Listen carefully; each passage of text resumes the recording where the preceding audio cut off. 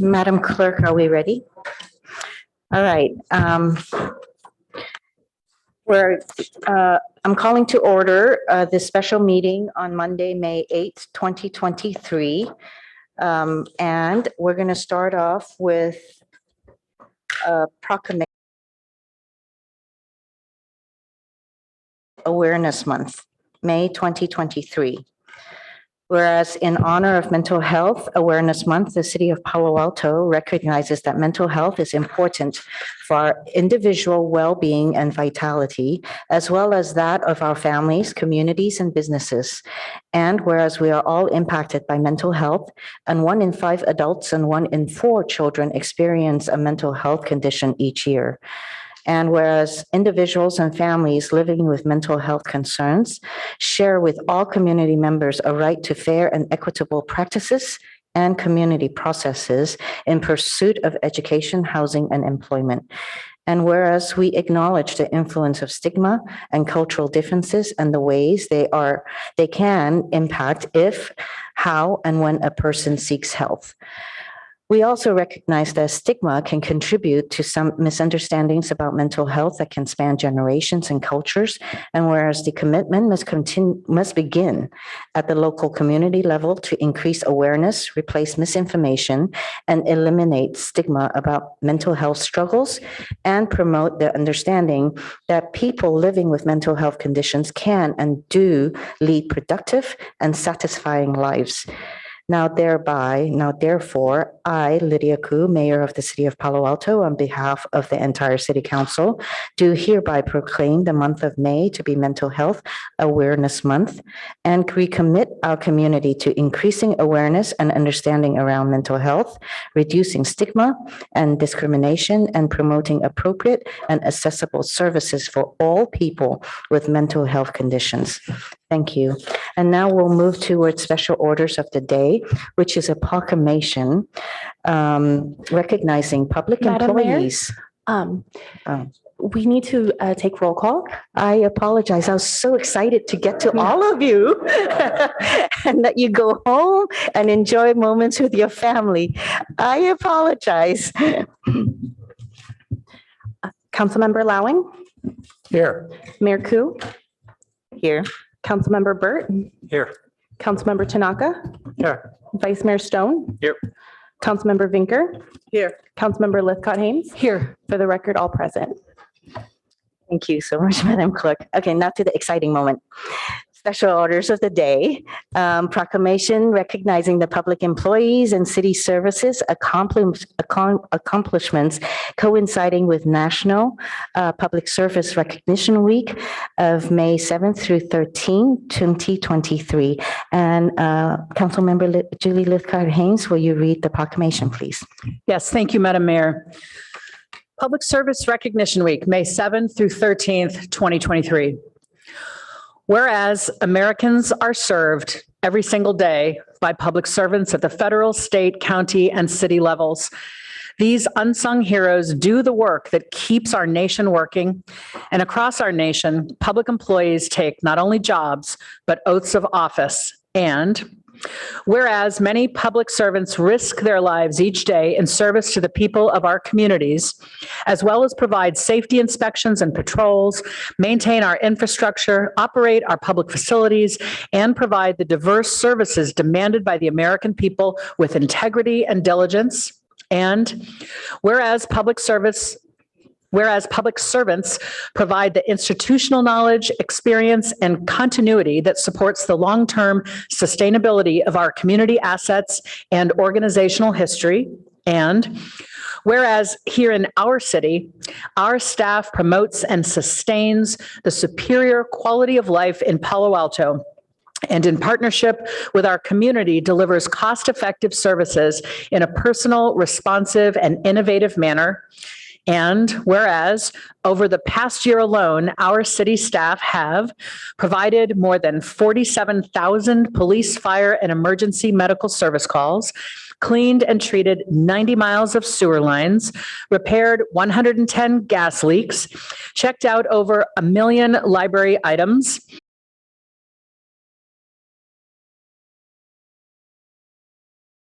provided services for a total enrollment of more than 14,000 people in classes, camps in arts, sciences, recreational, and open space programs, maintained 32 parks, issued 2,650 building permits and 1,490 fire permits, and completed 19,500 building inspections, and much more, all with the professionalism we know and appreciate day in and day out.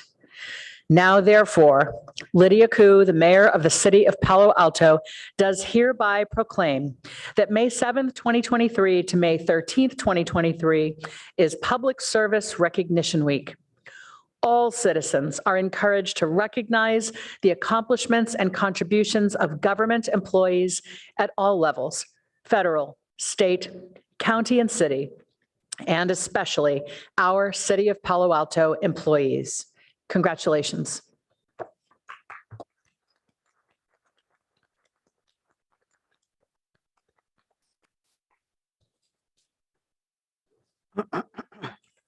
I've seen members of the public do this so many times, exactly that. So it's good to experience that myself.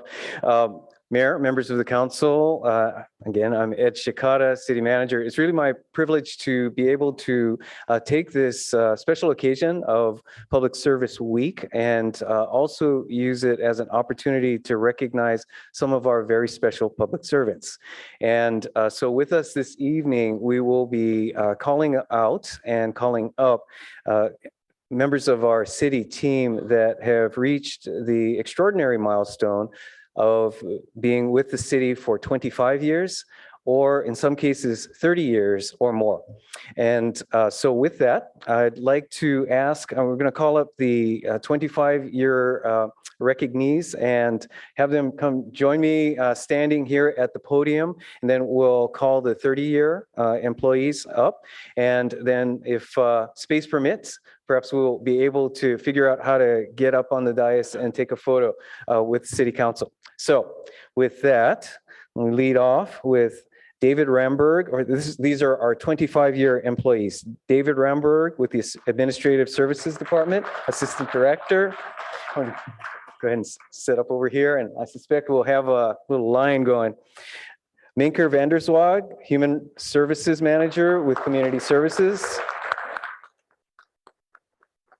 Tony Petiom with the Inspector with Field Services and Community Services. We've also, by the way, have a number of family members who are participating and hopefully enjoying our program this evening, as well as there may be some individuals. In fact, there were a number of individuals beyond the ones we're calling out this evening that could not be with us tonight, but we'll also want to recognize as a group. Next up, Geo Blackshire, Fire Chief.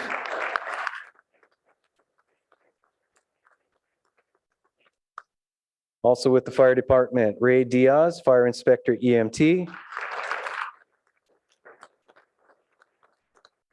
Also with the fire department, William Dale, Battalion Chief.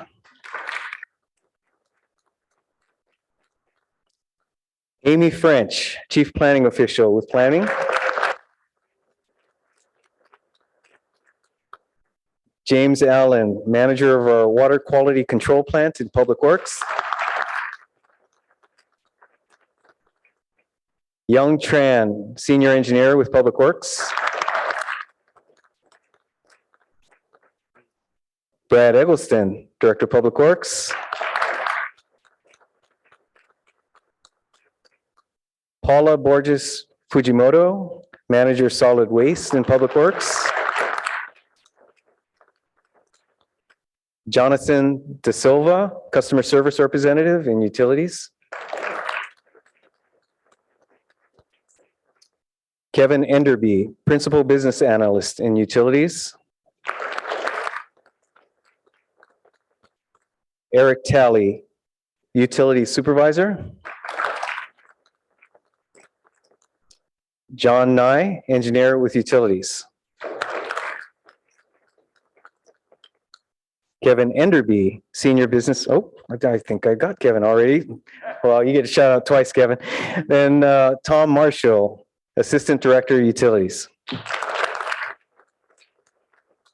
All right, now let's move on to our 30-year employees. Yang No, Business Service Lead Person with Community Services. Come on up. James Moss, Inspector Field Services, Community Services.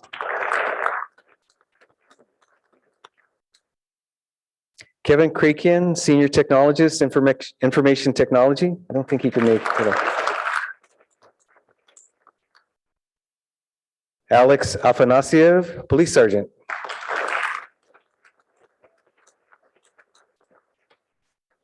Julie Wise, Public Works Manager of Watershed Protection.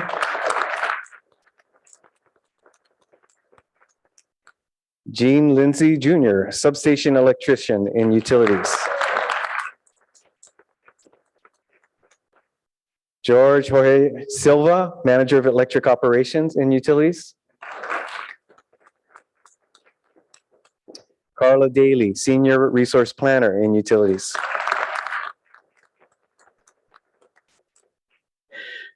Michael Haynes, Utilities, I'm trying to prevent WGW here, Water, Gas, Wastewater, Utilities Field Inspector.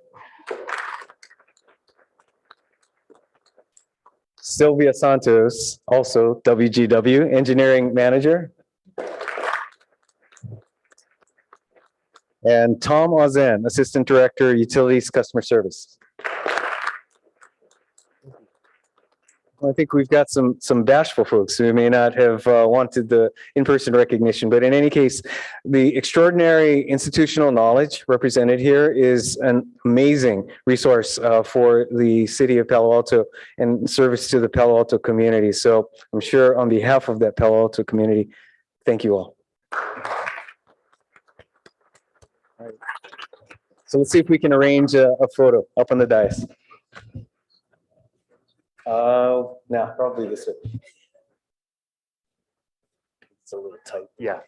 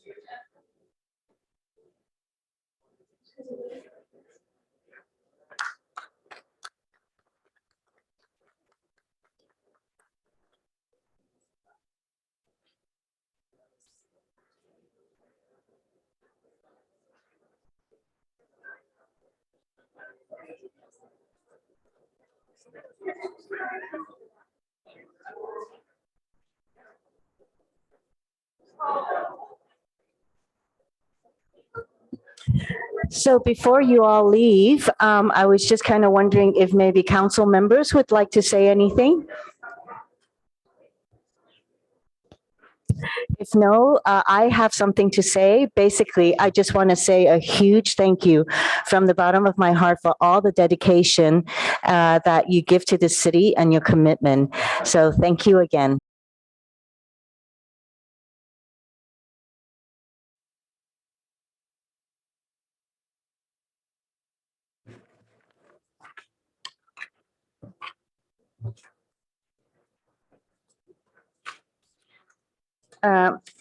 Now we can move on to our next agenda item, which is a closed session.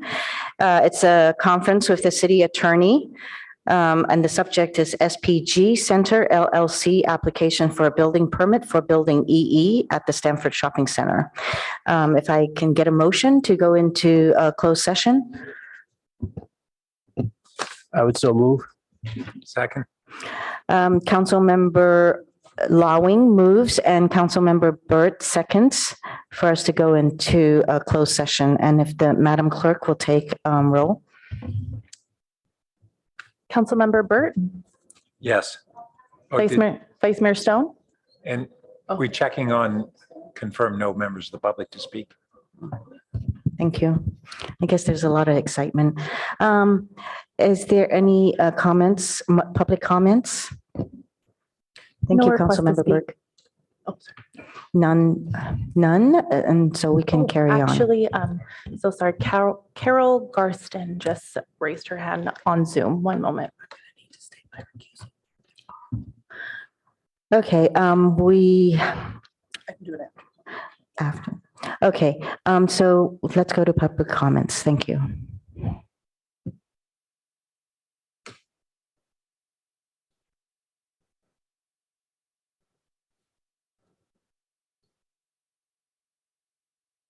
Carol, you are unmuted and you should be able to. Hi. Hi there, City Council people and City of Palo Alto fellow residents. My name's Carol Garston, and I'm the producer of a new monthly music event called Third Thursday, which is going to start on May 18th. Ms. Garston, this is the mayor. I just wanted to say that perhaps you are going to address us during public comments on items that are not on the calendar. Right now, we're actually taking public comments for our closed session, which is a conference with the city attorney. Do you mind to come back in a little bit after our closed session, please? Thank you. With that, we'll close public comments for closed session. And Councilmember Vinker, would you like to say something? Yes, thank you, Madam Mayor. I just want to say that because I provide legal advice to Stanford on patents and based on the guidance of the city attorney, I will be recusing myself from this closed session. Thank you. Madam Clerk, shall we take the vote? Councilmember Burt, Yes. Vice Mayor Stone, Yes. Mayor Ku, Yes. Councilmember Lithcott-Hames, Yes. Councilmember Tanaka, Yes. Councilmember Lowing, Yes. Councilmember Vinker. Abstain. Motion carries 6-1. Or, sorry, 6 with one Thank you. abstain.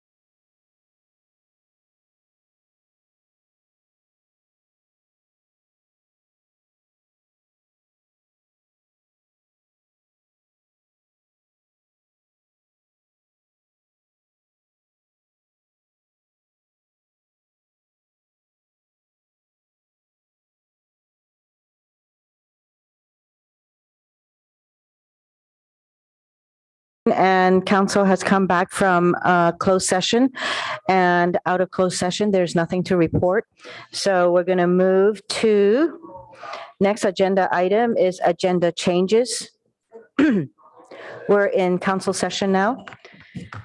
Thank We're you. going to go into agenda changes, additions, and deletions.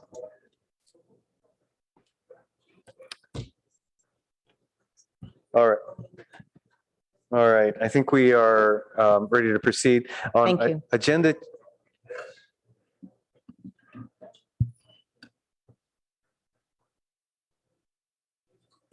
Thank you very much.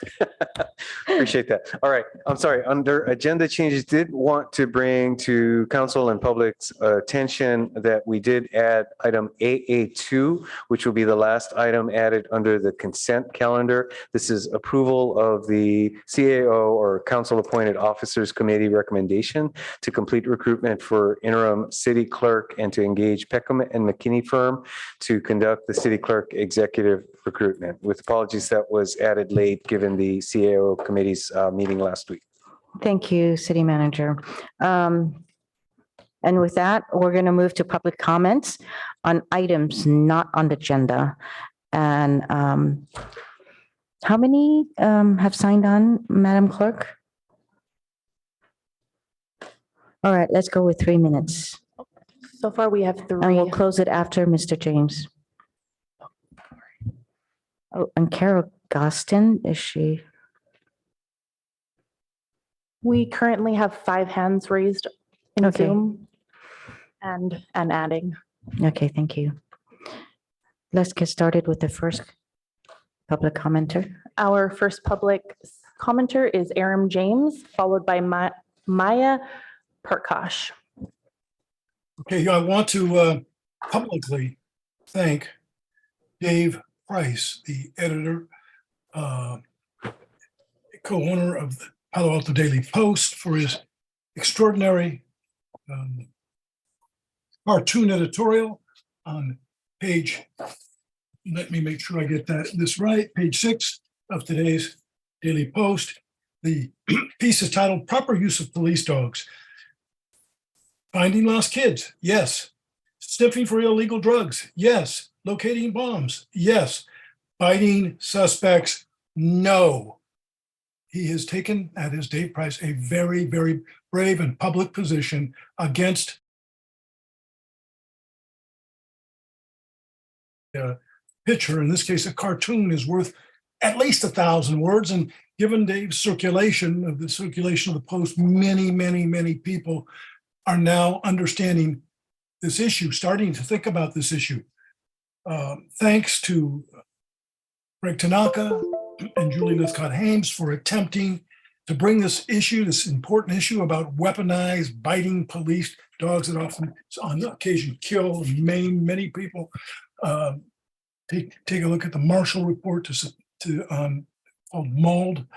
That clearly states that the most likely use of police force to take you to a hospital in this country are police canines. Yet this council wouldn't take it up. Ed Shikata squashed Councilmember Tanaka and Councilmember Haynes' efforts to bring this up before the entire council 2 weeks ago or so.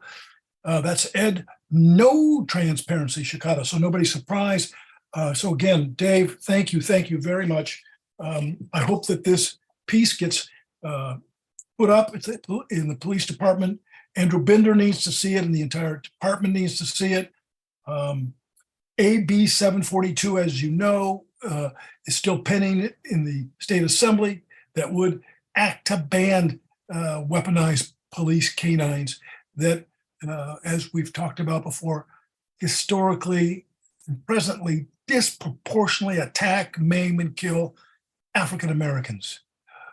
And you all want to remain silent on this issue while the first reparations report in the history of the country, the finalized report of about 1,000 pages being discussed. And of course, one of the things is over-policing and retributions for that. And dare I say that since police canines go back to slave catchers at the beginning of this country, a big chunk of money needs to go for all the people African-American people under the reparation bill that have been maimed and bitten and killed by these Ku Klux Klan like dogs. Thank you.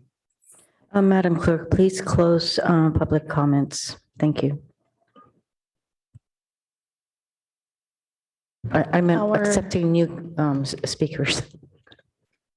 Our next speaker is Maya Pacc, followed by Casey Hederly. Hello, council members. Thank you all for being here today. My name is Maya Pacc, and I'm here from the Palo Alto Student Climate Coalition. I wanted to comment on the Stanford Shopping Center's request to avoid Palo Alto's natural gas ban reach code in one of their new buildings. First, want to highlight the importance of all new construction being upheld to current building standards and reach codes. If we begin offering exemptions and allowing projects to circumvent our reach codes, we're setting a really dangerous precedent with a lot of unclear lines, and the city instituted these changes for the health and well-being of our residents and our planet, so it's really important that these continue to be prioritized during implementation. The recent reversal of Berkeley's gas ban should make us even more adamant about the enforcement of this progressive reach code, because as a trailblazer city, it's critical that we don't let what happened in Berkeley let us relent in our beliefs and priorities that we've already so clearly outlined as a city. Regressing backwards will prevent us from staying true to the Council's priority of climate change in the 2023 through 24 term.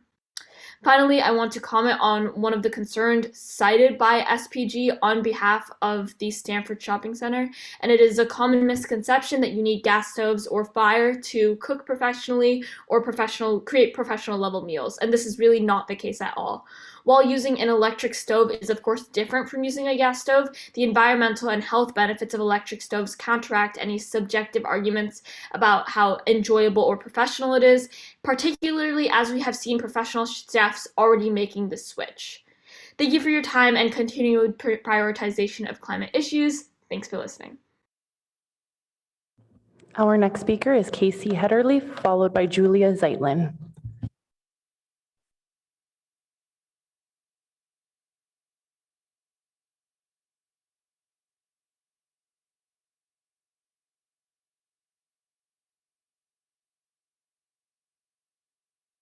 Casey Hederly, you should be able to unmute yourself.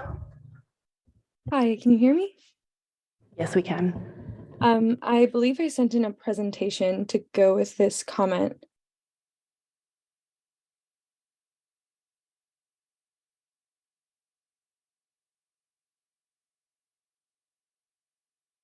If that isn't available to use, I'll go ahead and speak next week.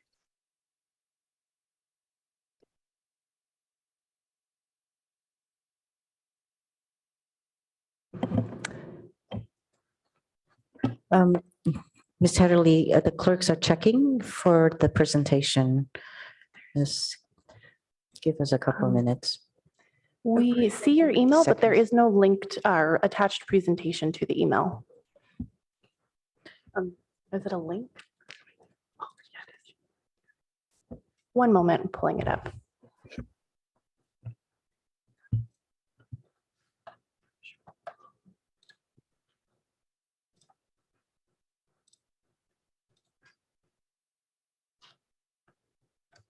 Can we also restart the clock? Thank you.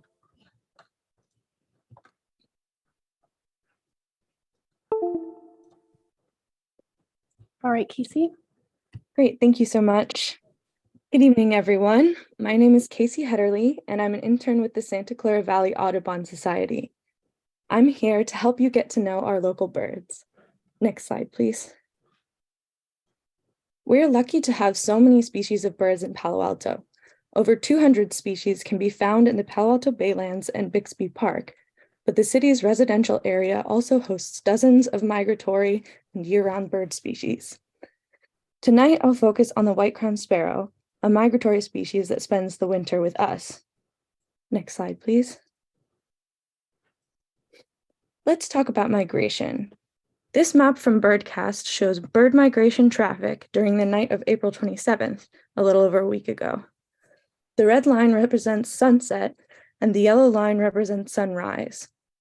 Migration traffic increases considerably throughout the night, and we are right in the middle of the hotspot along the California coast. Next slide, please. Meet the white-crowned sparrow. Fortunately, they aren't currently in danger of extinction. As migratory birds, they travel north for summer nesting season and return here for winter. They're best known for their songs. Here's a quick example.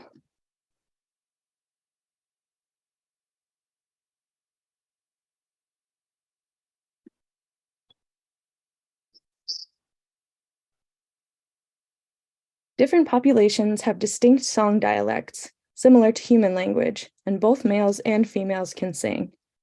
They often return to the same wintering spot year after year, like a Palo Alto yard with good food and shelter. Next slide, please. This eBird map shows the migration over the year for white-crowned sparrows. Looking at the indicator on the right, you can see northern migration happening during the summer and the southern return for winter.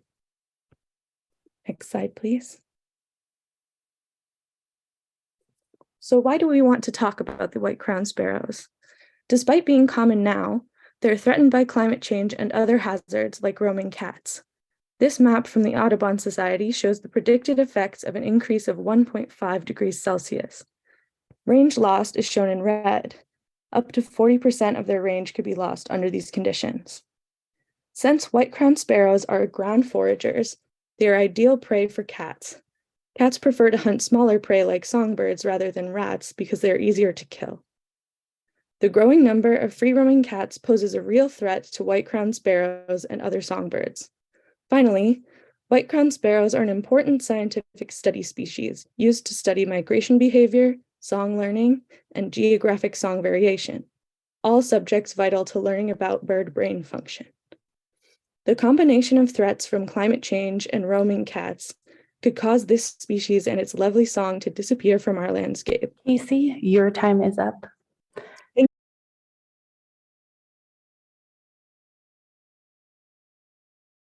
Our next speaker is Julia Zeitlin, followed by Carol Garston. Good evening, council members. I hope you are doing well. I'm Julia Zeitlin, and I am the co-founder of the Palo Alto Student Climate Coalition, or Pacc. I would like to reiterate and support Maya Prakash's previous comments on the Stanford Shopping Center reach code dispute. Recent litigation efforts or threats in surrounding cities, such as the appellate court reversal of the Berkeley natural gas ban this past April, should not result in Palo Alto backing down from our green reach codes and building standards. We have made a statement and commitment as a city through the banning of natural gas use in new construction that we are turning away from new fossil fuel developments and use. Allowing exemptions for new projects, regardless of when they were originally approved, would set a dangerous precedent. As a city, we would be contradicting our bold statement, showing the city and world that we are gradually transitioning away from natural gas. Instead, we would open up the door for more disputes and requests for exemptions. To reiterate and further emphasize, the dangers of natural gas to our respiratory and environmental health are evident and abundant. Cities and agencies, such as the Bay Area Air Quality Management District, are all moving in the direction away from natural gas use. We urge you to stay strong in your prioritization of climate change and public health. I'm so proud of the progress we have made as a city, and I'm so excited and hopeful to see this progress continue forward and onward. Thank you so much for your time.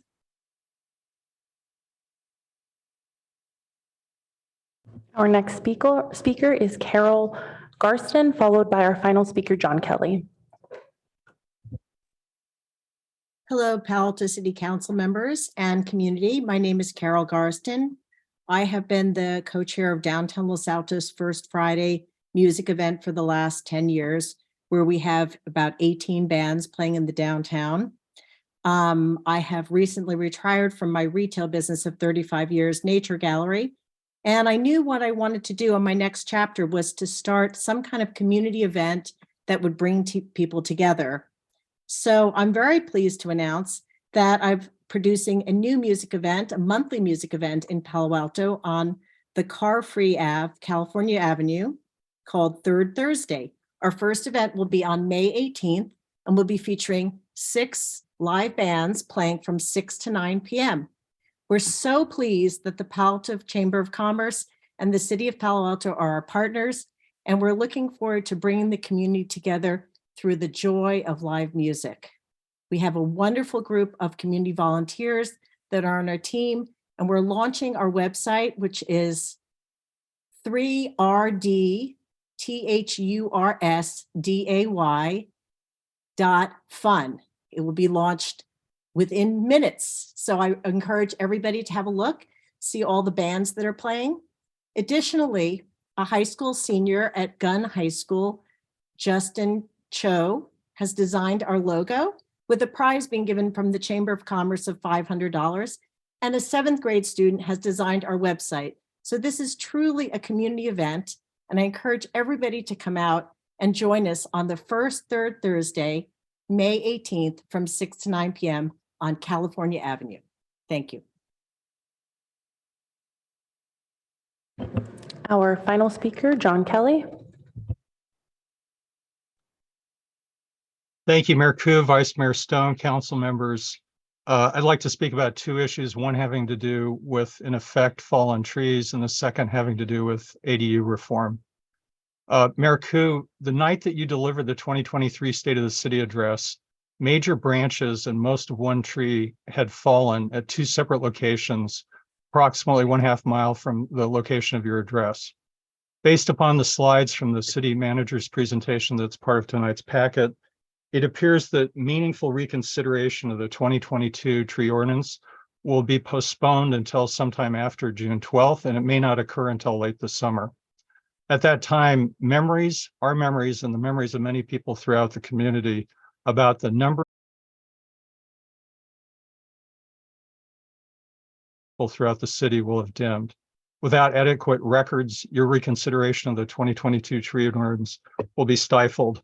I encourage you tonight to direct the city manager, the urban forester, and all public works and public safety departments to collect, organize, and maintain all of the records in their possession regarding fallen trees and major branches that occurred or have occurred or that will occur during the period between August 1, 2022 and July 31, 2023. Without that information, you're really not going to be in a position to meaningfully reconsider the 2022 tree ordinance.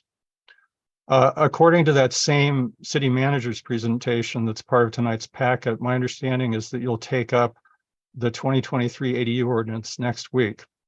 I will submit that the current agenda for the current changes that are outlined in the staff report are insufficient, and I'd like to offer you, at least in brief outline form, some of the key points that I think you should keep in mind as you're preparing for the city council meeting next week. First point is that I encourage you to fully embrace 2-story detached ADUs throughout Palo Alto.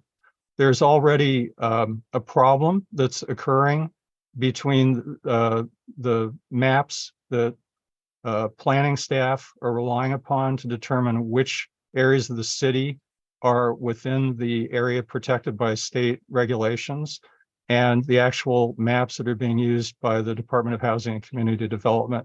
The simplest way to change that and to overcome that problem and to correct things is to make detached 2-story ADUs lawful throughout Palo Alto. I also encourage you to immediately direct staff to indicate that ADUs that are less than or equal to 800 square feet are not subject to the 2022 tree ordinance. That's simply a matter of an email that should go out tonight.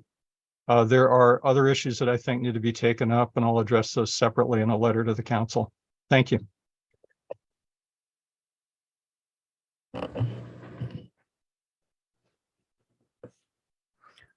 That's the end of public comments. And right now we will move to council member questions, comments, and announcements.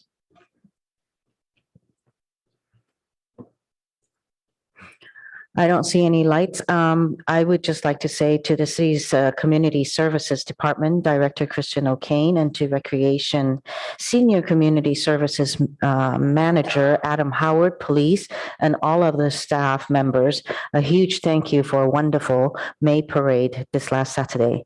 So it was rain or shine. And I have a question. If I need to place my order for a temporary halt of rain, who do I go to? Oh, I didn't do that. But I just want to say thank you again to everybody who made this such a success. Councilmember Burt. Yes, just wanted to give a couple of updates from regional body that I serve on. First, that the BCDC, or Bay Conservation and Development Commission, had an update on the sea level rise threat that we face, and their Bay Adapt program, which is the Bay Area-wide initiative to address that. And they are estimating that 75,000 households on the essentially near the base around its perimeter are at risk by 2050. And that's 2/3 of all at-risk homes in the state. The potential cost impacts of that are in the neighborhood of $250 billion, which is about 2.5 times the estimated cost of preventing that risk. And then I just want to share also from Caltrain that they are pursuing weekend work on the electrification and everything else necessary to stay on schedule, they claim, for the fall of 2024 for full operation of the electrified system. It's going to be a challenge, but they've really put the pedal to the metal to try and stay on the deadline. Thanks. Thank you. Councilmember Vinker. Thank you, Mayor Koo. Listening to Councilmember Burt reminded me that I should share that the regional body upon which I sit, the Bay Area Air Quality Management District, just released last Wednesday its annual report that explains what we're doing to keep the air healthy and protect the climate, including the new first in the country regulations that we adopted a couple months ago that will be phasing out gas water heaters and furnaces in 4 and 6 years. So I just wanted to announce that that is now available online. Thank you. Thank you, Councilmember Vinker. Now we go to the consent calendar items. Is there any public comments, Madam Clerk? No request to speak. Very good. Thank you. We come back to council. I would like to register a no vote on consent item number 6. Do we have any others? Councilmember Tanaka? No on 4. I'm sorry, I did not catch that. No on 4. Thank you. Okay, now we're bringing it back to council. Do we have a motion? I'll move the consent. Thank you, Vice Mayor. I'll second. Vice Mayor moves the consent calendar and the mayor seconds it. Thank you.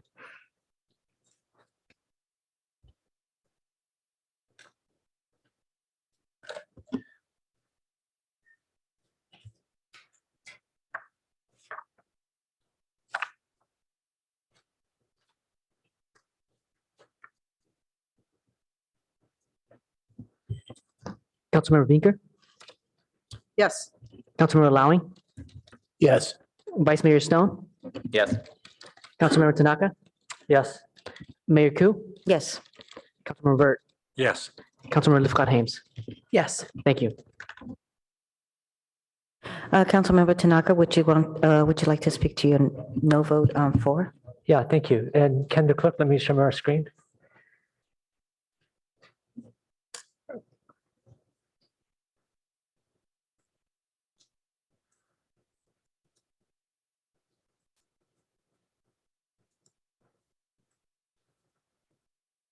Okay, so this is item 4. It's about replacing the sewer pipes under El Camino Real, which in general I think makes sense. If they're going to be paved, we should replace it.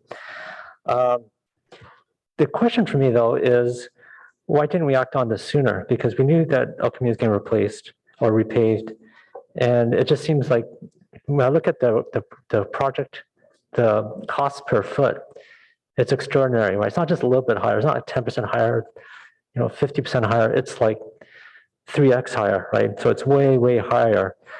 than other cities like Hillsborough and San Mateo. And if you actually look at the details, let's see here. So if you look at the details, it's not like these bids were from 10 years ago. The Hillsborough project is actually still going on right now. It's actually bigger pipes. It's about 6 to 8 inches versus here in Palo Alto, it's about 4 to 6 inches.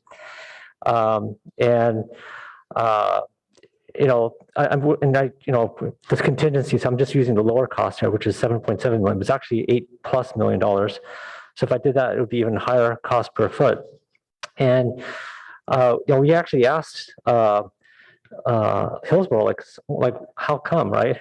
And I thought maybe because maybe they didn't have sewer manhole covers like we have, but no, they had just as many as we did. In fact, they had more. They had 66 versus our 43. And there's about 11,000 linear feet versus our 10,900. So about the same length. And then you look at San Mateo one, which is also on El Camino like ours. It's even cheaper. It's $187 per foot. And so, why I support this, I wonder, because it looks like we're doing this in a rush, that we're doing this because they're repaving soon and we're trying to get it done before the repaving, which I support and makes sense. But it's at such a penalty doing this. I think we should have got these bids out much sooner and replace pipes much earlier than this, because it seems like we're paying such a penalty as a result of doing when we're doing it. And the numbers here actually are the contracted amounts from San Mateo and Hillsborough. The city of or town of Hillsborough is actually very helpful in terms of providing information, because we really tried to make sure that this was an apples to apples comparison, and this is about as close as we could get it. And so it's just kind of disappointing to see that there's such a stark delta between what we're paying and what our neighboring communities are paying. And so I just want to encourage that we try to get more competitive bidding, especially when we're talking about big numbers, right? We're talking about, in our case, over $8 million, especially when you factor contingency. And then you look at the neighboring cities, and this is also their fully loaded number as well. It's just dramatically less.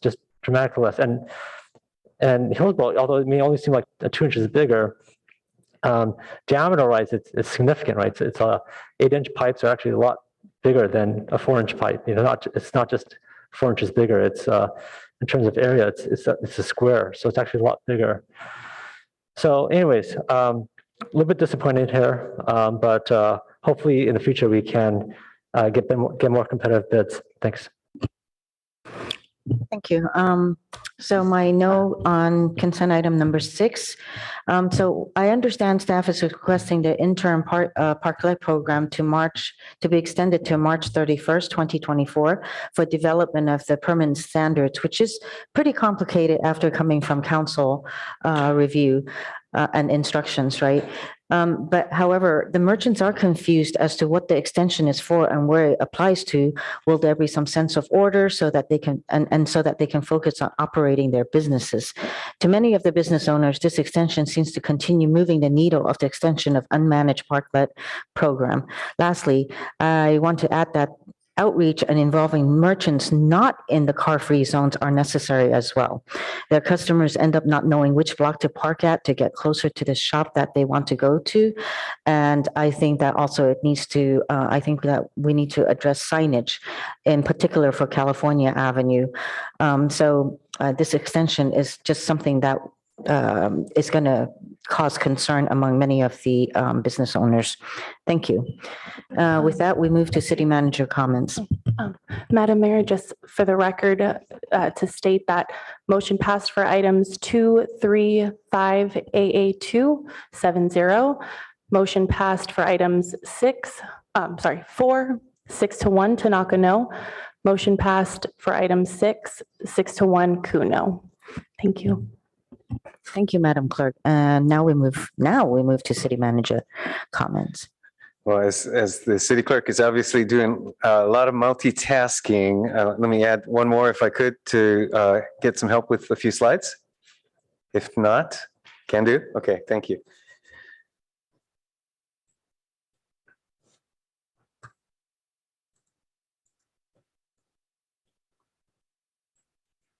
As always, the Office of City Clerk does not cease to amaze. Okay, next slide, please. All right, just a few items of community interest this evening. Did want to recognize, actually, the month of May has a number of special recognitions, as the mayor has pointed out, one of which is a Mental Health Awareness Month, as also the mayor pointed out this evening. Would note that in our most recent community survey, there was a notable feedback of residents feeling such. Our staff pulled together a compilation of a number of programs and services that are available, many of which are at low cost or no cost, in some case, to the community. And we've compiled that, put together an article. It is available on this webpage noted here on the footer, cityofpaloalto.org/bewell. And once again, a good resource, certainly not only at times of crisis or particular need, but simply for awareness of resources that are available in the community. Really an extraordinary list. Also want to point out the availability of the county and really national new suicide and crisis lifeline at 988. That is a broadly available number, again, staffed and supported through the County of Santa Clara. So another means of accessing services immediately. Next slide, please. Then moving forward or looking forward to upcoming events, first off, this Saturday on May 13th from 1 to 3:30 p.m. here at the City Hall Plaza will be a housing resources fair available for residents, non-residents, for housing resources here in Palo Alto. A number of other organizations will be here as well, and once again providing a opportunity to see services and programs that are available here in the community. Next slide, please. Then among other recognitions, this being Asian American, Native Hawaiian, Pacific Islander Heritage Month, wanted to call attention to a number of programs that are coming up. There are many programs occurring, as always the case, but in particular here in the month of May. And for anyone interested in getting additional information on these programs, largely here listed through our library department, we've got our website, cityofpaloalto.org/AANHPI Heritage Month. Next slide, please. Also note that next Monday coming up, we have our annual ceremony recognition to the Palo Alto's fallen officers. And here noting our annual memorial for Reserve Officer Lester Cole, Officer Gene Clifton, and Reserve Officer Theodore Brasinga. Sorry, my pronunciation's a little worn out this evening. And would note that we've got additional information on this available on the city's calendar. Again, that is next Monday, May 15th from 9 to 9:30 a.m. Next slide, please. Also upcoming, and we're shifting gears into our summer activities, a variety of programs that will be available through the summer months. Here we've got our a particular article, again, pulling together the information on a variety of summer activities on our homepage under our news, and really providing a series of resources for families and community members to look forward to and get on your calendars. Next slide, please. Then finally, looking forward to the next few city council meetings and your agendas. Next week, we have a study session on the Cubberley property, as well as a legislative update and ordinance changes related to accessory dwelling units.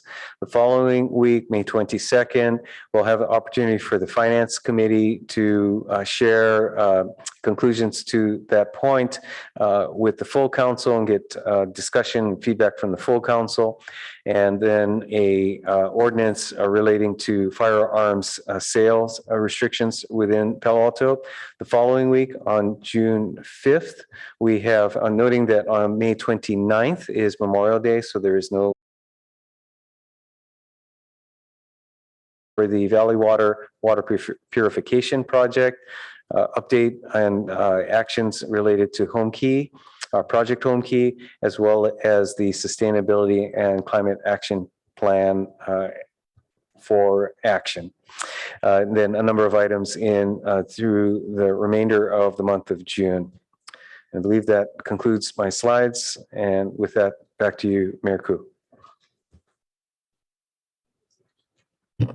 Thank you, City Manager. And with that, we're going to go into our action item. We have one tonight. It's number 7, adoption of a resolution adopting the 2023 to 31 housing element and consideration of the Associated California Environmental Quality Act addendum to the Comprehensive Plan 2017 Final Environmental Impact Report.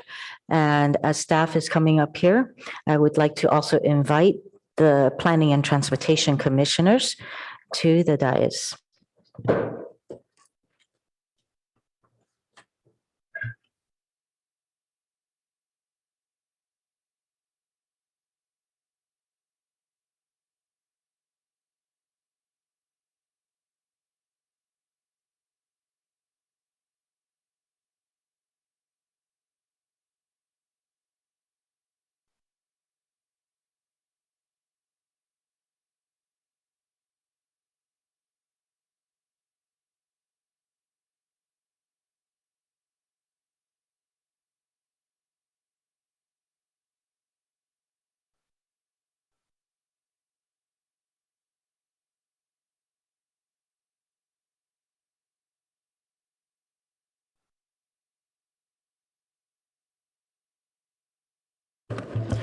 So Make sure you take a picture.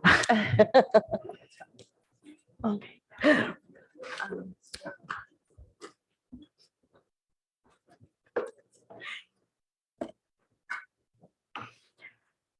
And with that, I'm going to turn it to you, Director Late. And also, if you can provide the instructions. I also, one moment. Yeah, we just need to call the roll for the planning commissioners. Okay, thank you.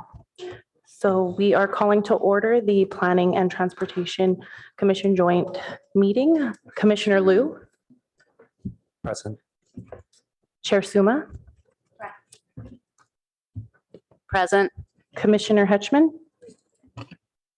Present. Commissioner Akin, Commissioner Ruckdahl, Here. Vice Chair Chang, Here. Commissioner Templeton. Present. For the record, all present. Thank you. And I'm going to hand it to the director, but before that, I just want to say if there's any public comments, to please submit it during the staff presentation. At the end of the staff presentation, we will no longer be taking any more speaker cards or virtual hands. And each person will have 1 minute. Thank you. So thank you, Mayor, and good evening, City Council members and planning commissioners. This is an extraordinary event. Well, I will say mildly daunting from this side of the dais. We have a run of show here that we'll touch over briefly in Mr. Wong's presentation. But just briefly to summarize, we'll start off with the staff presentation. And after we're done, we were anticipating one round of clarifying questions from both the PTC and the City Council. And at that point, we would open it up for public comment. And after the public comment period closes, it is anticipated that the mayor will turn the meeting over to Chair Suma and then the PTC can begin its deliberations. And after you're done and you make your recommendation, you'll switch roles with the city council, and then we'll talk a little bit more about some things that will take place at that point as we get closer. There's no point in really getting into it right now. We'll forget it. So I'll pause there. I will note that there's Tim and myself are here, but we also have a large number of consultants and staff available on Zoom. So with that, and again, I forgot to introduce myself. I'm Jonathan Late, Director for Planning and Development Services. Introducing now Tim Long, our Senior Planner, and I think well-known by this point for his work on the housing element. Mr. Wong. Okay, so good evening, both to the City Council and PTC. Before you tonight is consideration for adopting the 2023-31 housing element. It has been, as Commissioner Reckdahl said, quite a journey, but we're happy to bring this forward to you this evening. Next slide, please. So the purpose of this evening's meeting is to, number one, review the comments that have been received from HCD or the State Department of Housing and Community Development on the draft that the city submitted in December. Secondly, it's to provide a summary of the proposed city responses to those comments. Then we'll talk about the CEQA addendum, and lastly, consider adopting the housing element. Next slide. So Director Late went over the meeting process in a little more detail, but this is the overview of what will transpire this evening. The presentation, we'll have a round of questions, public comment. After the conclusion of public comment, we'll have the PTC deliberate on providing comments to the addendum, and then they will make their recommendation on the housing element, and then the council will begin their deliberation after PTC deliberation. So next slide, please. And so wanted to give a brief recap of how we got here since November. So on November 28th in 2022, there was a joint meeting between the PTC and council in reviewing the public review draft. During that time, the city was in the middle of its state required 30-day public review from the public. And based on that meeting, both PTC and the council recommended to submit the public review draft with some revisions. And so staff followed up and made those revisions and submitted to HCD on December 23rd, 2022. And for the first round, HCD gets 90 days to review. So on March 23rd, 2023, we received the HCD letter. But in that interim HCD review period on March 8th, 2023, the PTC had its first meeting in considering the housing element, which they recommended adoption of the housing element to the city council with the caveat dependent on HCD comments. And then they also provided comments to the draft CEQA addendum. Next slide. And this is for the city council because the city council last saw the draft in November 28th. And so that didn't quite conclude the 30-day public review. So wanted to provide a summary of the themes of public comment that was received. So we received comments, a number of comments about the site inventory and the suitability of some of those sites. There were comments about environmental and infrastructure concerns, if specifically in the GM ROLM area where the city is proposing to upzone and include residential. So there are concerns about bicycle and pedestrian safety and traffic. So those were some concerns there. Programs should be objective and quantifiable, and I'll go more into that in response to these public comments. The city's development standards create constraints. The city's application processing timeframes can be a constraint. Those are common themes. Public participation should be fair and equitable to all. Strengthen the efforts to enhance housing affordability were the comments. And we also looked at providing more programs to combat homelessness. And the last two comments were the accessory dwelling unit assumptions are too aggressive. I will say, based on that, we went with HCD methodology. And then lastly, tenant protection policies should be strengthened. And I think we have addressed those in the revised draft. Next slide, please. So starting with HCD comments. Next slide. So again, on March 23rd, we received a 14-page letter full of HCD comments, and the comments were based in 4 areas.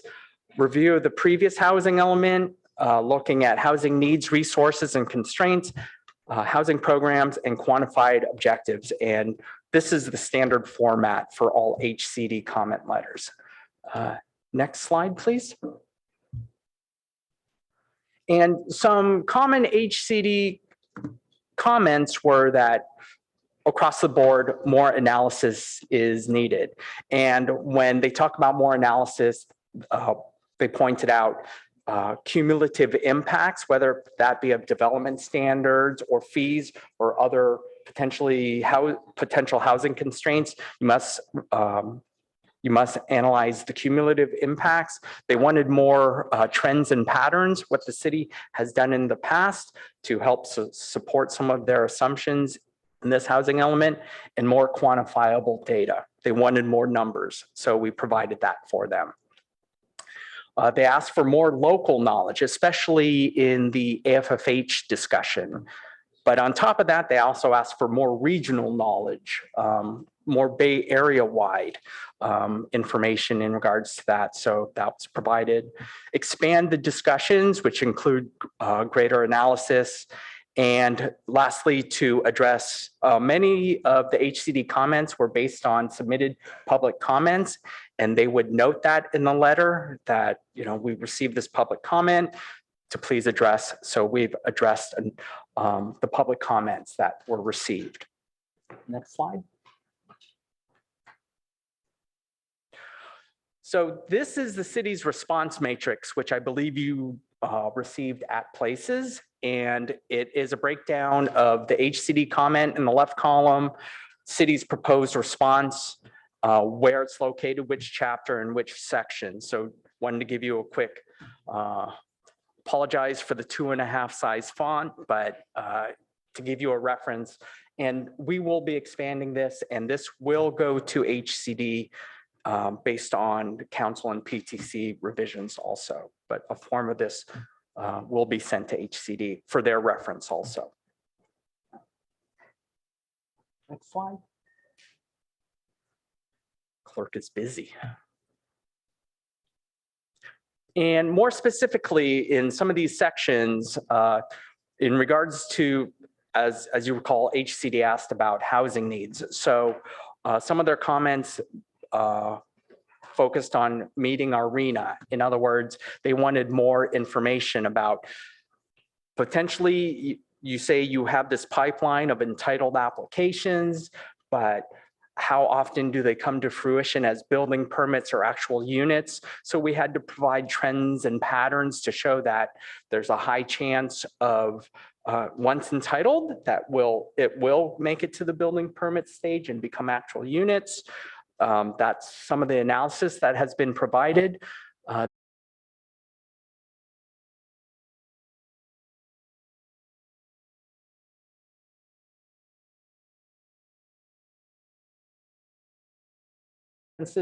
To persons with special needs for affordable housing.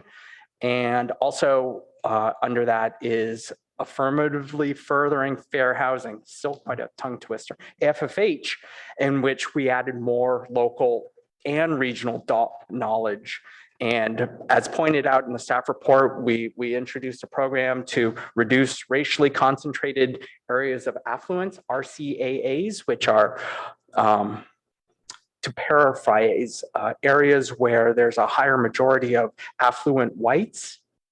And so we have program to kind of break down that barrier, if you will, and then greater proactive housing measures. In other words, quantifiable, more specific. We will implement by this date to further fair housing. Next slide, please. Yeah, thanks.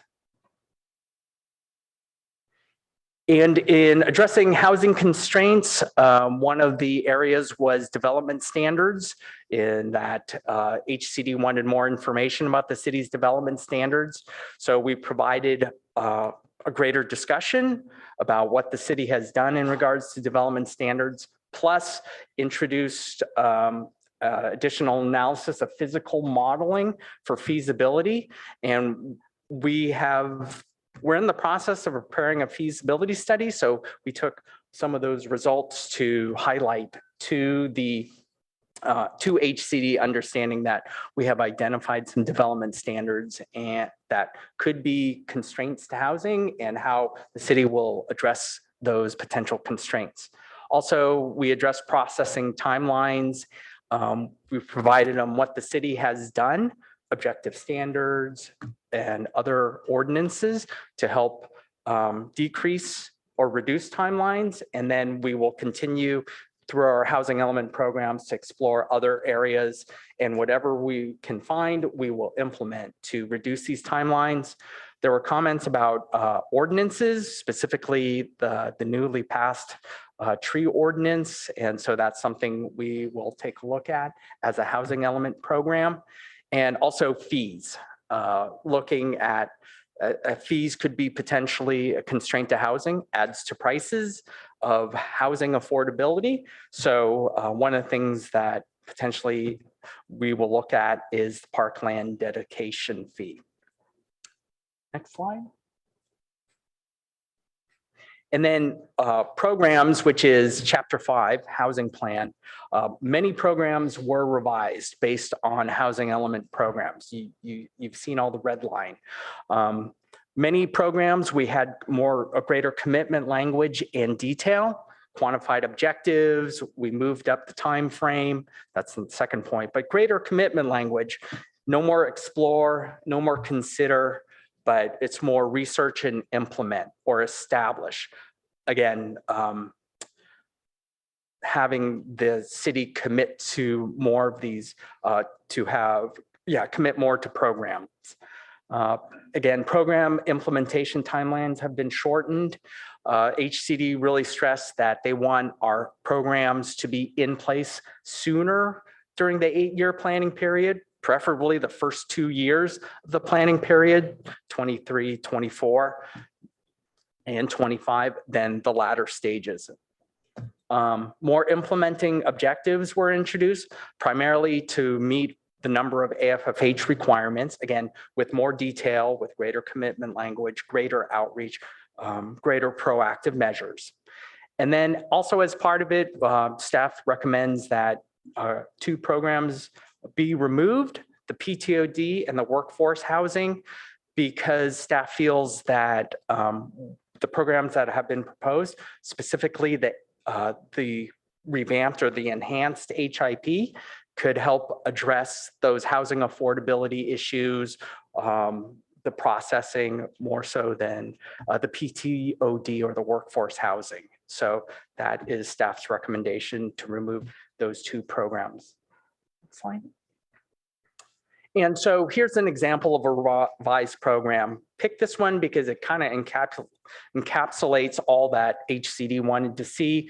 For example, if you see in the HCD submitted implementing objective A says explore incentives, we've changed that to research and implement incentives. This was originally proposed to be initiated in 2027.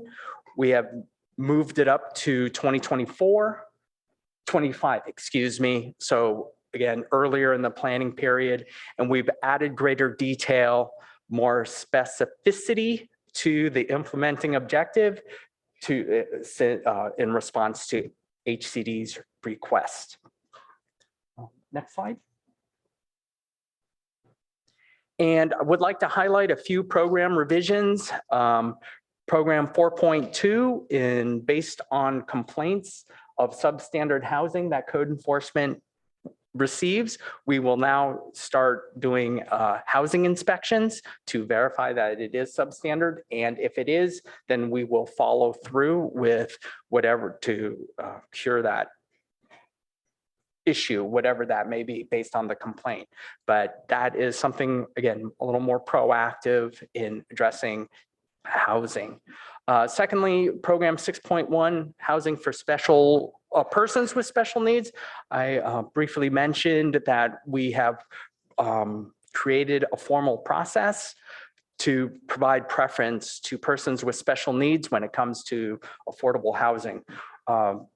In staff's discussions with special needs groups, they said that ELI housing is difficult to obtain for persons with special needs. So this is in response to discussions with those groups. So that is another revision that has been prepared. A middle housing program, you may have read about that in leveraging SB 9. We've created greater incentive to produce more units of housing by creating the incentive to increase the floor area, not the floor, the square footage limitation. Previously, it was 800 square feet, but we're allowing them to go up to 1,200 square feet if that results in a creation of 3 or more units based on SB 9 requirements. And then finally, program 6.6, which is the fair housing.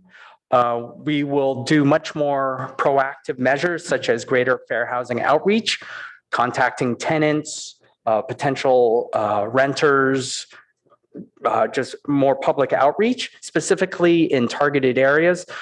Based on our AFH, we had identified some areas that could use further outreach. We've expanded funding, or we propose to expand funding to Project Sentinel so they can do more fair housing testing in the city. Again, another proactive measure. And then a couple implementing objectives to address renters, adopt tenant protections, including fair housing, and then greater tenant relocation enforcement also. Next slide. And other revisions, again, more of a summary of those HCD city responses to HCD comments. So we've added stronger program commitment language. Again, more implement, more establish. We will also do more monitoring of housing constraints. In other words, if we implement something, we will monitor to make sure that what we have implemented actually reduces the housing constraint. For example, ADU production, we put in a number of ADU development standards that are favorable for the production of ADUs.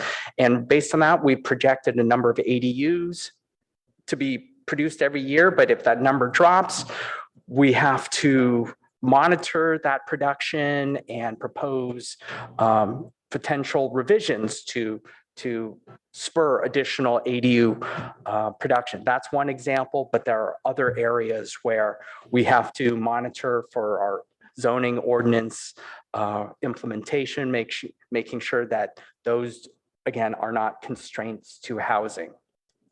And as part of that, we have a number of annual actions on an annual basis. There are approximately 30 programs that we need to do on an annual basis, whether that be outreach to public, outreach to tenants, talking to housing developers, to depending on the topic, reach out to those to get their input. As part, if they feel that there's a constraint, then we'll need to address it, but it's a proactive annual approach to greater identify what those potential housing constraints could be. In addition, we have to provide some annual reports and summaries to let the public know what the city has been doing based on particular programs. So again, much more proactive measures as in this housing element than any other previous housing element based on the new AFFH requirements. Next slide. And so I'd like to speak about the CEQA addendum, and I'll be wrapping this up. So next slide. So as part of the environmental review, staff prepared an addendum to the 27 comprehensive plan. The comp plan EIR analyzed 6 different scenarios, one that featured a build out of up to 6,000 units. And in that scenario, the EIR determined significant impacts to circulation and air quality. Council adopted mitigation measures as part of the EIR to address those impacts. Next slide. And so the housing element CEQA analysis also analyzed the impacts of the proposed upzones and implementation of programs that are reflected in the housing element. Determined a quote unquote worst case scenario of 6,665 units, approximately 700 more than what was reviewed in scenario number 6.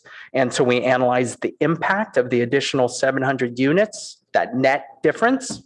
Next slide. And based on that analysis of the net difference, it was determined that they're less than significant and generally the same impacts, air quality and traffic circulation, and that there were no new or substantially more significant impacts based on the housing element proposals. Next slide. So real quickly, the next steps. Next slide. So here we are in May. And then based on if the council adopts the housing element, the city has 30 days to submit back to HCD, which takes us to June 8th. And then they have 60 days to review. So sometime in August, we're expecting HCD comments, such as a substantial, a letter saying that we are compliant with the housing element and state requirements. However, if we don't get that letter, then we will have a continued dialogue with HCD, and that will occur in the fall of 2023. Next slide. So in front of you is the staff recommendation to the PTC to consider the addendum and then review staff responses to the HCD comment letter and recommend to City Council to adopt the housing element, and then for the council to consider and approve the addendum, direct staff to make appropriate changes to the housing element, and then to adopt the resolution that would adopt the housing element. And that concludes staff presentation, and have the first round of questions. All right, let's go around for a set of first round of clarifying questions, both PTC as well as council. I do have a light here, and I'm not sure if it's from Council Member Tanaka or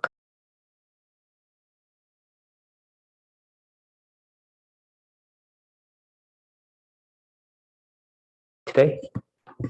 How many minutes? Public is going to get 1 minute. A group of 5 will get 5 minutes. Okay. Housing is one of the priorities for the city, and it's not too often. I think it's been, 5 years since the last time PTC had a joint meeting with council. So I think we should try to, and we only have one action item tonight. So I would encourage us to give members of the public 3 minutes like we usually do, because it's such an important topic. So I'd like to make that request.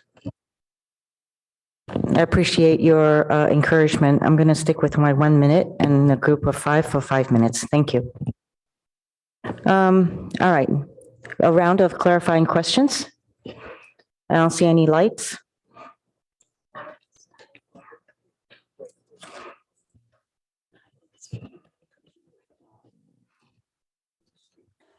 Commissioner Rectal? Yeah, I had a question about the GM and ROLM areas. We're booking 65 units per acre on that. Have we looked at other design parameters like FAR and lot coverage, or is that still in flux? Well, to clarify, we said that to meet RENA, we would use the 65 dense dwelling units per acre. That would help us meet our RENA. But council has addressed saying that approved up to 90 dwelling units per acre. So as part of this, we will be looking at other development standards to achieve the council's direction of 90 dwelling units. So those are in work, but those are in the works. We but haven't no. finalized anything yet. Correct. Okay. Thank you. Yeah, I guess the point I'm trying to make is that from a feasibility standpoint, the more information we can give HCD, the better they can assess whether that 65 is feasible or not. And if there's upside, that gives them some comfort that 65 will be met. If some do 90, some do 60, we still are at least meeting our 65 overall. So thank you, Commissioner. There's two components that I think we need to consider. One is there's a set of standards that we need to meet for to achieve our RENA obligation, and that's where the 65 dwelling units per acre comes in.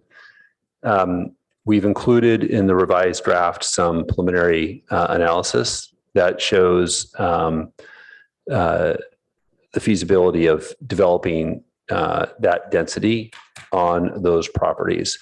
And we have flagged some development constraints that also need to be changed in addition to increasing the density.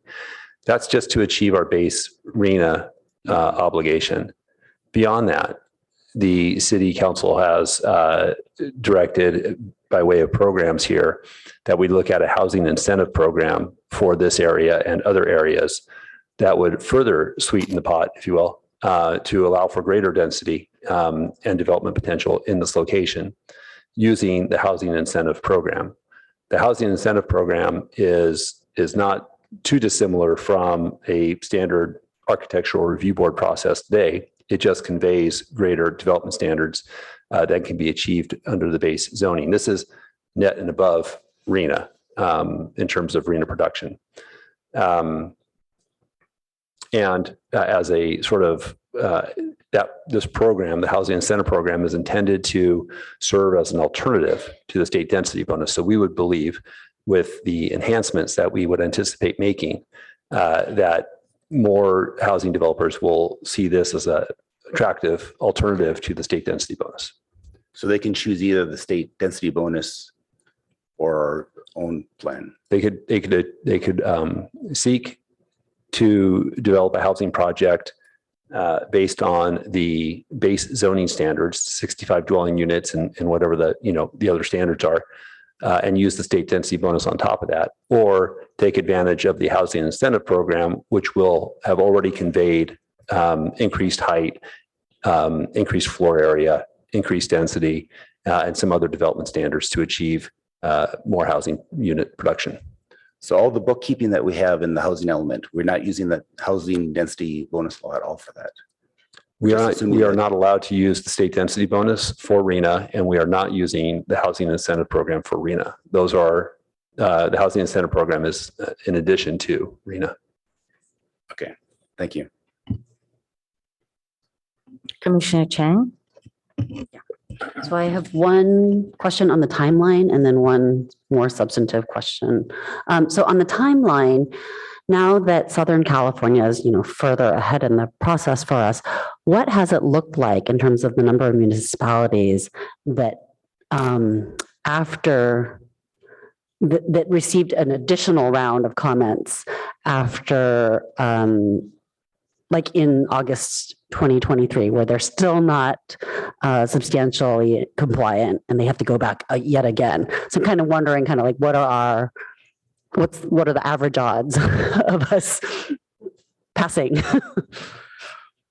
Well, as part of it, right now, yes, a number of Southern California jurisdictions are still working through their housing elements, but we're hoping that the lessons learned from those Southern California jurisdictions are being applied to our housing element, thus increasing our odds, if you will, to get a compliant housing element, learning from their mistakes, if you will, and then applying the proper solutions for our housing element. So to be honest, we were moderately happy to get a shorter HCD letter saying that with the limited number of comments. So I think our opportunities are a little higher. The short answer is we believe that we're responding to HCD's corrections with this housing element update.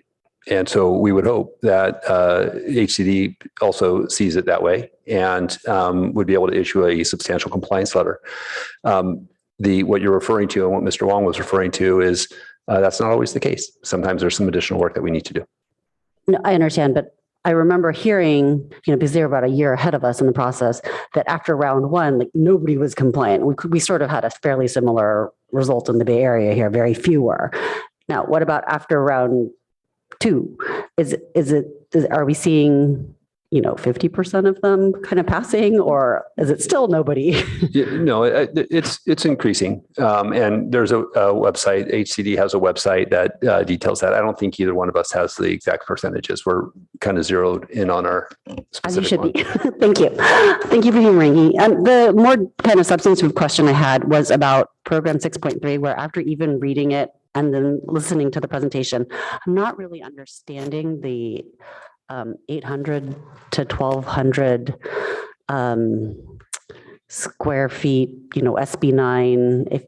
If you could explain that again one more time and what that means in terms of setbacks or single story overlays, or whether that's something that we still have to work out, that would just help. Yeah. Thank you. So I'll take an initial run at that and then ask the staff in person or online to join us.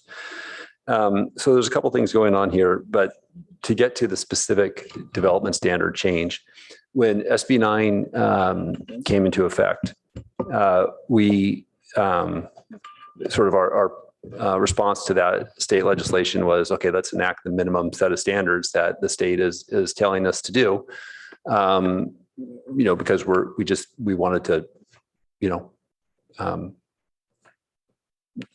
be compliant with state law and figure out, what comes next. And so we adopted an interim set of regulations, as did many jurisdictions. What we're trying to accomplish here is to loosen that standard a little bit. State law says that you can, when you're building the 3 or 4 units on a site, that they have to be at least a minimum of 800 square feet each. And all this program does is say it can go up to 1,200 square feet. Each of those 3 or 4 units can go up to 1,200 square feet. And the reason we're advocating for that is because you can get a larger unit, another bedroom, so you can expand, potential housing size there. But for sellable units, it also is a lower entry point for ownership, and gives somebody a chance to build equity and achieve that goal, because it'll be a lower sort of price point or entry. We're hoping that it could also help advance some of our AFFH interests as well to increase, diversity into some of our neighborhoods. So that's what's going on with this program. Did that answer your question? So I think I'm still confused about the minimum versus the maximum. So if I understand correctly, state requirement was that we have to allow at least 800 square feet to be built per unit. So a minimum of 800 square feet. And we're going to say, we have to allow at least 1,200 square feet. You can build an even bigger unit. Is that a minimum and a maximum, or like that, or? Yeah. So Assistant City Attorney Albert Yang, I think, is chiming in. So you're correct. The state SB 9 requires that the city permit at least 800 square feet per unit. And so when we first looked at that law a year and a half ago, we said, okay, the state requires us to allow at least 800 square feet, that's what we'll allow. You can have 800 square feet. And so we created that as our maximum because that's the authority that we were granted under state law. And now what staff is proposing is to relax that local maximum. Instead of doing the bare minimum that state law requires of us, we're proposing to increase that from 800 to 1,200. So then the follow-on, or the second half of my question, was relating to, so what does that do in terms of setbacks and say single-story overlays? So I know that SB 9 kind of applies no matter what. And would our relaxation of that 1,200 apply no matter what also? Yeah, yes. So when we adopted our SB 9 ordinance, we also adopted a series of very detailed design standards. And those design standards were not specifically for smaller units. They were for any size units that you would build under SB 9. And so we've already thought through things like upper floor step backs and setbacks, daylight planes, those sorts of things. Those most likely will not need to be adjusted just as a result of the change from 800 to 1,200 square feet. But in the course of implementation, staff might find, oh, we'd actually like to tweak some of these design standards. And so those might just be a separate effort. Okay, so then very specifically, because I know that somebody's going to ask me this question, what does it do to a single story overlay? I believe under SB 9, if a single story overlay would not be enforceable if it wouldn't allow that minimum size of 800 to be created. Yeah, that's my understanding as well. So in practice, the single story overlay would prevail, except in those instances where it cannot achieve the minimum unit density or unit size. And so for our purposes, then by expanding it to 1,200, it would prevail unless it doesn't allow a 1,200 square foot unit to prevail. No. So again, 1,200 is going to be our local maximum. Thank you. Got it. So Thank you. I'm sorry. Did you have something to say? Just to finish the sentence. So 800 is, we would still base it on 800.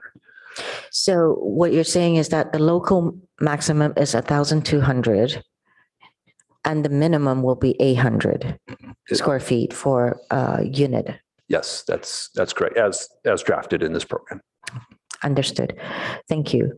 Councilmember Vinker? Thank you, Madam Mayor, and thank you, staff. This represents an extraordinary amount of work by a whole lot of people in this room, and it's heartening to see, honestly, the advances that we're making to adding residential housing in our city. Nevertheless, I have a question. I want to ask about non-vacant sites.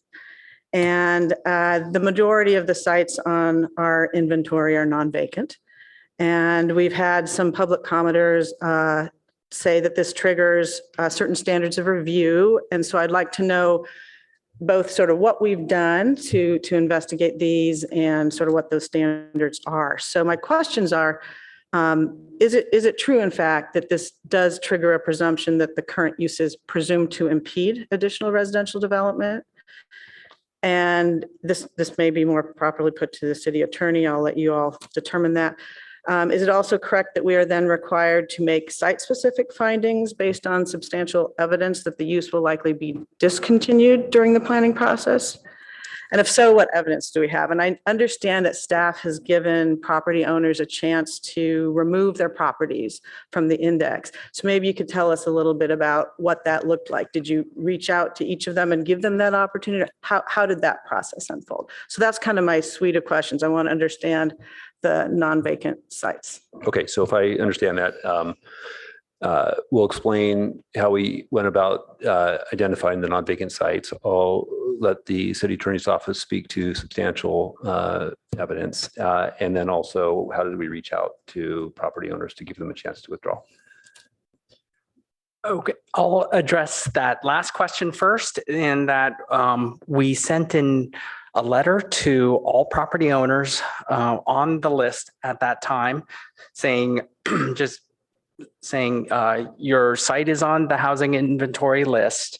And then we gave them the opportunity to, this is what we're proposing on these housing element sites. And if you do wish to remove your property, please remove your property by this date. And so we did receive a few responses. And so those properties were removed from our housing inventory. So that was the opportunity for any property owner to remove. And we did get some clarifications, which we addressed. So, but that was how we contacted property owners. And just a footnote to that, there was a email correspondence that the council received today about a property, I want to say 3350 West Bay Shore Road. That was inadvertently included in this housing element draft. We had received a prior letter and we had removed it from our environmental analysis that we had done, but we didn't connect the dot on the inventory site. So that will be pulled off, and I've communicated that already to the representative of the property. Thank you. And just to clarify your answer, you said sometimes there's some clarifying email correspondence that went back and forth. Was that ever, did they state their intent about on continuing use or willingness to change the use to a residential use? Well, as part of those conversations, we explained to the property owner that these are not exclusive uses. Your property is mixed use, and so you have the opportunity to add residential to your property. And so we are putting together programs that would help spur residential properties production. And so based on that, they said, oh, okay, that's great.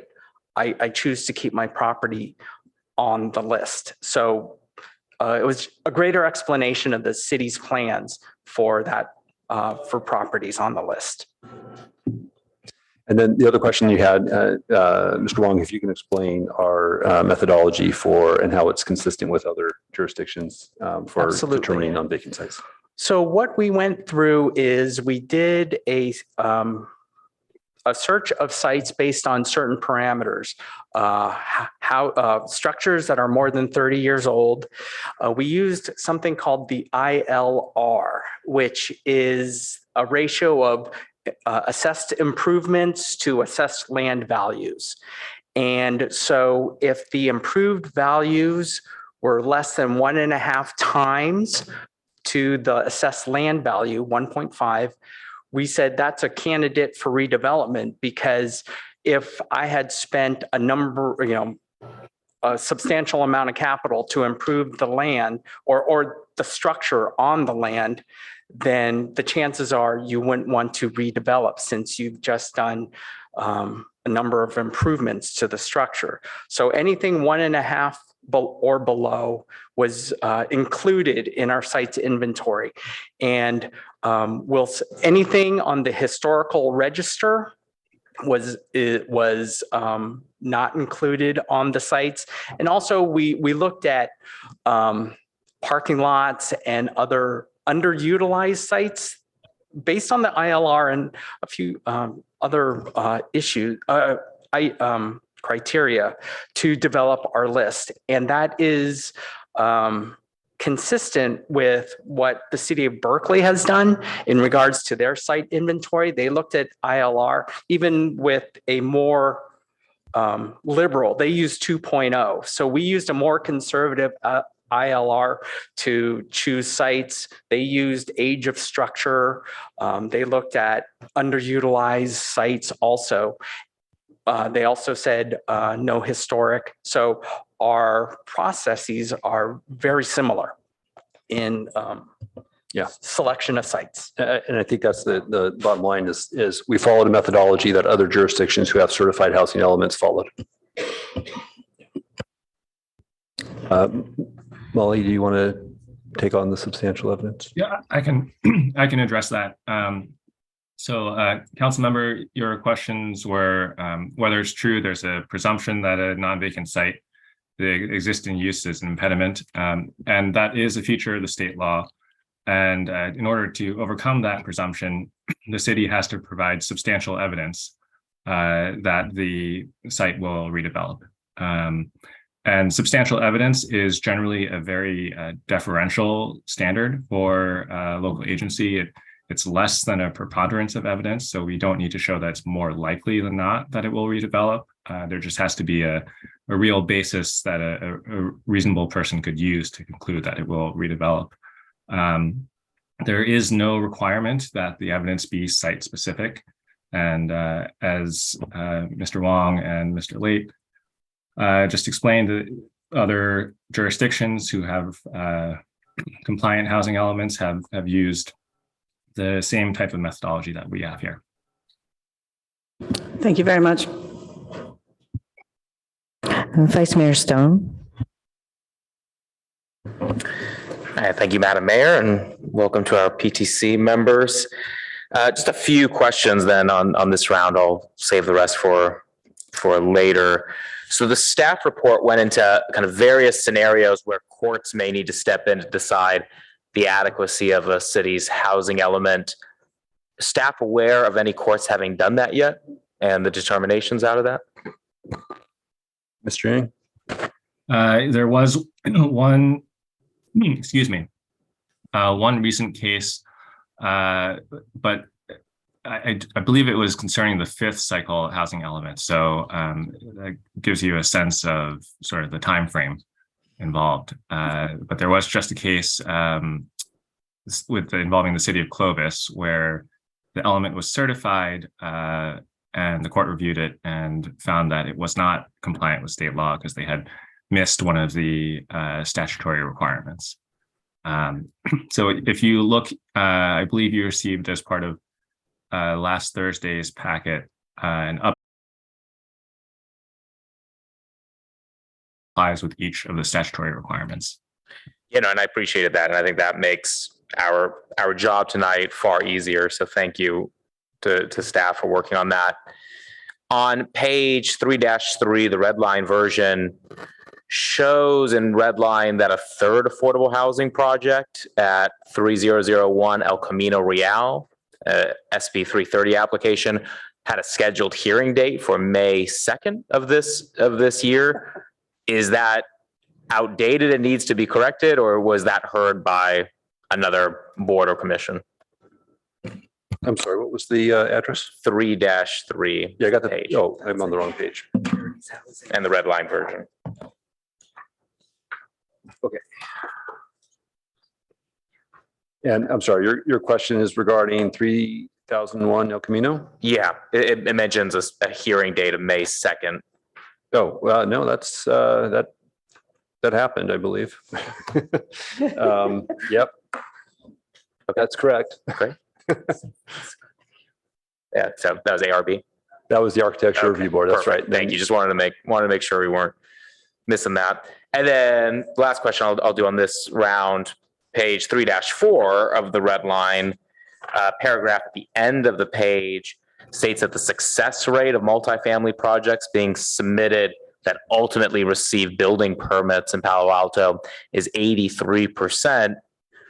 That sounds like a good number, but we have nothing to compare that to. So do we know what is the percentage in relation to other cities of similar size in the region? That seems like relevant data as well, given that their comment letter back was wanting additional information on the region and even the Bay. So do we have that data? If we do, can we include it?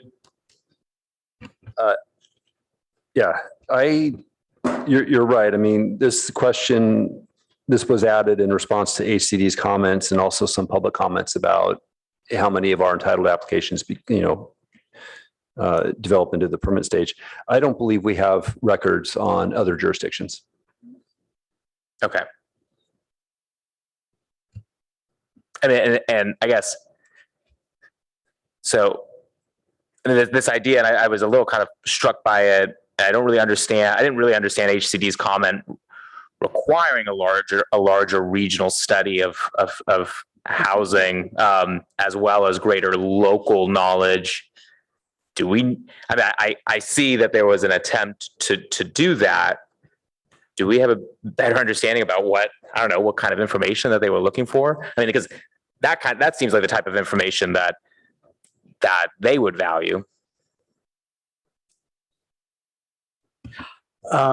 Council member or Vice Mayor Stone, I'll ask that our consultant, Brenna, respond to your question. Great, thanks.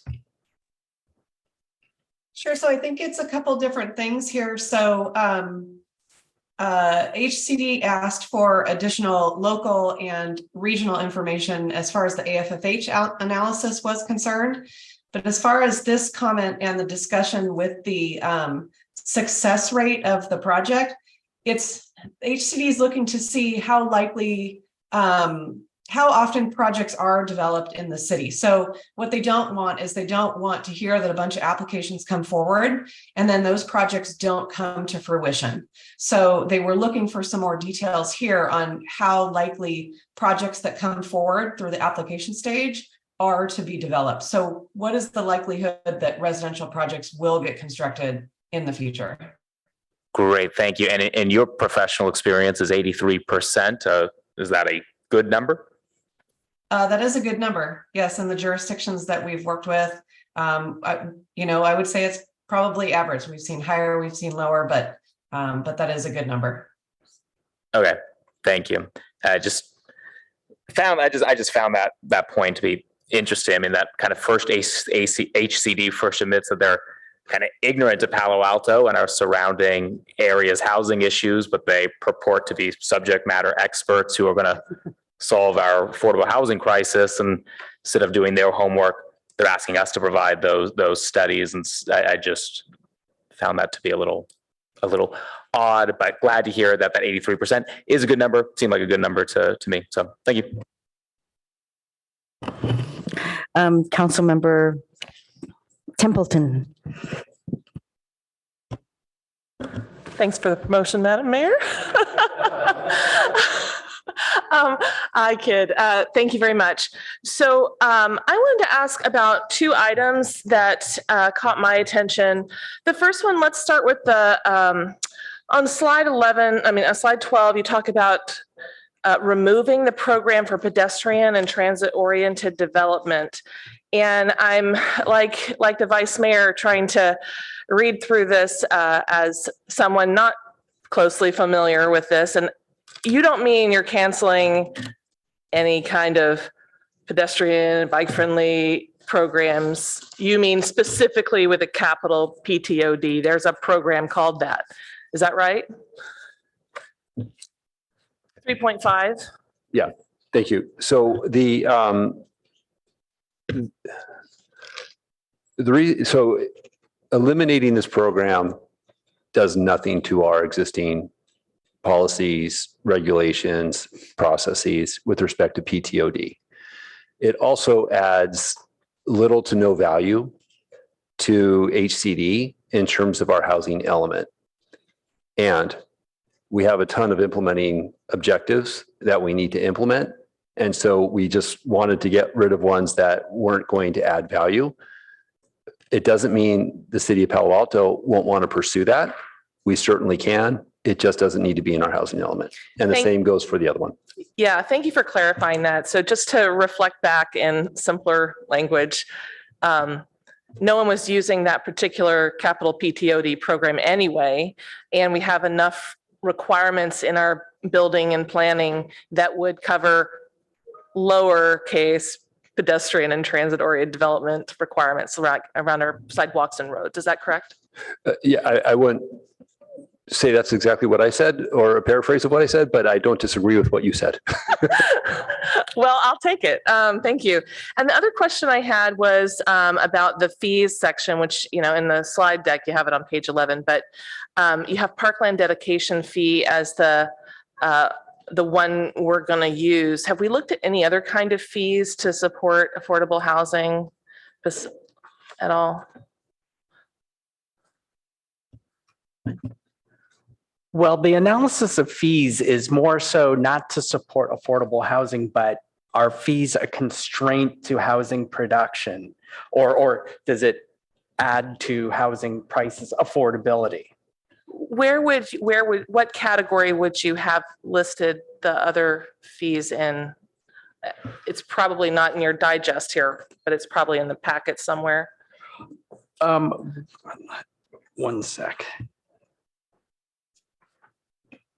We do an analysis of the fees in chapter. So while we're looking at this at the staff table, I'd invite anyone else on Zoom if you have an answer to The chime reason, in.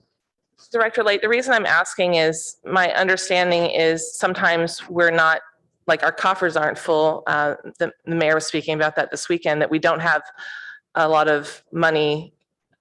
Traditionally, that those fees are raised in a different way, that if we're not building, we're not getting those fees. And I was wondering what are some other areas we've thought about that would help us build the affordable housing. And if we have to get back to that later when we're talking with the PTC, we can do that as well. Okay, yes, why don't we plan on doing that? Yeah, okay. Sounds good. Thank you both. Would you like a promotion, Commissioner Liu? Commissioner Liu, go ahead. Thank you. I'll just ask one quick high-level process question. So what exactly are the trade-offs of submitting a draft for review versus adopting today? Yeah. You know, that's a policy decision ultimately before for the PTC as recommendation to the council, but then also for the council to make going forward. You have seen letters from folks asking that we submit as a draft to HCD, and that's a perfectly fine alternative as well. That process would entail submitting the document, getting some comments back from HCD. Those comments will be one of two things. Either you're in substantial compliance or there's more work to be done. And then we would make those revisions and either continue to submit a draft and go through this process. That's the typical process. I think it's been employed for the fifth cycle, but also for a good portion of the sixth cycle. We received our comments from HCD, and we've worked hard to address those. And so we're just asking the council if you feel comfortable approving this. We have findings that state this is in substantial compliance with state law. So it's just a decision. Got it. Thank you. So there's really just no downside for adopting versus submitting as a draft. No, because again, we got some comments from the public on this. It's a conversation that we had with our legal staff, attorneys as well. We do not see a legal downside for doing this. I will note, as part of state law, we have only 4 amendments to our any one of the elements of the general plan or comprehensive plan, as we call it, per year. And this will be our first amendment, if it's adopted tonight, of the housing element. So just something for us to be mindful about, but I don't think it puts us in jeopardy for the future. Okay, I see a light from Councilmember Lifker Haynes, but I'm wondering if it is you. Okay, thank you, Councilmember. In fact, I thought I had pressed it earlier, so we're just all getting comfortable up here. And thank you, Madam Mayor. I have some technical questions, but while I have the floor, I'd like to move to appeal the presiding officer's decision that members of the public only get 1 minute. And the reason is that we only do this once every 8 years. This joint opportunity apparently hasn't happened for 5. So many members of the public care deeply about what happens with housing in Palo Alto out into the future. And I'm not sure that folks had adequate notice that they would be restricted to 1 minute.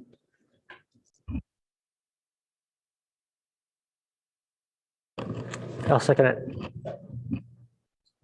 Madam Mayor, would you like some help with procedure? Sure. So we don't do this often, and we certainly have never done it with a joint session. So I looked at the rules, and the council does have a set of rules that it's quite rare, but does allow the ruling of a presiding officer to be appealed. And so the question would be whether the mayor's decision to direct that the time is 1 minute would be upheld. And this whole group should vote on that. since there's a motion and a second. If there's a tie vote or a majority say yes, then the mayor's direction stands. If a majority says no, then the mayor will select a new time limit. Okay, I mean, I was gonna, since they moved and seconded, I was gonna go to a vote, but I wasn't sure who votes. But Exactly. Since it's everybody, that's. I had a minute to think about it, and I think that that's the best procedure. Yes, All right, everybody. very good. So Madam Clerk, will you take a vote? And you're going for 3 minutes or how many minutes? No discussion? So I think you're going to vote on the mayor's direction, which is 1 minute. If the majority does not support that, then you have an opportunity next to choose a new time. Appreciate that for the clarification. All right.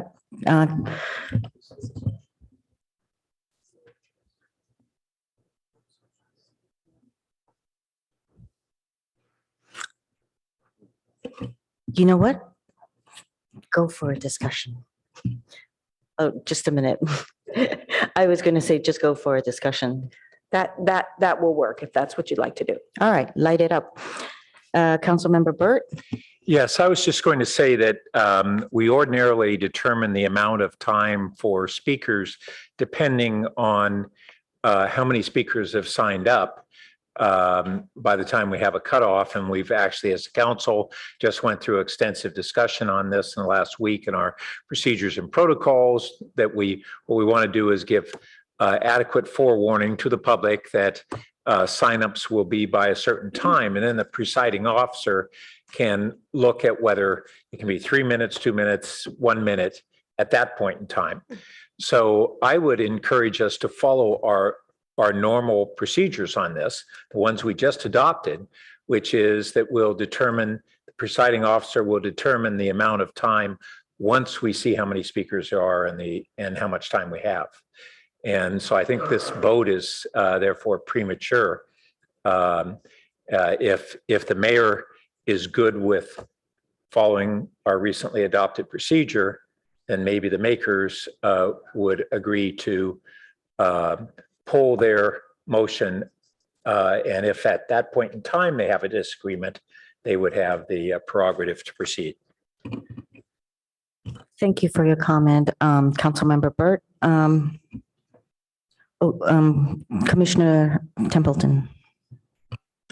I agree with Councilmember Burt, and I was just looking at the number of participants. We have 25 panelists, so they're probably not going to be doing public comment. So there's like 15 possible that may have raised their hand. There's not that many in here. And also, I think you already closed public comment submissions when the staff presentation ended. So we probably could count now. Just a suggestion. Thank you, Commissioner Templeton. I can't see if it is Councilmember Vinker or if it's Before this discussion, this one came Councilmember Vinker. Yes, I do have a comment, but I'm wondering if we should ask the maker and seconder to respond first, if they'd like. Just hearing comments, being very democratic over here since the motion was made and seconded. So love to hear as we go down. Thank you, Councilmember Vinker. Then I'll make my comment if. Okay, please do. Yeah. So I don't remember precisely, but yes, Councilmember Burt, we did just amend our policies. I kind of thought it was 2 or 3 minutes, but I don't remember. But we also left it to the discretion of the mayor, and we've been encouraging efficiency. I just wondered about the prior notice. And so my question was simply, did we put on the agenda in advance to let the public know that it would be 1 minute, since that's out of keeping with our ordinary practice? Because that would affect how I might feel about it tonight. So I don't know. I don't think we gave prior notice. Is that correct? That has never been our practice. So the rule that was discussed and adopted by council, everyone has a slightly different recollection, allows discretion to the mayor to determine the time. And it can be typically 3 minutes, but reduced for a complex item, many items, or many speakers. And there is no mention of 2 minutes or 1 minute. It's a discretion to the mayor to determine. Thank you. Thank you, Councilmember Vinker. Next, I think is Councilmember Tanaka or Commissioner Heckman. Thank you, Mayor. My hand was actually raised before the motion. It has a question. I so apologize. I didn't see it. No worries. I'll get back to you after we take care of this motion here. Now we go to Councilmember Lithcott Haynes. Thank you, Madam Mayor. I just wanted to weigh in with gratitude to agreed upon procedure. That was simply what I was trying to correct. And I'm very pleased to withdraw the motion and follow that process.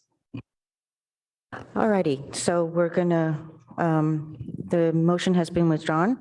Let's move to Commissioner Heckman. Thank you for your patience. Sure, thank you, Madam Mayor. Just a comment before the motion, there was some talk about the fees, and I think staff was looking where in our draft housing element they were. I think they start at 463, and a lot of the new information is on 469, 4-69 and 4-70. So that's where we've collected the fee information. My question actually was about this, the notion, the concept of substantial compliance.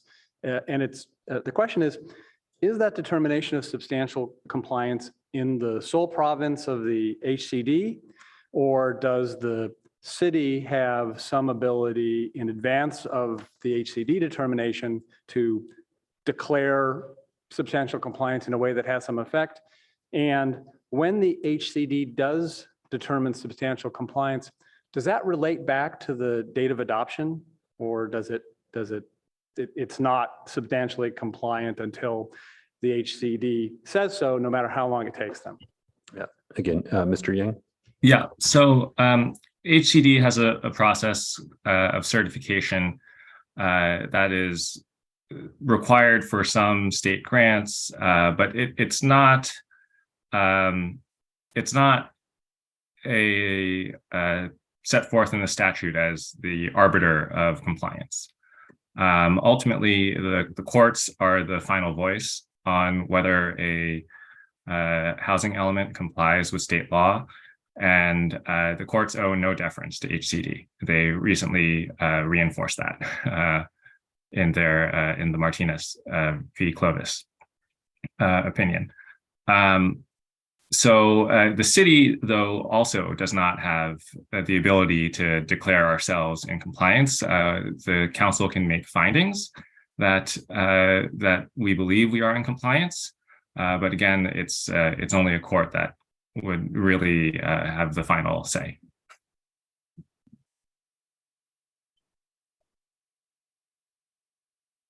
So to follow up on that, if this issue never goes to court, is it the date of adoption of the ordinance that governs?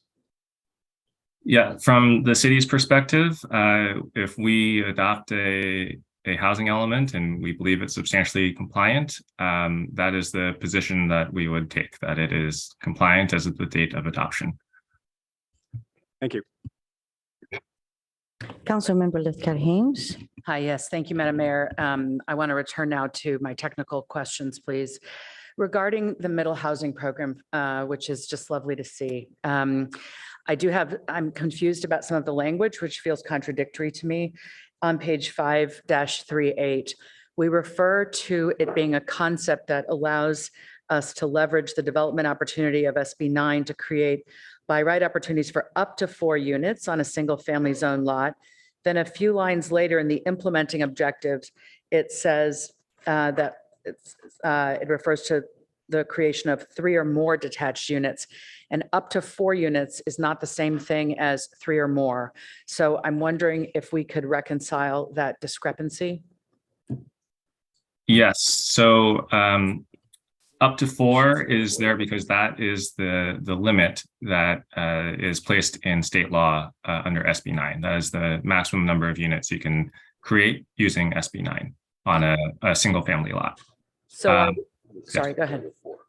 And the implementing objective then refers to 3 or more units because that is the threshold that the city locally has used to say this is when you are limited to 800 square feet.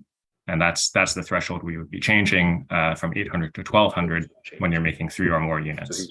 But no matter how many, when you're making 3 or 4 units, 4 is the maximum under state law. So is 2 allowed? Is a duplex allowed under this middle housing Yes. program? Okay. Yes, it is allowed, but we don't place any limit on square footage other than the normal FAR. Thank you. My next question is regarding multifamily housing impact fees. These are on page 4-69 and 4-70. I'm simply concerned about how we calculate these fees and why for single family, when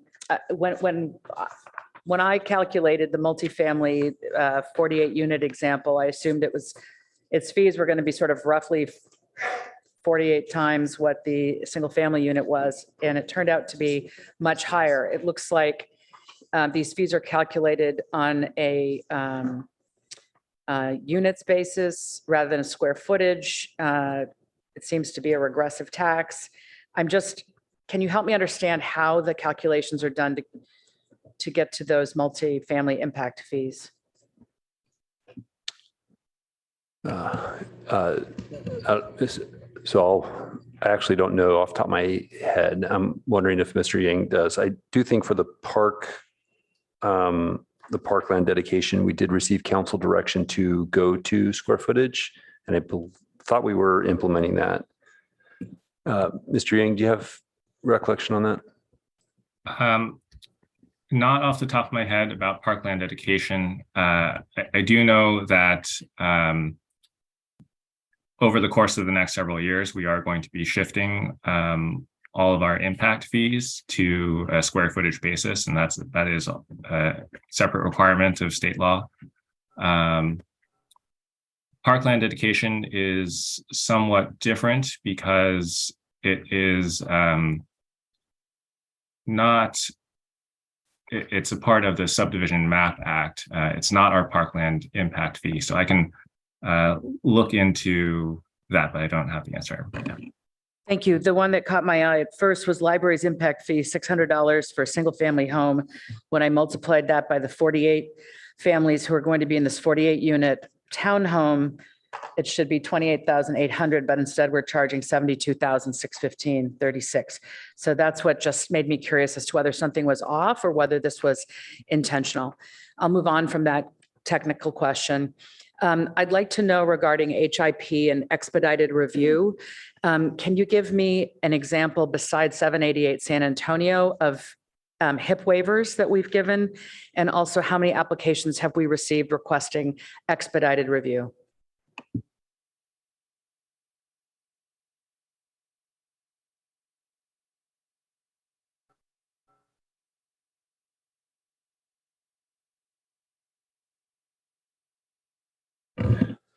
So we're just, when you say expedited review, are you referring to the objective standards? The streamlined review using objective standards, yes. So on HIP, I think there's been 2 projects that have taken advantage of that. And that's why we have a pretty significant program to extend and increase the development incentives under the HIP. That's one of the programs that we have. The current program, we thought it would get us where we needed to be. We're not seeing the results the way that we'd like to, so we need to make some improvements. On the objective standards question, I think there's one project that I'm aware of that went through that process, and that would have been 525 Charleston, the affordable housing project. And that project was deemed complete on the 30th day, I believe, which is consistent with state law. And then the city staff took no more than 60 days to review that project and grant the entitlement. the applicant had decided to separate the building permit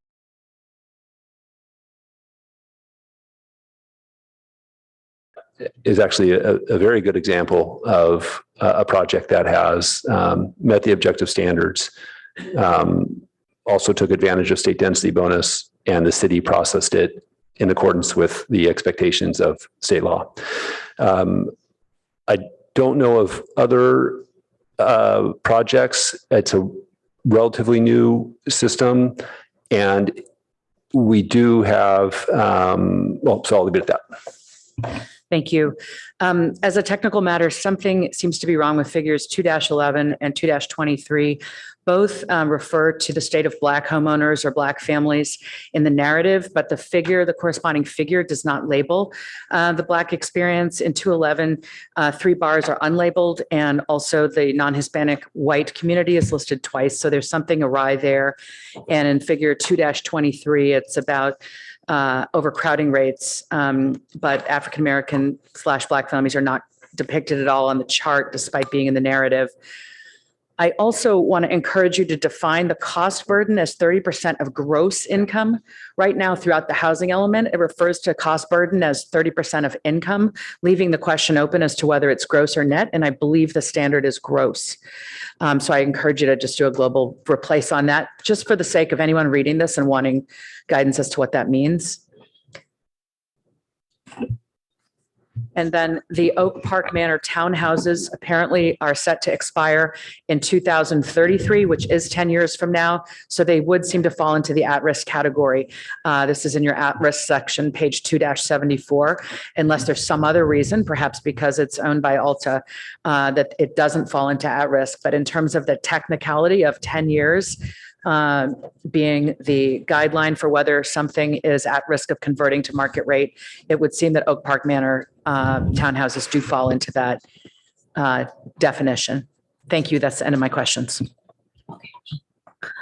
Thank you. I'm sorry. Mayor, Yeah, I was going to say that those were like more That was comments. so quick. Yeah. That's okay. We're just trying to I catch thought up they to were you. technical matters. Well, that's why we want Mayor. to correct any errors, though. We want to make sure that we've captured the I would be the happy comment. to just send an email with those things. Okay. Okay, thank you. Thank you. Very good. Chair Suma? Thank you very much. Just to follow up on Councilmember Lithcott-Hames.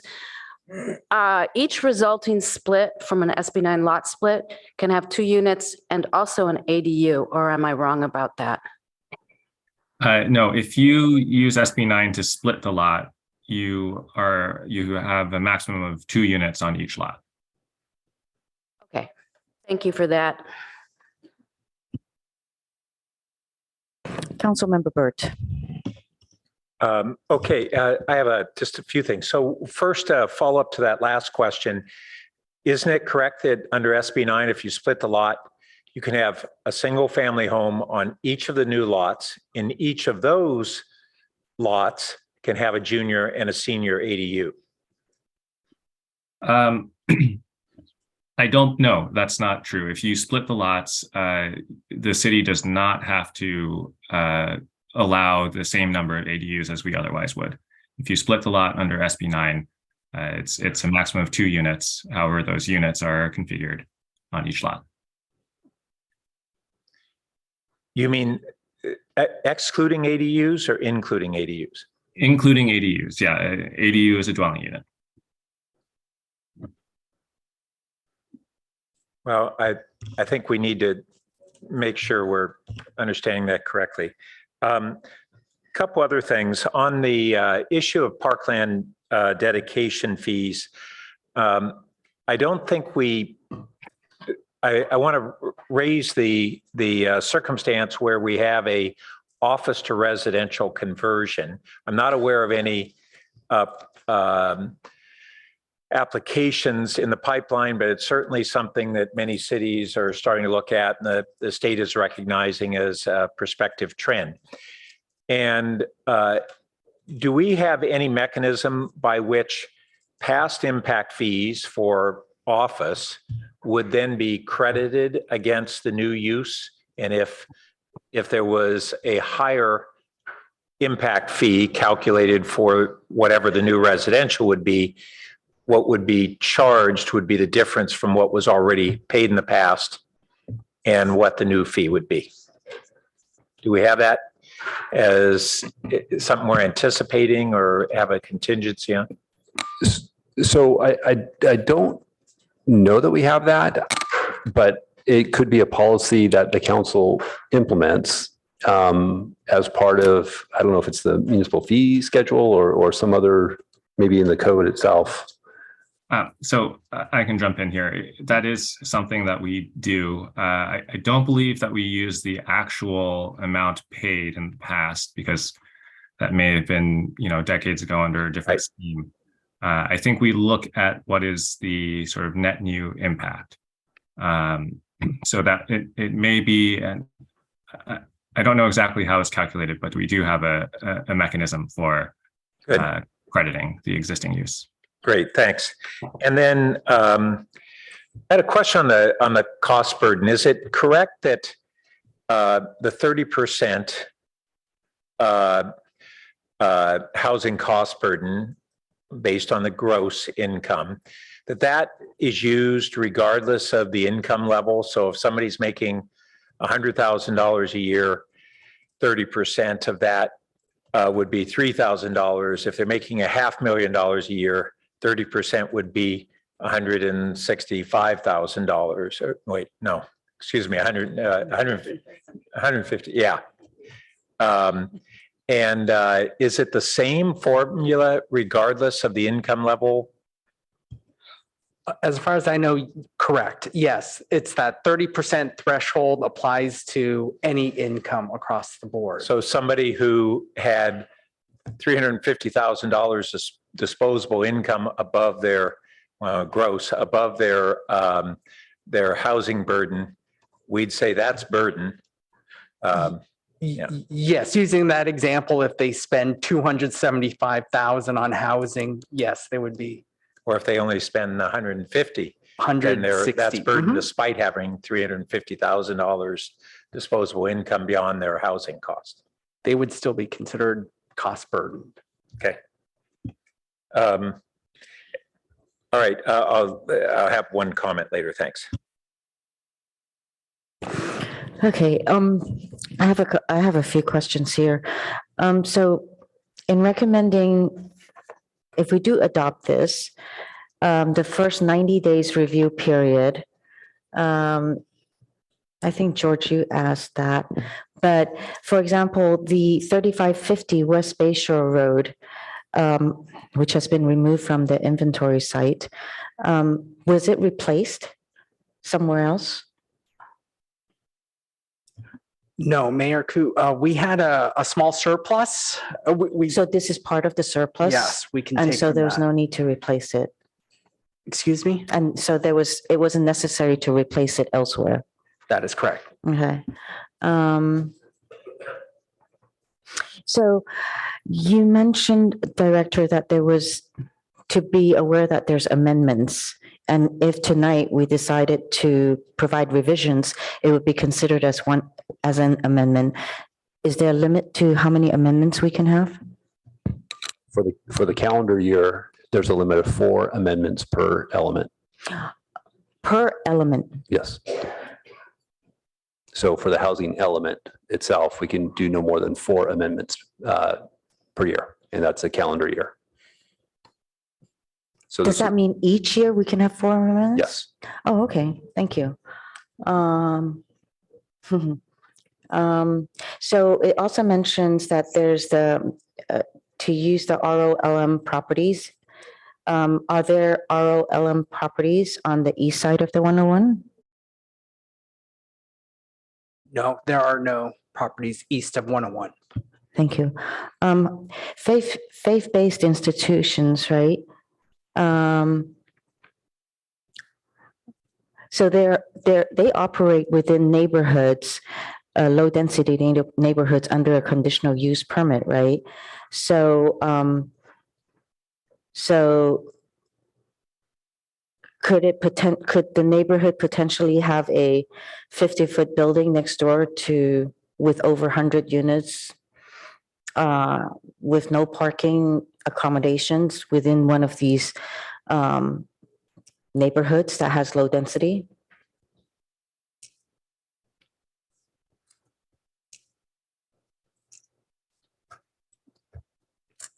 So we'll double check this, but we believe that we've got a program to develop those standards for those types of situations. And I will note that whatever those standards are, if there's,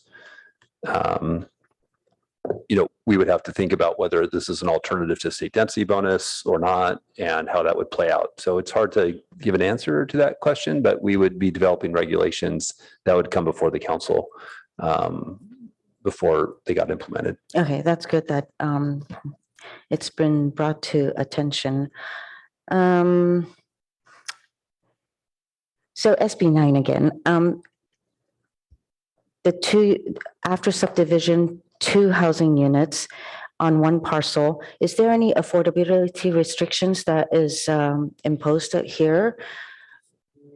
As part of the council's action a year and a half ago, we applied the base BMR requirement, 15%, which would be most likely be paid in lieu fees.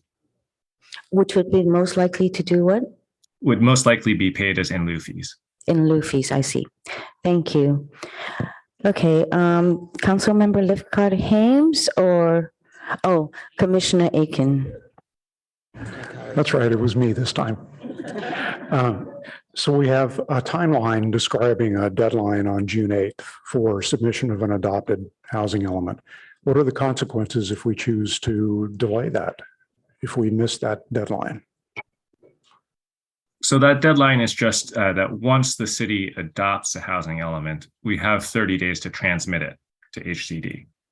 The deadline for the city to adopt a housing element was January 31st. So we've missed that deadline. There's not going to be significant new consequences for further delay, but we would like to have an element adopted as soon as we're ready.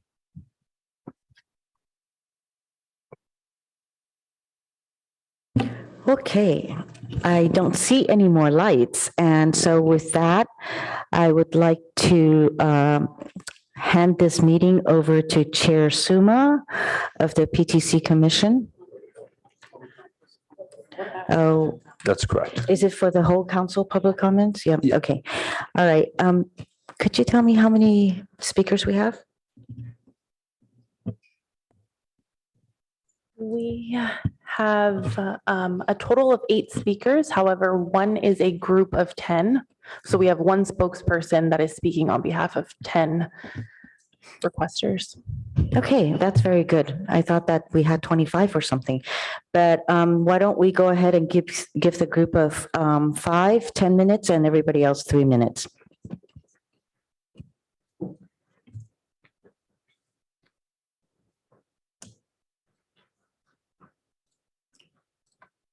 Thank you very much. My name is Robert Chun. This is Amy Sung. We are board members of Palo Alto Forward. We're a nonprofit organization focused on innovating and expanding housing choices and transportation mobility for a vibrant, welcoming, and sustainable Palo Alto. Our group has been engaged in the housing element process at every stage. Our perspective on the city's housing element was most comprehensively summarized in a 60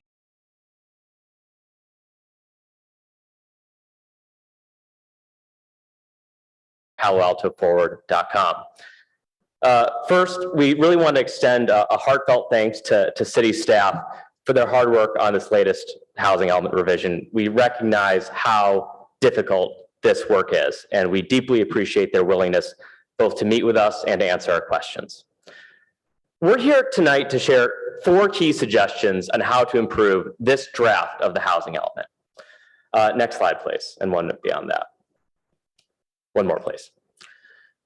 The first point we'd like to make tonight is about feasibility. We understand that staff have retained consultants to study the financial feasibility of the development standards in the housing element. And we understand that they have suggested that improvements need to be made to achieve feasibility.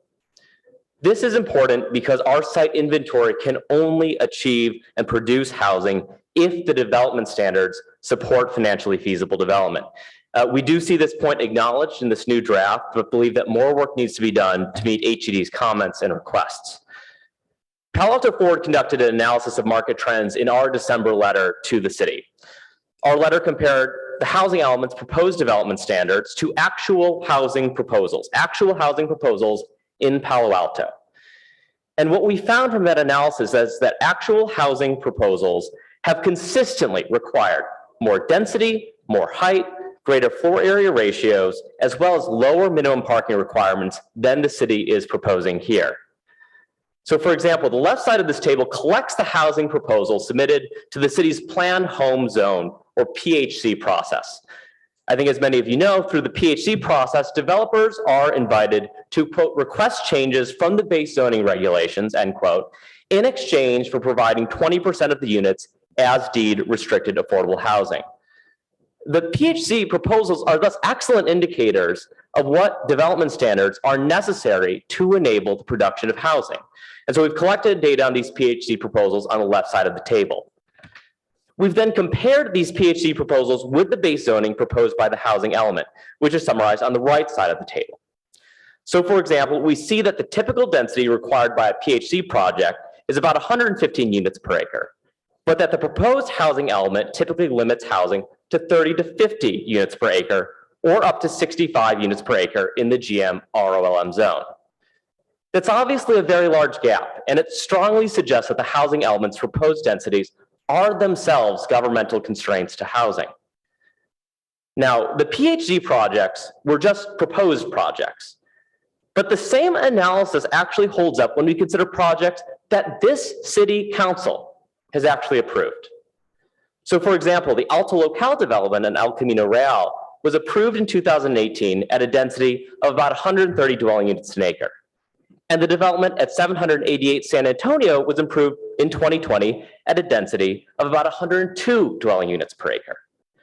Neither of these projects, which constitute some of the only recent market rate development in the city, would be permissible under any of the base zoning of the current housing element. For those reasons, we urge the city to conduct a thorough and independent analysis of the financial feasibility of the zoning proposed by the housing element. This is critical because the city has a statutory obligation under state law to mitigate constraints to housing. Next slide, please. The second point we'd like to make is that the housing incentive program, which we've talked about tonight, cannot resolve the underlying issue of financial feasibility. Now, for context, the housing incentive program allows the director of planning to increase the floor area ratio and maximum site coverage ratios for certain housing projects in the downtown areas and on San Antonio. And the proposed housing element promises to study whether or not the geographic reach of this program should be expanded and whether the director should have the discretion to modify additional development standards. And I want to be clear, these would be welcome changes, but they are not ones that fix the core problem, which is that in many cases, the housing element's base zoning does not enable financially feasible development. The program has been around for 4 years, but as we've talked about tonight, has unlocked virtually no new housing in the city. Until tonight, we couldn't even hear of a real list of projects that have utilized the housing incentive program. So without more meaningful and specific reforms, it's difficult to believe that the housing incentive program will now unlock thousands of new units of development. And it's also true that under state law, the housing incentive program isn't actually relevant to demonstrating that we can meet our RENA goals. That's because the housing incentive program is a discretionary program rather than one that all developers can take advantage of. It's also because the program forbids participating developers from using the state density bonus. And according to HCD, that makes this program ineligible for treatment as base zoning. Here, I'd encourage you to read page 15 of the HCD site inventory guidebook if you'd like to learn more. So in other words, while the expanded housing incentive program is a nice addition, it can't excuse us from demonstrating to HCD that we have compliant base zoning. Next slide, please. The third point we'd like to make is that the housing element does not adequately address our lengthy permitting and entitlement times. The proposed housing element asserts that the streamlined housing development review process, which we've talked about tonight and which was adopted a year ago, has fixed this constraint, but that's simply too early to tell if it's working. Here we respectfully disagree. If this constraint had been satisfactorily removed, we would have seen robust interest in this program in the months after adoption. We have not. The program's key flaw is that projects only qualify for streamlined review if they meet Palo Alto's existing base zoning requirements. So the streamlined review process will therefore expedite little as long as housing projects require departures from base zoning to pencil out. Next slide, please. The fourth and final point I'd like to make is that the city has done little to proactively engage with the property owners and tenants of non-vacant sites in the inventory. And here I appreciate Councilmember Wienker's question on this topic. The staff, as noted, has given property owners a chance to remove their properties from the site inventory.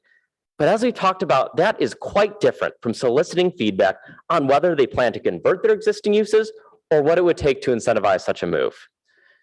The current element relies on non-vacant sites to accommodate 50% or more of its lower income housing allocation. And under California law, this does in fact trigger a statutory presumption that, quote, the non-vacant site's existing use is presumed to impede additional residential development, end quote. And it is also true that the city can only designate such lots as appropriate for lower income housing if it, quote, makes findings based on substantial evidence that the use will be discontinued during the planning period. To clear that threshold, HCD is clear that cities must face rigorous site-specific findings related to the intent of the current tenant, the intent of the property owner, or the physical disrepair of the building.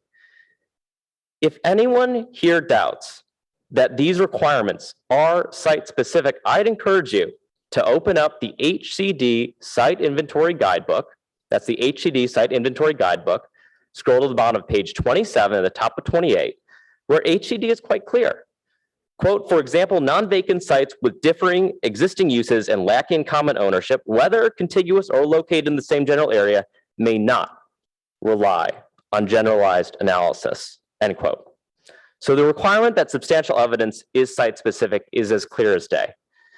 To date, we do not see evidence that the city has met this threshold. With the exception of a handful of owners in the GM ROLM area, it has not systematically asked site owners whether they have any interest in developing housing or what it would take for them to redevelop as such. Moreover, last year, many of our hardworking volunteers contacted property owners at many of these sites, and almost all of them said their parcels would not convert to housing during the planning period. Almost all of these sites remain in the element. Our goal is to build real units physically in the next 8 years for the benefit of everybody who lives and works and studies in Palo Alto. That means we must coordinate with site owners and tenants as we are already required to do under California law. So in conclusion, we have concerns. We have concerns about the way that this housing element addresses key constraints on housing production, which the city has a statutory duty to mitigate. Our understanding of the HCD comment letter and their approach in other Bay Area cities is that it is not possible to have an effective or compliant housing element.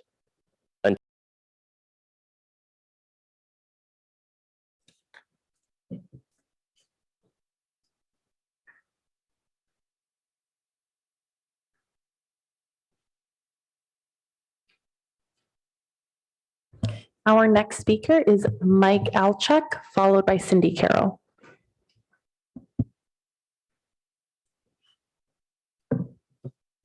Good evening, council members and commissioners. My name is Mike Alchek, longtime resident, former member, vice chair, and chair of the Planning Commission, and a California land use attorney with over 15 years of subject matter expertise. I've come tonight with the hope I can encourage you to do better and improve upon the status quo. The fact that HCD rejected our housing element did not surprise me and probably didn't surprise any of you. This city has been skating by doing the bare minimum for decades, and it's finally catching up to us. That said, this is such an important piece of local governance, and its inadequacy should mean more to this governing body, considering that housing is the root of every issue facing our community. I want you to know that our standard of living across the board is declining on your watch. Hiring good teachers, good healthcare providers, good municipal employees, every position in every industry, it's all getting much harder, and all because there isn't enough housing. So let's get to the specifics. HCD's big questions. What are the biggest constraints on housing development? It's our zoning, our height limits, and our density limits. Please take a closer look at our multifamily parcels, our properties already designated for multifamily housing, and what you'll find are low-density, inefficient, and old apartment complexes that are ripe for redevelopment. If you want to move the needle on this issue, eliminate antiquated zones like RM20, raise the minimum to 40 units per acre on multifamily sites, and encourage housing development. Then do the same for existing RM40 and beyond. No one is going to replace old apartment complexes with new ones at the current limits, and that is at the heart of this feasibility issue, a concept that seems to elude our local leadership. Every one of these tired and efficient multifamily sites is a lost opportunity, an application you won't see submitted, artificially boosting your 83% grade. It's too soon to pat yourselves on the back. You don't want to see a new apartment complex in R1? Fine. Take the multifamily sites you already have and make them attractive for denser apartment complexes. Next, HCD wants to know more info on the non-vacant, i.e. occupied sites that we suggested would convert to housing over time, but didn't. They want to know what barriers exist to that redevelopment. Same answer. You can't pave the way for greater housing simply by telling everyone you support housing. The only way to encourage housing is to increase density and height limits. And because you haven't done that, we have some sites in this community that really scratch your head. You think the Glass Slipper Inn, the private storage facility that occupies half a block in downtown Palo Alto, those uses only exist in their current status because we are not encouraging housing development. Mountain View's figured it out. Redwood City's figured it out. I'm not begging you to do something about this. Last sentence. Make the changes if you actually care about addressing this shortage. Otherwise, please no more lip service, and Godspeed to Sacramento in their effort to take this power away from you. Our next speaker is Cindy Carroll, followed by Michelle Kraus.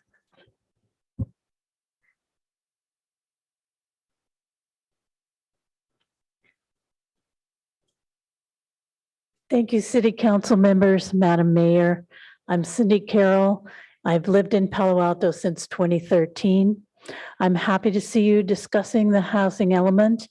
The housing shortage is, like so many other systemic challenges, often hits people of color the hardest. I'm here to express support for adoption of affordable housing efforts because long-term, that's what our growing population needs. Our young working families and our city. This is an opportunity to build diversity in Palo Alto, to reverse some of the racist history.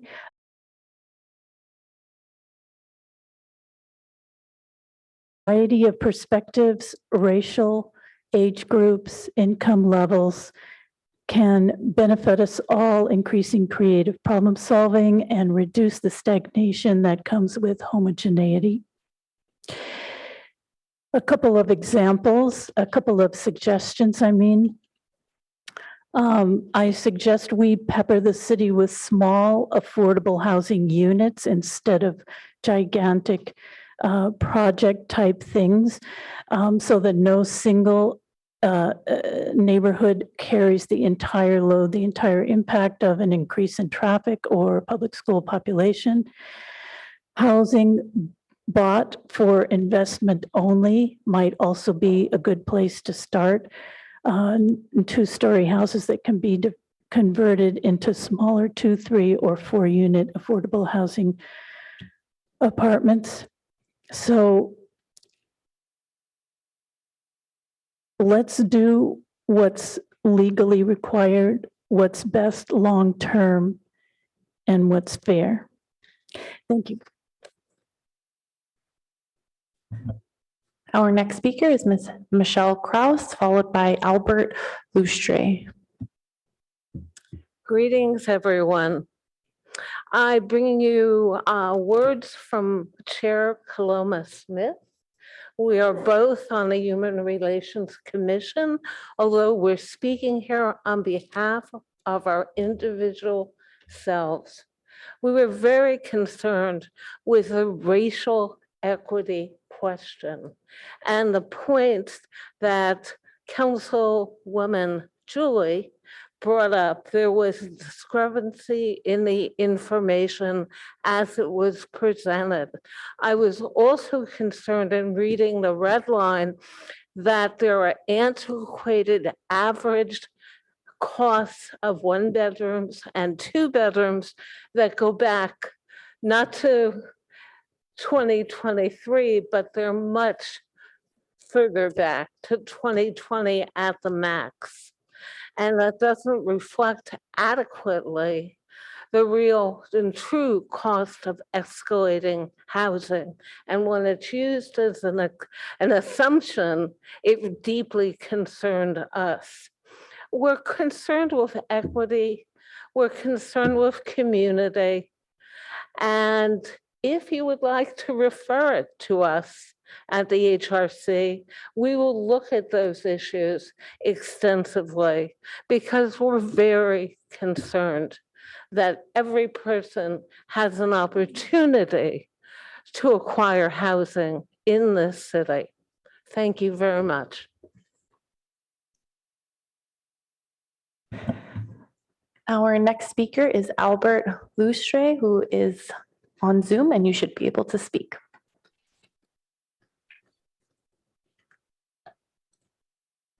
Good evening, City Council members. My name is Albert Lustre with the Northern California Carpenters Local Union 405. And it's great to see that we're moving forward and approving our housing element. But we also got to think about the workforce who's going to build these projects in our community. I'm here to speak of the need of area labor standards implementation in the next housing element.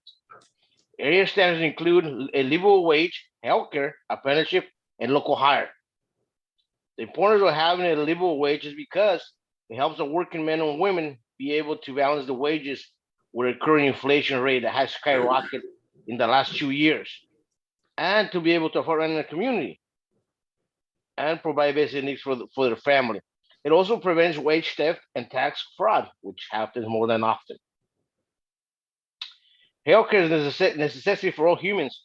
We cannot have our members of our community seek medical attention because their employer does not provide any healthcare benefits, and instead they become a burden to our system. Apprenticeship programs provide a pathway for minorities, women, at-risk youth into the construction industry. It gives the working class citizens a career into the construction and to be able to obtain a college degree for a construction management if they desire to. By hiring locally, ensure their citizens have more time to spend time with their families and be able to involve in the community instead of spending time on the road and trying to make ends meet. I would like to ask our community and our elected officials, what are we doing to ensure that we include area labor standards in the new housing elements? Are we going to adopt the same area labor standards as our neighborhood cities, Redwood City and Menlo Park, in which includes local hire, apprenticeship, and a livable wage? Thank you.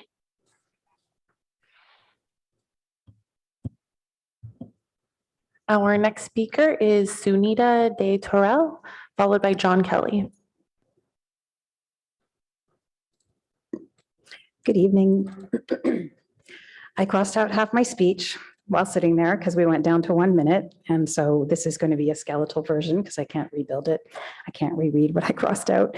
Thank you for going back to 2 to 3 minutes. My name is Sunita De Torel, and I live next door, just across the street with 2 kids at school here in the local schools, a local entrepreneur, and recently served a partial term on the HRC. My hope is that as we address this housing element, like a few speakers prior to me mentioned, we simultaneously attempt and take this opportunity to repair the errors of our past. I hope that as we implement this housing element, that we can keep those errors at the forefront of our thinking and planning and let them touch and stir our hearts in how we act. The first point was, and these are again skeletal, I'm not going to go in, but hopefully these will touch on just the larger issues that I'm referring to, is that we must remember whose land we are on. I believe it would be foolish to ignore a recent movement at Palo Alto High School, at Pali, where the youth at our local school just unveiled a mural celebrating the Cherokee Nation's efforts to place Kimberly Teehee as a non-voting House of Representatives delegate. I think we need to be thinking about this in policing, in equal opportunity and diversity in our communities, and housing. This is something that we need to keep at the forefront of how we move forward. Our youth are thinking about it. I think we should listen to our youth.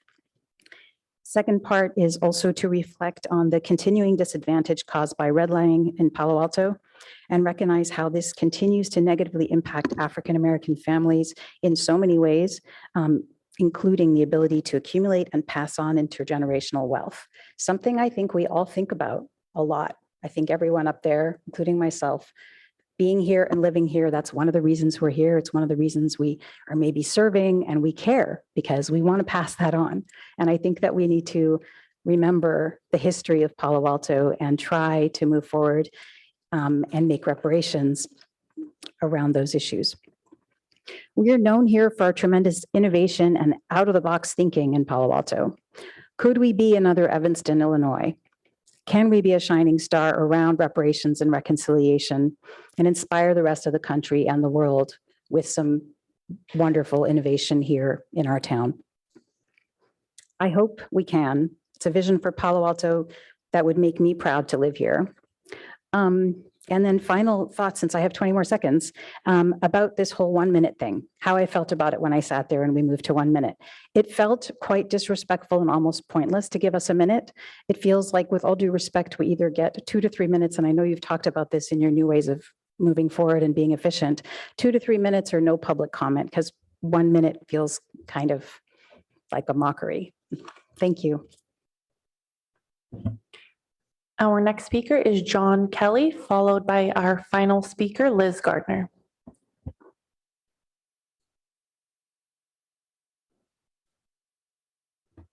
Council members, commissioners, I also want to thank you for hearing us at somewhat greater length. And I would associate myself with the remarks of the last speaker saying that the 1 minute time limit really was disrespectful. So I appreciate you reversing yourself.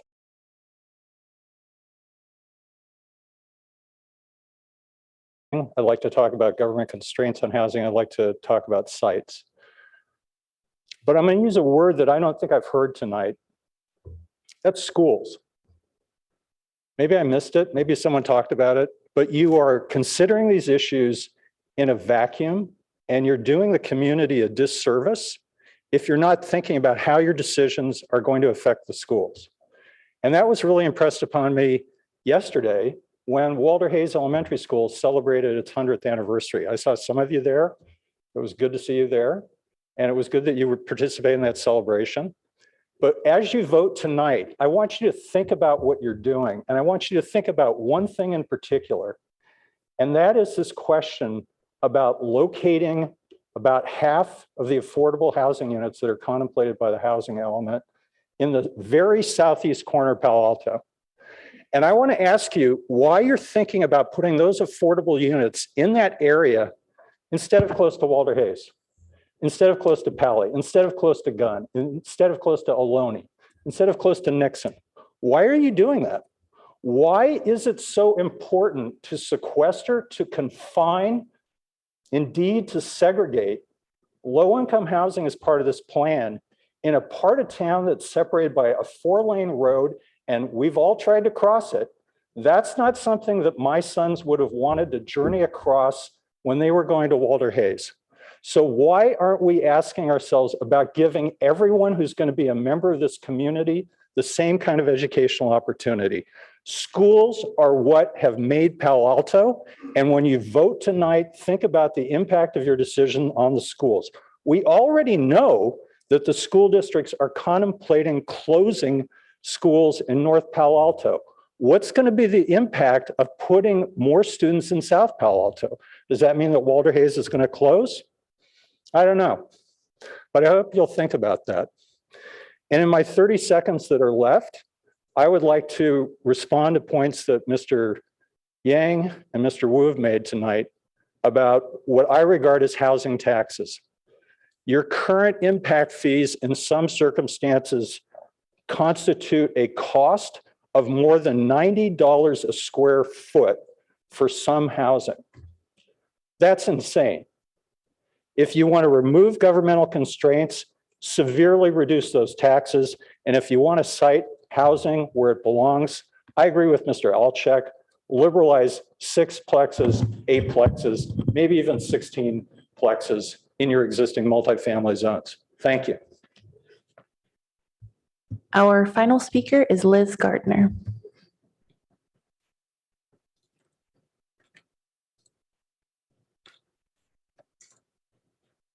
I'm sorry, I was trying to unmute. Good evening. My name is Liz Gardner.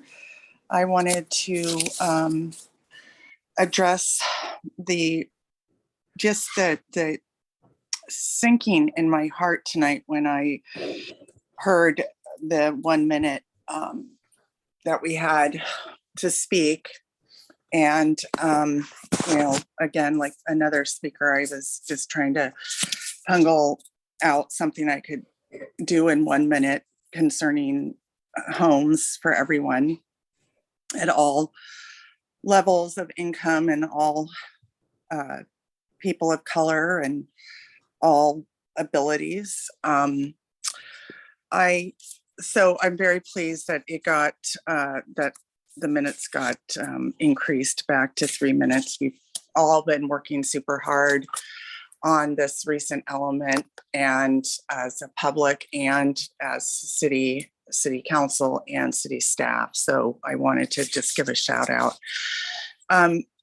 With the previous speakers, I just also wanted to say it was like really beautiful to hear the arms that are being wrapped around a community that is suffering under a very oppressive and scary time, where just the value of family or the value of a home, having a home, the two values have been so bifurcated that our quality of life in this community has really been reduced, even in the 10 years that I've been here, for my family, in my jobs.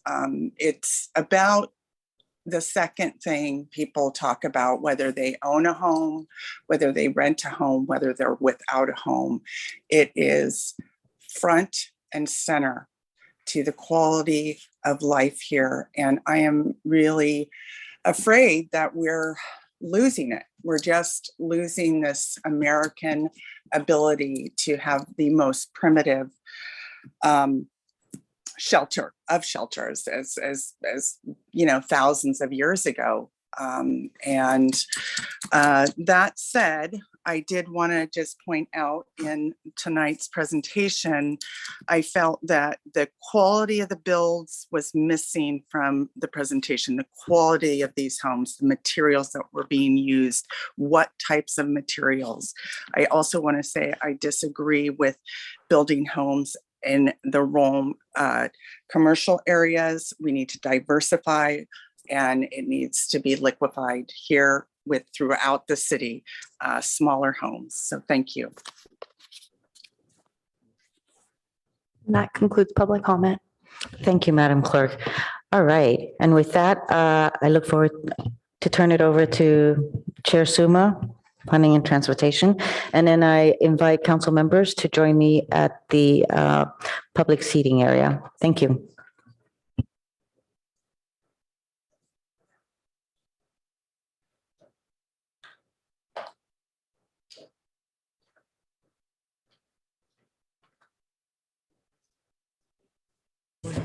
Do you want to make any? Good evening, everyone, and welcome to the Planning Commission and Transportation Commission portion of this meeting.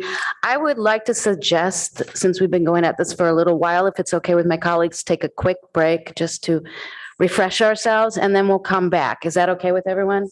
Like 7 minutes? Is that okay? Okay, great. Thank you. And then we'll get started.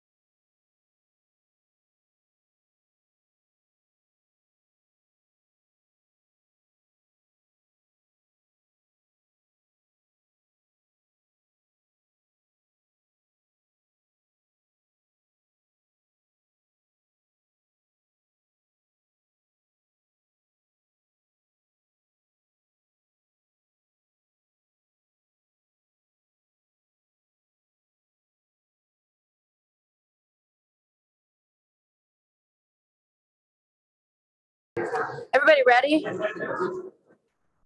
You guys, staff, are you ready?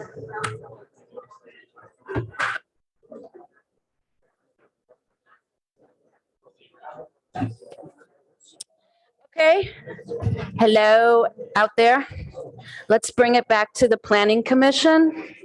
We're gonna get started. So restarted. So, okay, I'll turn this off. Why is it not even? Okay, no sound. Okay. So, good evening and welcome again to the Planning Commission portion of the evening. And I want to thank all the members of the public that spoke. And though it's been said many times tonight, I really do want to thank staff and the working group for this, for their work on this the last 2 years. It was a tremendous effort that went really quickly and smoothly. And though some of us may not be happy with all of the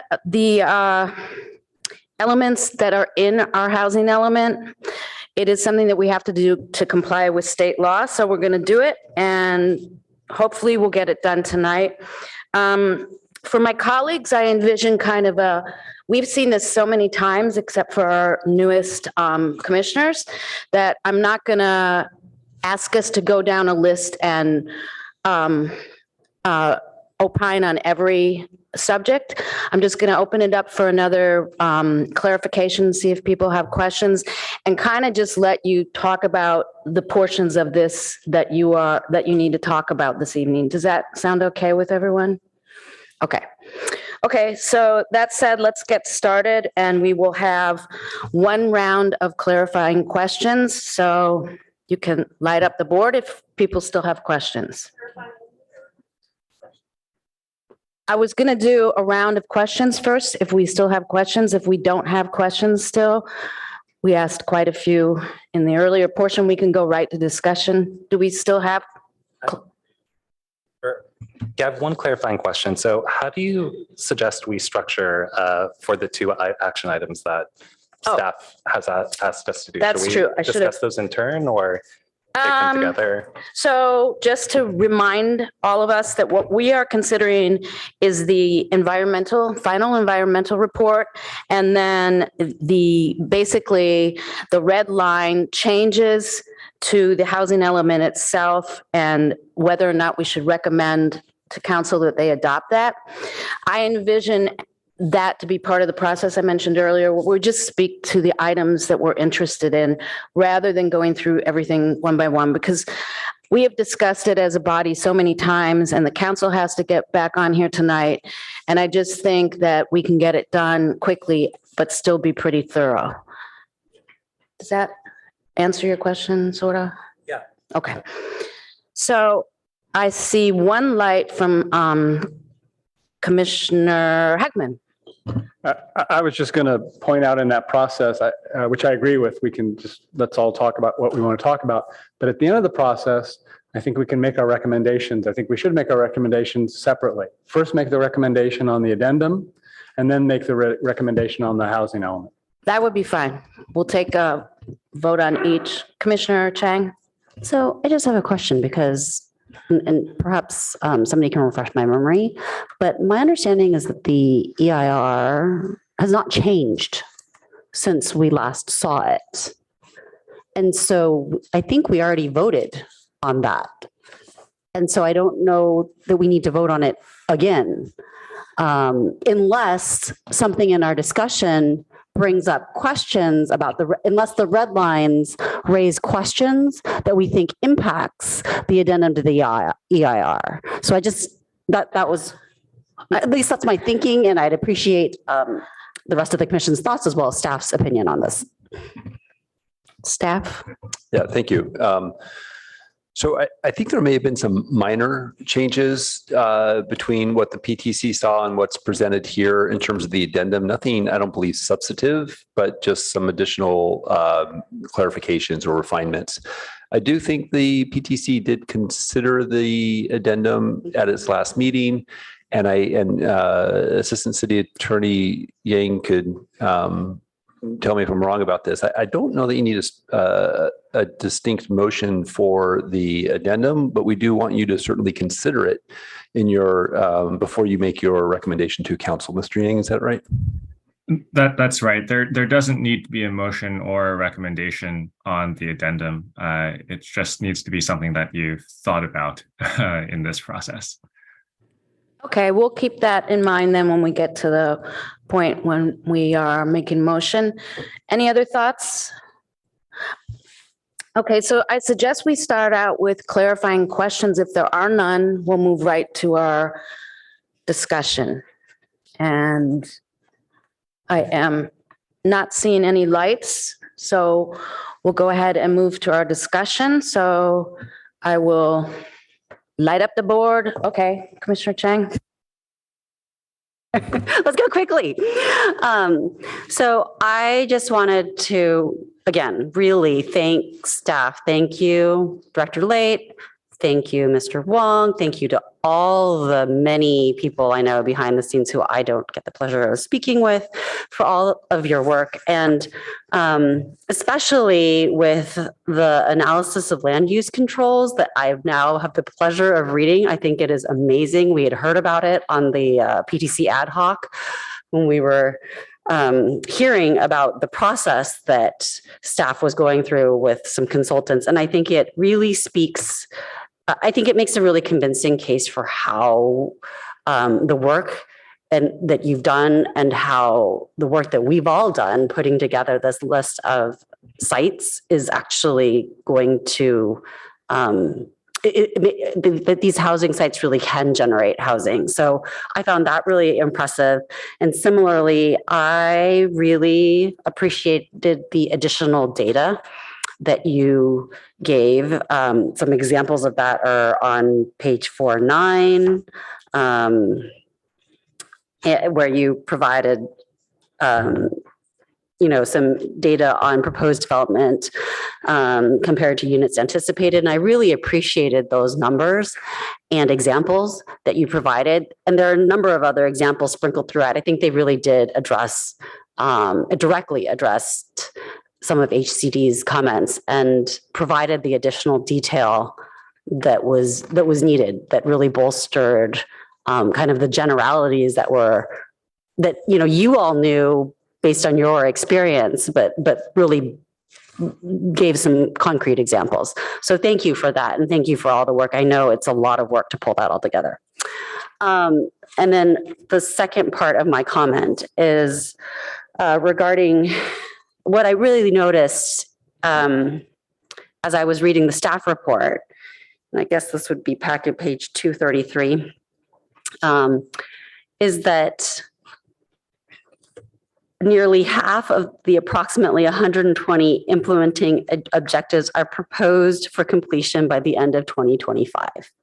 And in my short term on the PTC, my short tenure on the PTC, I would estimate that I have spent quarter to a third of my time on the PTC looking at the housing element. Over the last less than 2 years, 2 years. And so I can only imagine how much time our planning staff has devoted to this. And going forward, I think it's going to be even more because we're not just planning for the housing element. Now we're going to be doing the housing element. And staff highlighted that it's going to be a significant staffing resource impact, especially now that things have been accelerated. And so this is, unfortunately, we do need to follow the law, but unfortunately, the requirement that we follow the law doesn't come with any money. And the staff time then by extension means budget. And the staffing and the budget therefore implies changes in prioritization. So I implore our city council to please be realistic here. And that if we really do adopt this housing element, we might need to therefore change our prioritization on a whole bunch of other things. And I think that's going to be really it's just unpleasant, right? Because it means that we'll probably have to not do things that we would probably really rather do. And so it's going to result in some hard choices that are not necessarily, kind of imposed upon us by our duty to follow the law. Otherwise, and I think that we on the Planning Commission have already seen an example of the impact, because staff had to turn around this housing element really rapidly since the comments were received back on March 23rd. And we had a couple PTC meetings where there wasn't anything that was ready to be brought to us, I think, because staff was working so hard on this. So we've already felt the impact in the last month or so. And I think we as a city are probably going to feel the impact. And so let's please make sure that we don't bite off more than we can chew and are realistic about realistic about what we can actually achieve. And then this doesn't even begin to include things that we know we need to do as a result of the housing, that we're planning for. So those 2,000-ish units that are in South Palo Alto, we all keep talking about the need to plan for that and the need for transportation, the need for services, and the need for schools. None of that is actually necessarily in all these programs, but that does need to be done too. And that's a tremendous amount of staff resources too. So there's got to be some like accounting and reprioritization as a result of this housing element. That's it for my comments. Thanks. Thank you. Those are very thoughtful comments. And we will go to Commissioner Templeton. Thank you so much, Chair. I really appreciated the Vice Chair's comments as well. We do need to make sure that implementing this element doesn't disproportionately impact the quality of life of certain neighborhoods. I wanted to go back to my comment about fees, and I really appreciate Commissioner Heckman pointing me to the list of fees. I knew I had seen it, but I could not retain it all in my brain at once. So I'm looking back through it, and I don't know to how valuable this is in terms of our element being adopted, but if you do get pushback on this, and especially I'm concerned about your comments and comments I've heard in the community about the difficulty of building the affordable housing that we've outlined here. I've been trying to understand how other communities are approaching this. And so I want to share it with you, whether or not we want to do anything about it now, or maybe sometime in the future. That's up to you guys in council. But I don't know that, maybe it's in here and I missed it, but I don't know that we've really addressed vacant lots and the role of people that are holding on to properties for an investment purpose and not a housing purpose. But some communities, and I think it was somewhere in the Pacific Northwest, have started to assess fees on vacant properties and vacant homes that are vacant for an extremely long period of time. And that has generated a tremendous amount of money for affordable housing purposes. So if we're getting any pushback at all on, can we implement it? Where are we going to have the funds? Those kinds of things. I just wanted to throw that out there as something to have in your back pocket about making sure that the land that is being used for investment purposes also helps alleviate the problem that they're causing by keeping those off the market. Thank you. Thank you for that. I think you're talking about considering a vacancy tax, which is not really on our agenda. So I don't know if it's. I'm only asking if they considered it in this list. I didn't see it in this list. Oh, okay. So, but I agree. If we were going to discuss it, we'd have to agendize it. You're right. Okay. Thank you so much for that. And then we will go to Commissioner Liu.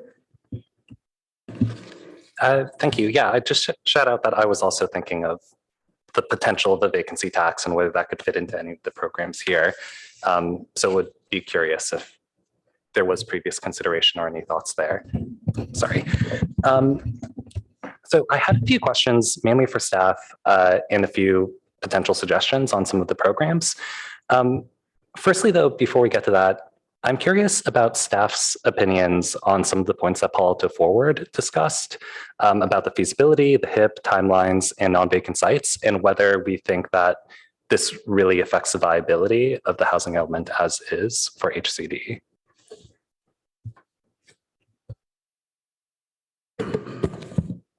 Thank you, Commissioner Liu, for that.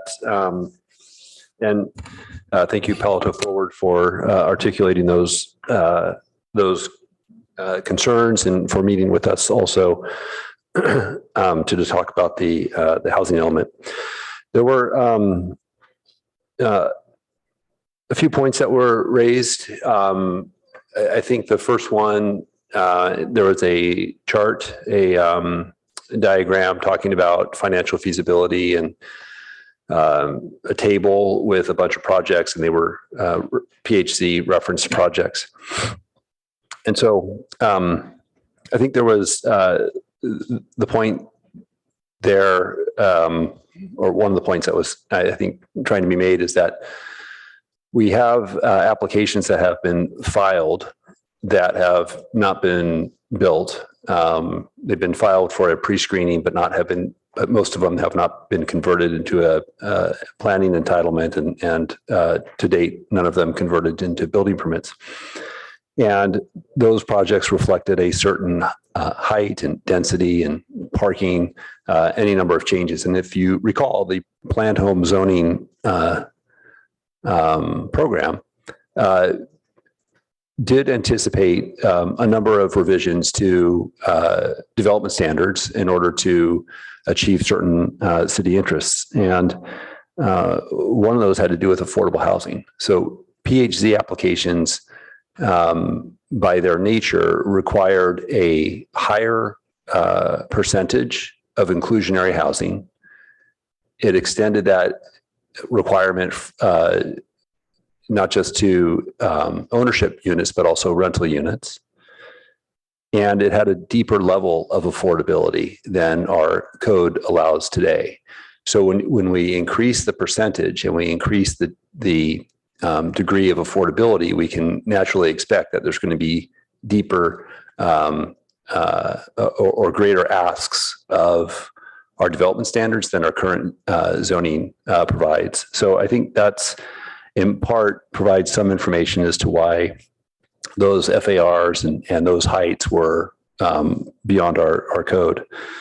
I will note that the housing element also does include specific policies to increase density in many of our districts, and that we do have specific regulations to address some constraints that we've noted through some of our initial analysis, doing pro forma analysis for construction. There's the programs that relate to the housing incentive program. We've talked about this. The HIP, understand there hasn't been, as much result on that than we were anticipating. And so this is exactly what you do. You establish a set of regulations and you see if it's working. And I think we've got enough data now that tells us that if we want to continue to use this program, we need to make some changes. And that's what's being proposed in this housing element.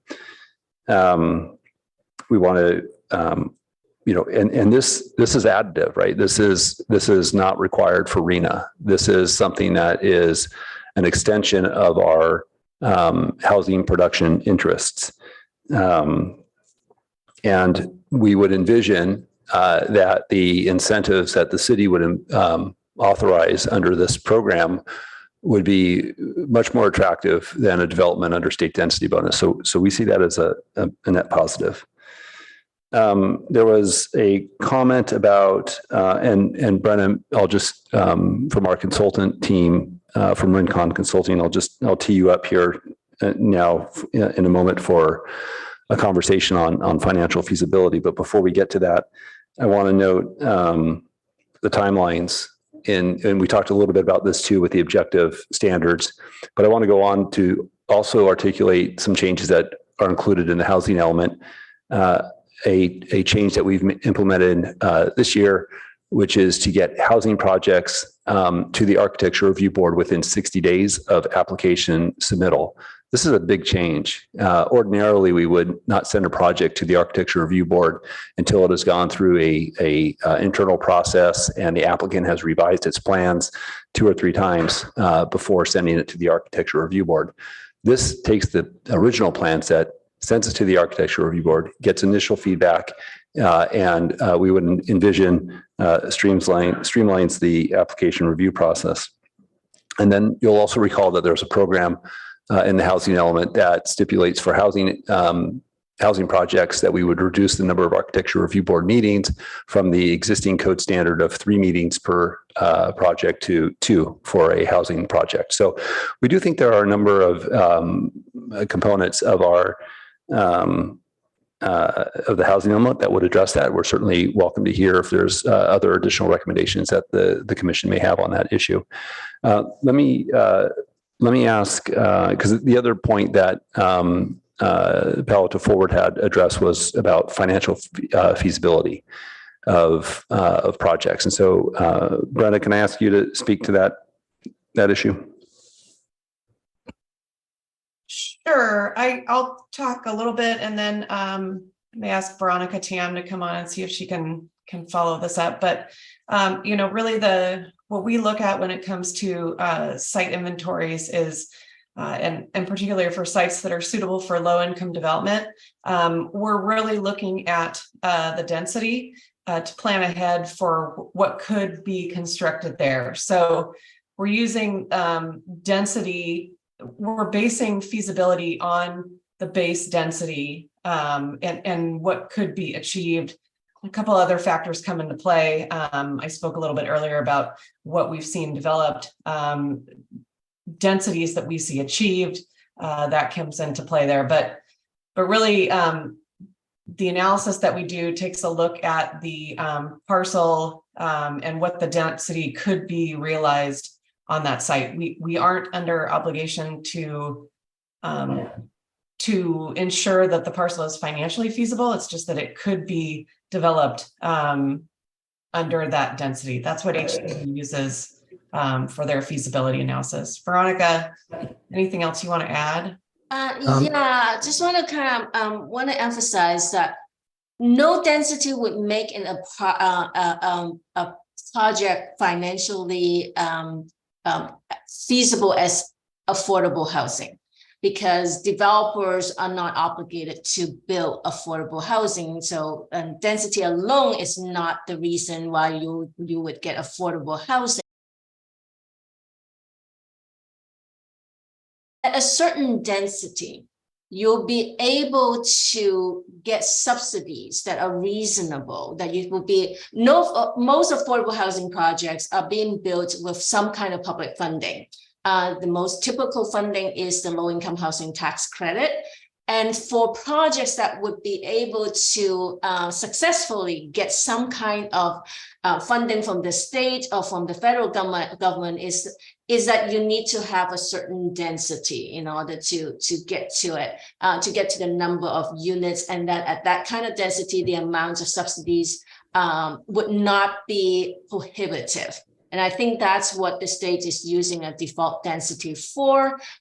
We are not, when it comes to the identifying the sites inventory, identifying sites that you can build affordable housing, it's the understanding that you will not be able to just use density alone and build affordable housing with no public funding at all. So whether that would be something that's reasonable.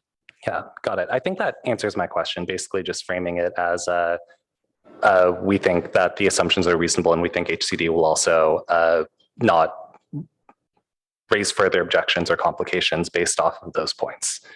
I had a few other questions on specific programs.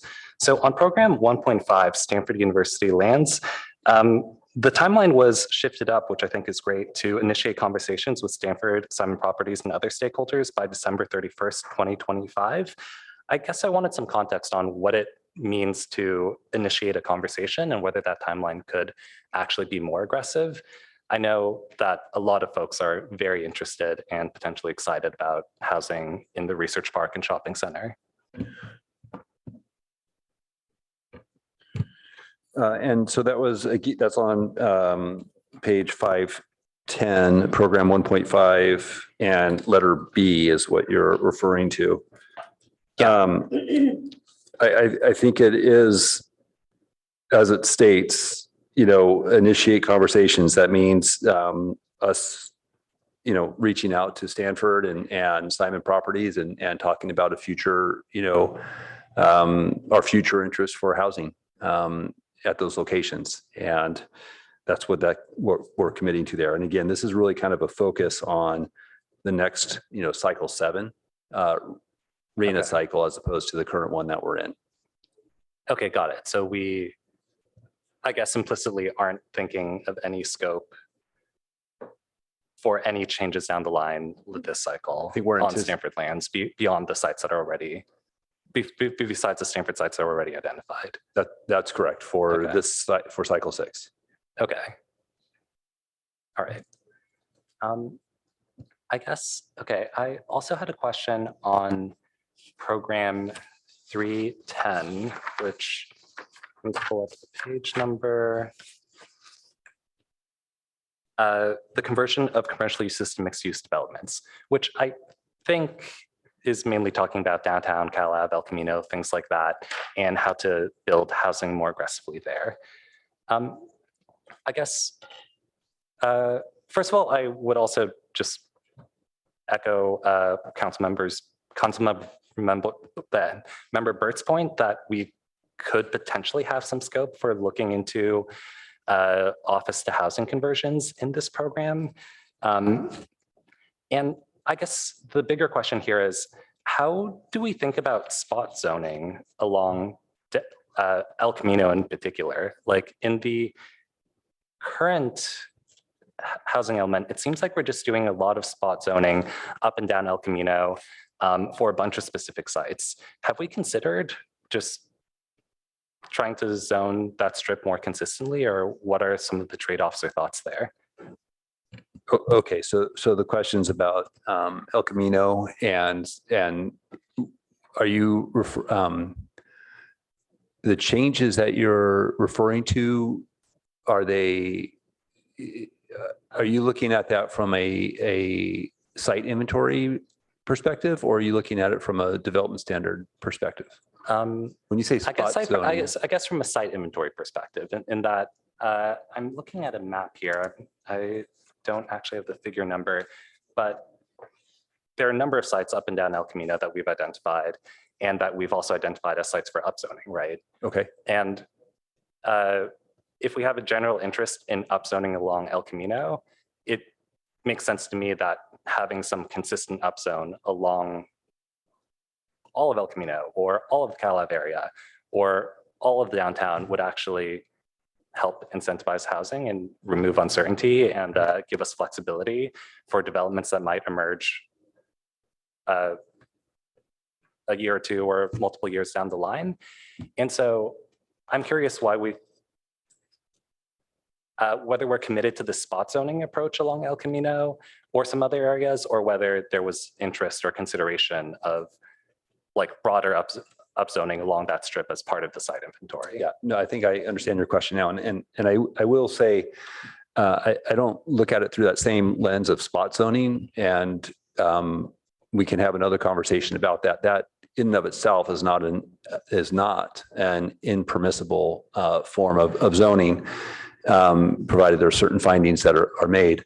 But what you're looking at is a sort of a patchwork of opportunity sites along El Camino. And this goes back to the analysis that we've done for the non-vacant land to understand the improvement to land ratio, the square footage that's out there, the age of building, the development potential that exists.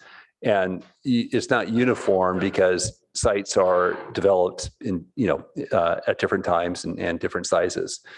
Some of the sites that are identified as upzoning are carryover sites that from the cycle 5. And if we are going to use those, the state tells us that we need to upzone those.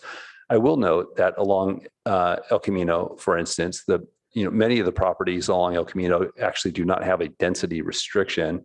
There will be floor area standards that are fairly similar between districts, height regulations, and so forth.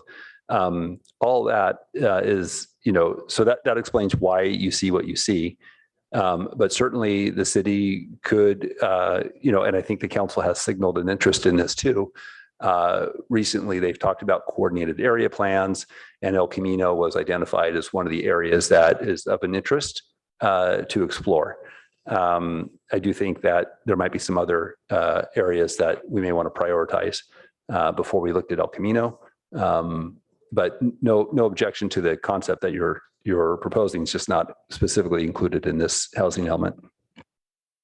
Okay, one last question before, at least for now.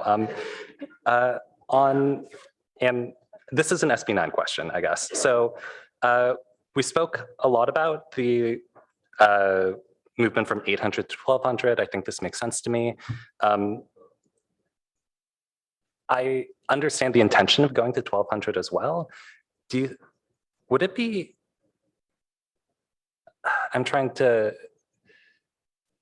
so going to 1200 will hopefully develop 40 net new units. Have we thought about going higher than 1200 and whether that would have a practical impact on developing more units? So again, I think what we're looking at initially was the existing floor area that exists for the R1 zoning. And so you sort of back into the calculation a little bit. There's nothing particularly magical about 1200.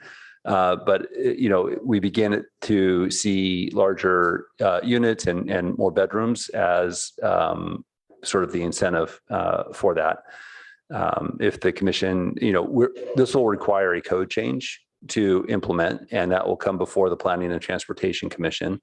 And we certainly could explore some other increases in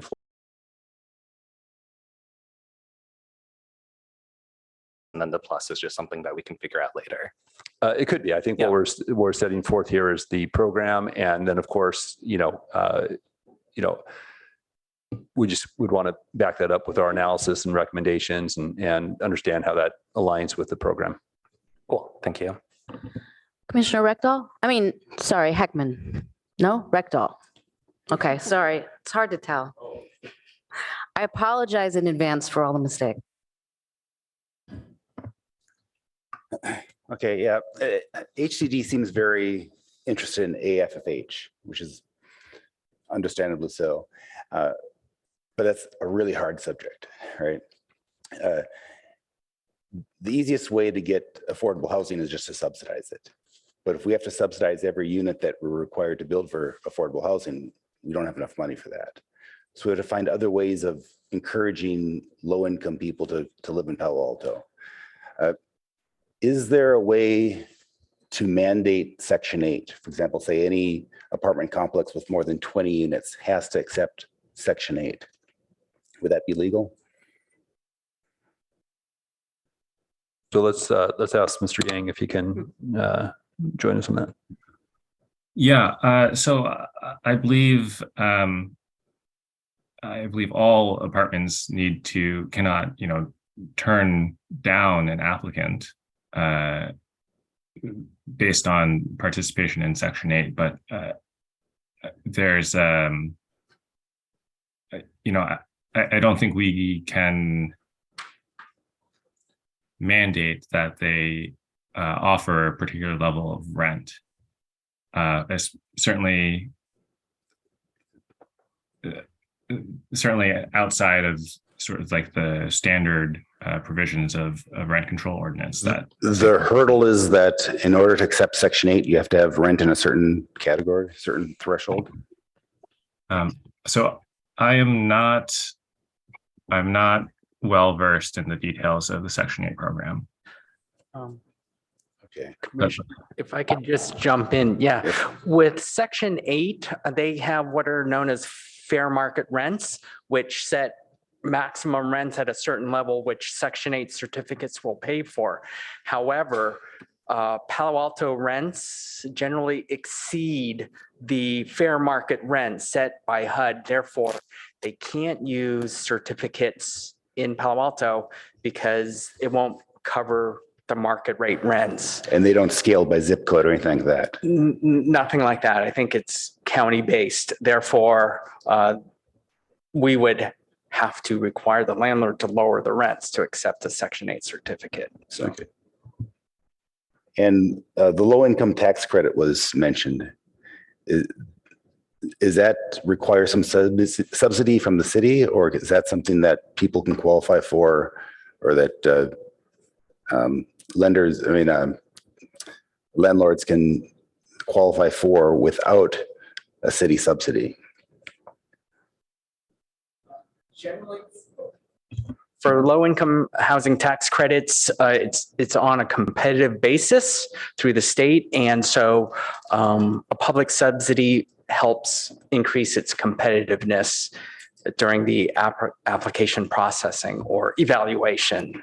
But it's not required necessarily. It's not required, but generally to have a competitive application. Okay. Yeah, are there other ways that we can, without subsidizing directly from the city, encourage moderate people to come live in Palo Alto? Are there any other government programs, any state programs? Not that I'm aware of for moderate income renters, but to be honest, have not really looked into that area either. Okay. One program we do have is that right now, if you're a low-income resident, you get 25% off your utilities. Right? That's a subsidy that's going directly to low-income residents. Would that be significant enough to claim that as a housing program?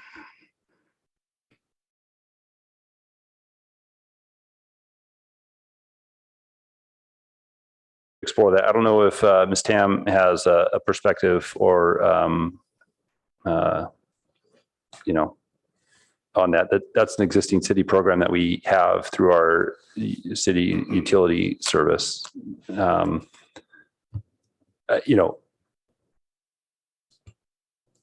guess we could talk about that. We can include some language in that in the housing element. Mm-hmm. I don't know how much more it's going to move the needle for HCD, but maybe it's a data point worth adding. It's something, right? Other cities aren't doing that. This is money that's coming straight out of the city's pocket. We have our own utility. Mountain View doesn't have their own utility. Yep. So, okay. Okay, and the other aspect of AFFH is race. And, in the housing element, one of the women said that, being a Black person in Palo Alto can be pretty lonely. She said, it's not that people aren't nice, it's just you're the only one. And so is the shortage of Blacks in Palo Alto, and for example, if you look at on the red line version, pages 2.6 and 2.7, and it shows the different races. And in those figures, if you really have to squint to find the line that corresponds to Black. And so you can see what she's saying is that, when her kids are in school, there's 1 or 2 Black kids in the class. And so Council Member Burt, a couple of months ago, asked whether we could give subsidies to historically disadvantaged or historically discriminated against groups. Was that legal? So I'll note that's a program 6.7, is it D, if I'm remembering correctly? We have a program to study that. Oh, study that. Okay. Yeah. We've not done any work on that to date. We do believe it's legal. There's no reason that we couldn't do it. It's going to be part of studying it, and that will be part of studying it and how it can be set up to be legal. Okay. But your opinion is that it would prove to be legal? We need to look at it. Okay. Okay. Okay, and then finally, let's talk about the park funding. It really kind of feels wrong to when you have a housing shortage, to charge a big fee for parks, charge a fee for housing, you're going to discourage housing. But the other option is either don't build the parks, which is even worse. These new residents, our new neighbors who are coming in, they deserve the same parks that we do. Or the other option is to say, well, the general fund has to pay for these parks. And general fund only has so much money. I'd rather have them spend that money subsidizing affordable housing than subsidizing market rate housing. Because these park fees, they're not charged to affordable housing. It's only a market rate fee. So when this big fee for the parks is only affecting market rate housing, and our production market rate has been pretty good. But that said, if you look at the on page 468 in the red line version, just the way we describe it, we're salesmen here. We're trying to tell HCD, this is why you should approve it. And we're like giving ammo to the other side, just the way it was phrased. So let's go to 468. 1 second. Okay, 468. Yeah, and so it cites a study in Santa Clara County that includes Gilroy and San Jose, and saying, well, they charge less park fees. Well, office space in Palo Alto is twice as expensive per square foot as in San Jose. So the land's gonna be more expensive. Buying land for a park is gonna be more expensive. Comparing us to Gilroy, it's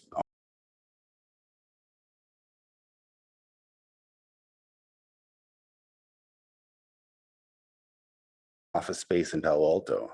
So we really didn't put our best foot forward on this part of we're describing why we're charging this parkland fee. In fact, you're Commissioner, can you just speak closer to your mic, please? sorry.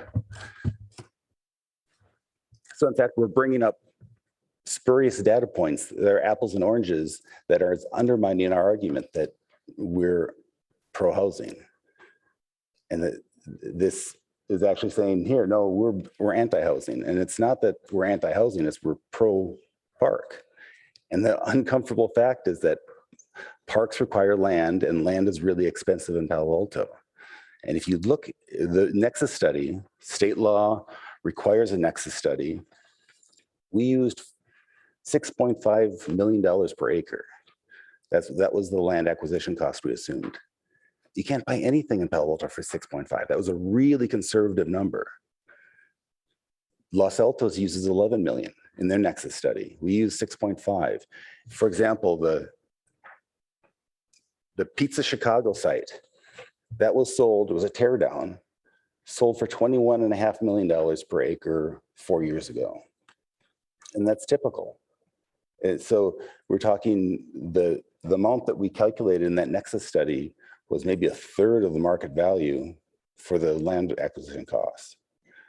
So it's not that we have our thumb on the scale. Actually, we're pushing up on the scale. It's not as the park acquisition fees should actually be higher, and we're not charging as much as we probably should. And then, if you look at the back,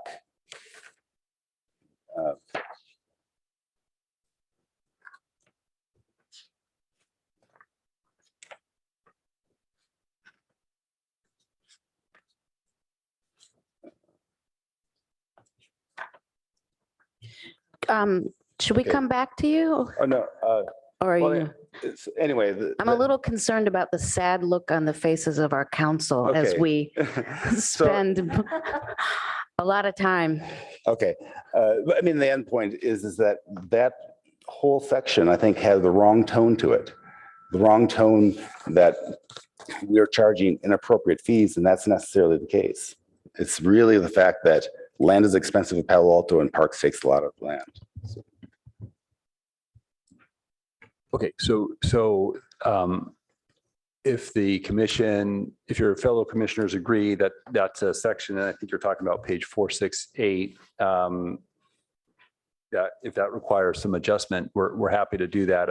I will note, we have a program 3.0 one that 3.1B that has us taking a look at doing an economic feasibility study to analyze the implications of the park fee. We've heard from developers that the park fee is high in Palo Alto, and I understand that is relative to maybe the cost of producing parks, but I think herein is the balancing question of. So when does this park fee due? Is it due when you file the permit? Is it due when you occupy the pole building permit? Is there a way that we could delay that and say it's spread once you have occupancy? I think the code does provide for some spread of payment, but I'm not 100% sure. Could we spread it over the next 3 years to help the cash flow? I'd have to take a look at the standard, and Mr. Yang, I don't know if you have some thoughts on that. Sure. Yeah, the code does allow it to be deferred until occupancy of the units. But I guess I would like to make one comment overall about that analysis.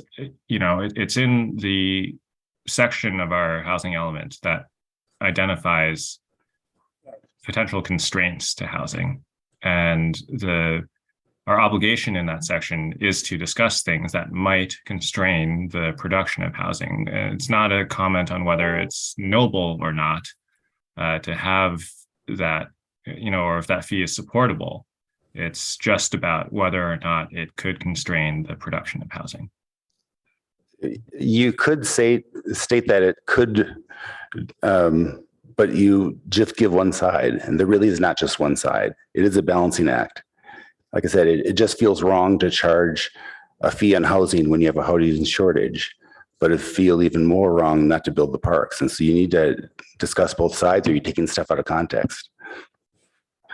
If I may interject, I think given the section that this is in, this is one of those items that as we try to slog through all these millions of changes, we'll come back to probably Planning Commission and ultimately the council. Is that correct? This is one of those things. This is not written in stone tonight. Yeah, no, this is not that I'm trying to change policy. It's just that we're submitting a document that's putting our worst foot forward. It's making us look worse than we really are. Marketing aspect. I hear the perspective. I don't know that I share it. Because again, as Assistant City Attorney Yang noted, we have an obligation to identify constraints. And we know that this is a comment that's come up from the public, that this is something that we need to take a look at. So here's our fee. This is what we charge. And this is what we're going to do. We're going to take a look at this to see if it is an impediment. There's a legitimate study and analysis that needs to take place to answer that question, separate and apart from the comments that you're mentioning about whether it's the right fee or not. But so I think that also we should remember that when we think about this proposed fee constraint came from people paying the fee, not residents who benefit from us having a larger park fund to acquire new land from. But my question was, I think this falls into the category of things we're going to have to work on and finalize in the coming year or two, as HCD would like us to, is so that I don't think we're going to come to a conclusion this evening on it. But I totally appreciate your concerns.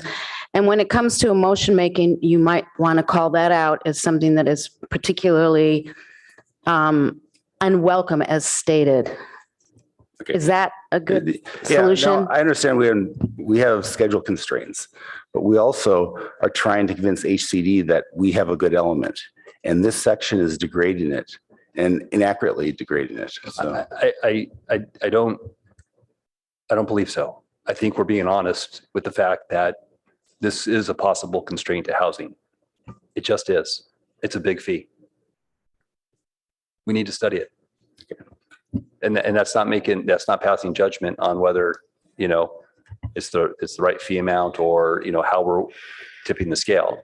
It's a possible constraint that we need to study. Okay, fair enough. Let's move on. Okay.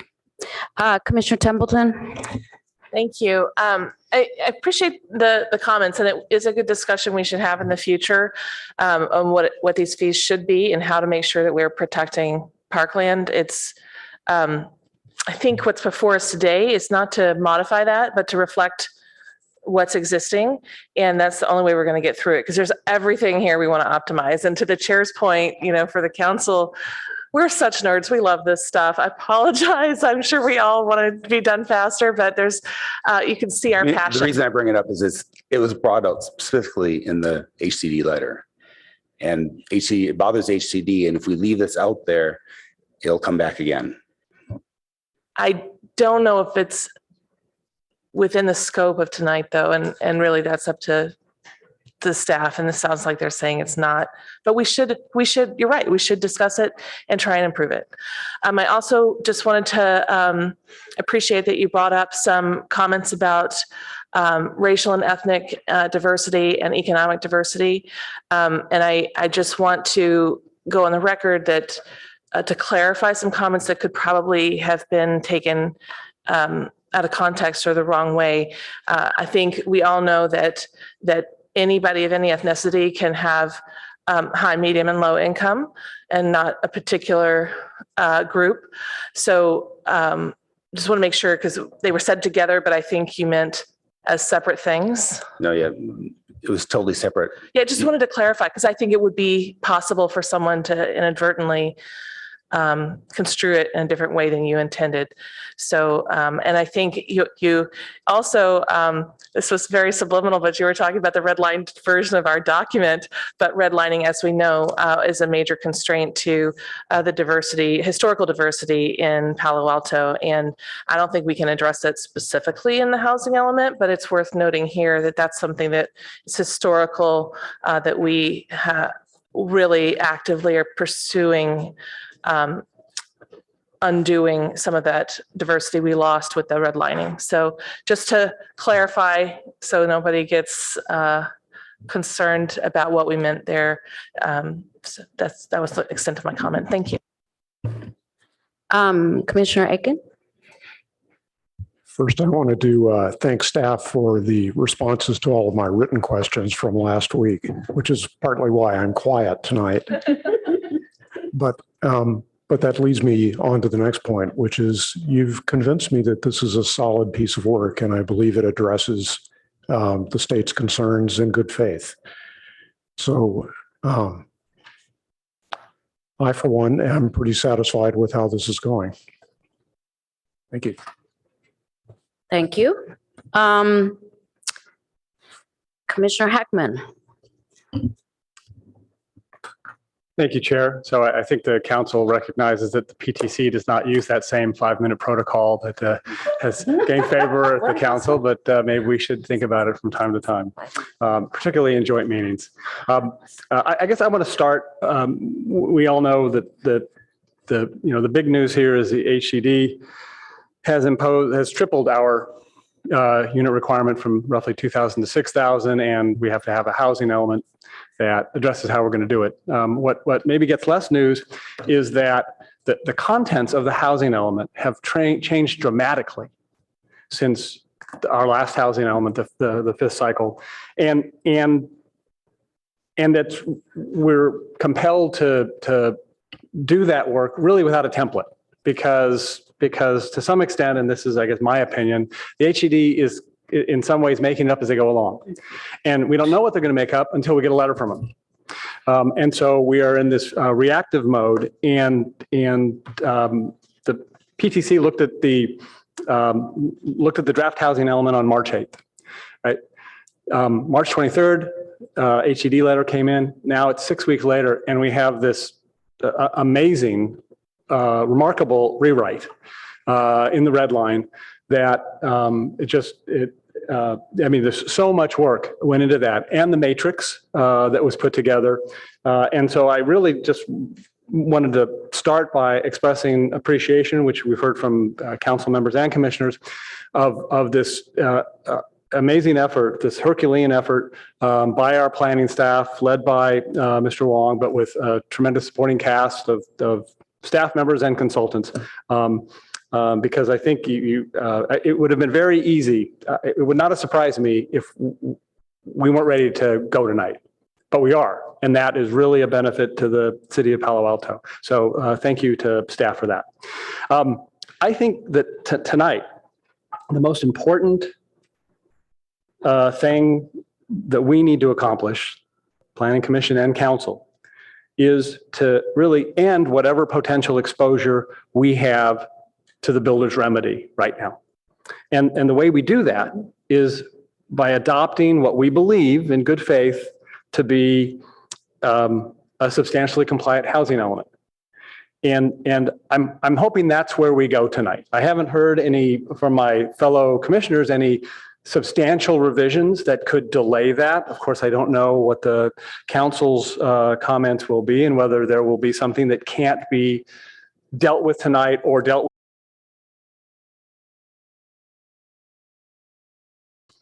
I think I'm hoping that we approve it tonight and we start to apply it.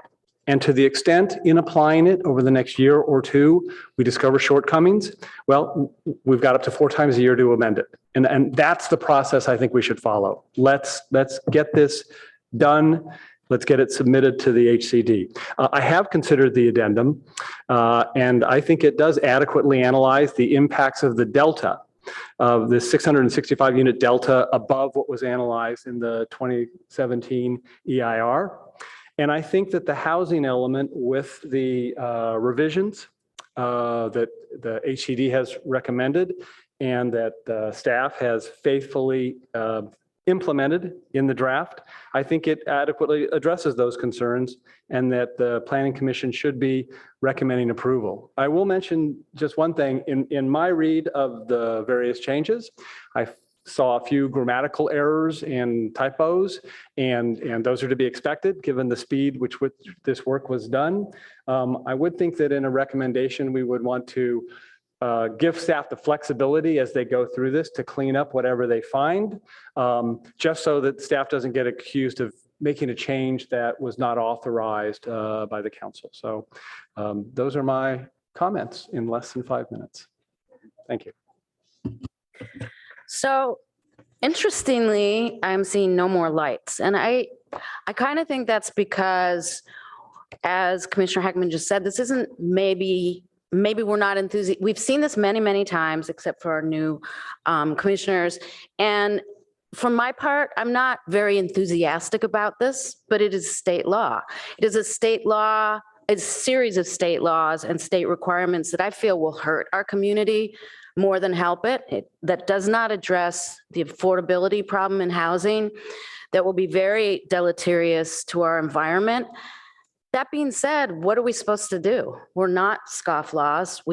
I'll take an oath to uphold the state law. So I think that in my case, I have a lack of enthusiasm to downright disrespect in some ways for some of what the state has done, but I think it's inevitable.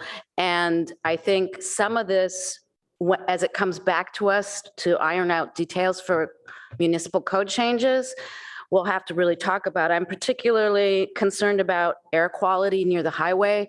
I believe the state still has a law that restricts that. And I understand from reading the environmental review how we mitigate that, but it is a lesser way to live than people who don't live near the highway in this community. So I worry about, as some members of the public did, that we're creating kind of a second-class area in the city. And that is very troubling to me, and it will not be inexpensive. It might be less expensive than a house with a yard, but these are going to be houses with windows that can't be open more than a certain percentage of the time, because we all understand that highway pollution makes people sick. I would like to say that 83% entitlement from applications is actually lower than I think we normally experience in Palo Alto. We have a very good record.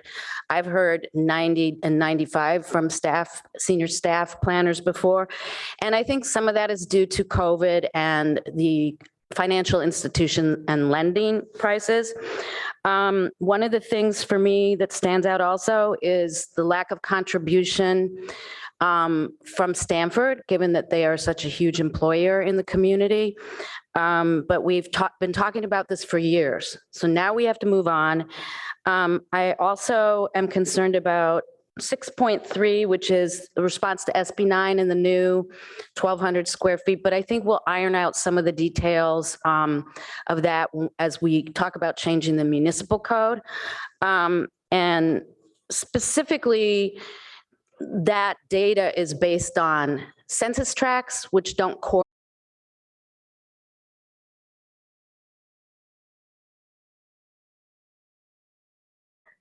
I think the unfeasibility of some of the demands from the state and from HCD and RENA are also very, Commissioner Chang touched on this, but I think it's going to be devastating for our staff.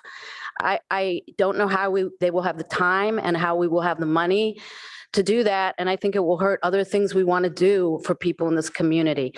That being said, I don't see a way out of it.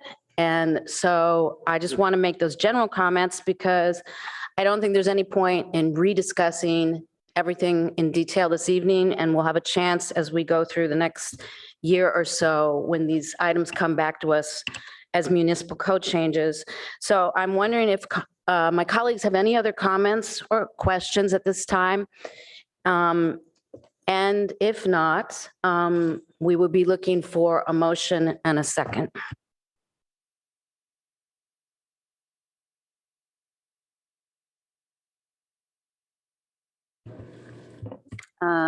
So I would like to make a motion. Based on consideration of the addendum to the 2017 comp plan final EIR, I move a recommendation to the city council to adopt the resolution and attachment B adopting the 2023 to 31 housing element, but allowing leeway for staff to make appropriate cleanup changes. I'm going to need a second. Commissioner Heckman, Second. would you like to speak to your first? I think you. I mean, your motion, sorry. I think no, I don't think so. I think we just need to get this done. We've spoken about it for 2 years. Commissioner Heckman, No additional comment. would any other comments from my colleagues? Okay, then, Madam Clerk, I think you can conduct the vote.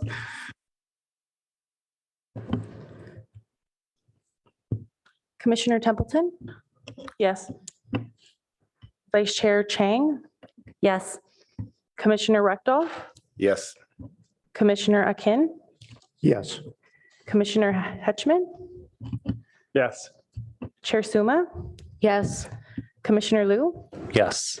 Motion carries unanimously. Great job, colleagues. And now I believe we are done with our portion. We're going to turn it over to our city council. Would the council like a little break or do you just want to get into it? Break? No, no break. So I'll leave it at that. Thank you, everyone.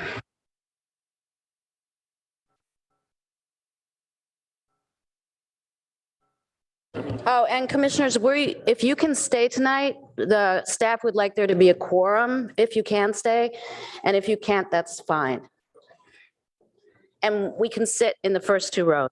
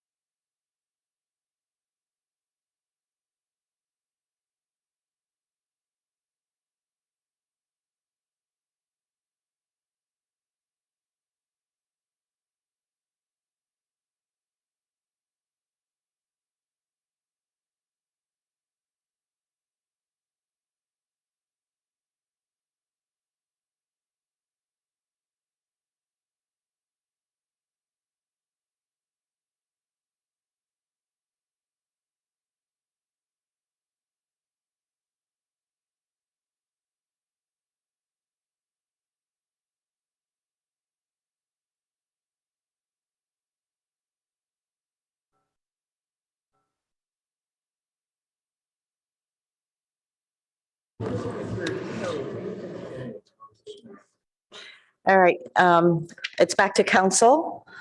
Call it back in session.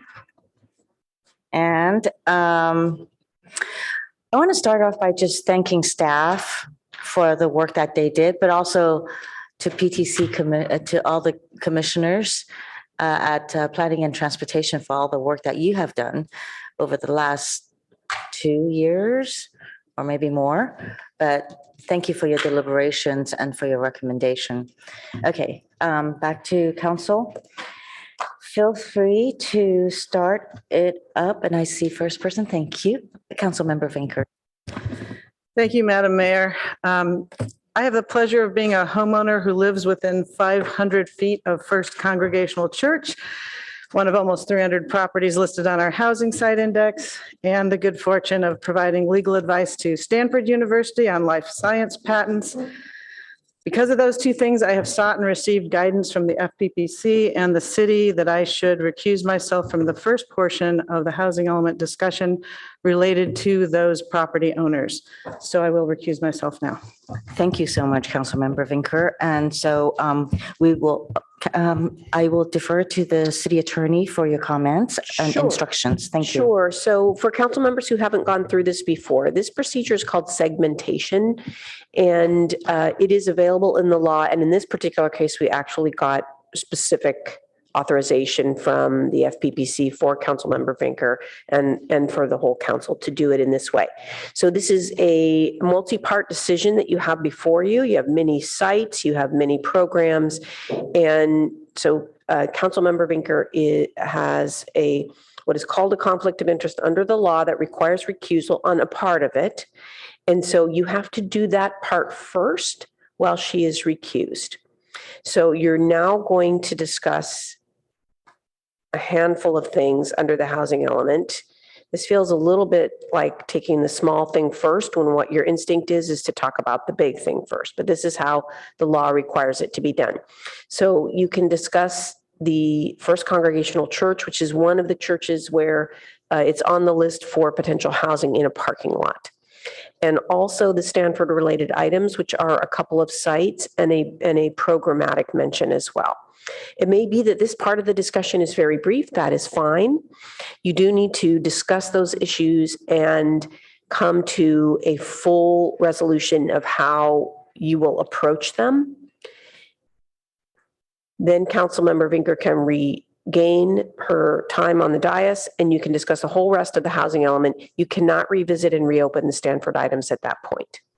So it's not like a parking lot where you can go back and forth. You need to discuss and resolve the Stanford items in the First Congregational Church. Then she'll come back, you'll do the whole rest of the discussion, and there's a vote at the end, presumably. It's a staff recommendation anyway, and your PTC's recommendation to approve the housing element tonight, and she can participate in that as well. Any questions? Council members, any questions? I don't see any questions. Great, thank you. Thank you very much for the explanation and direction. All right, so we're limiting it to Stanford as well as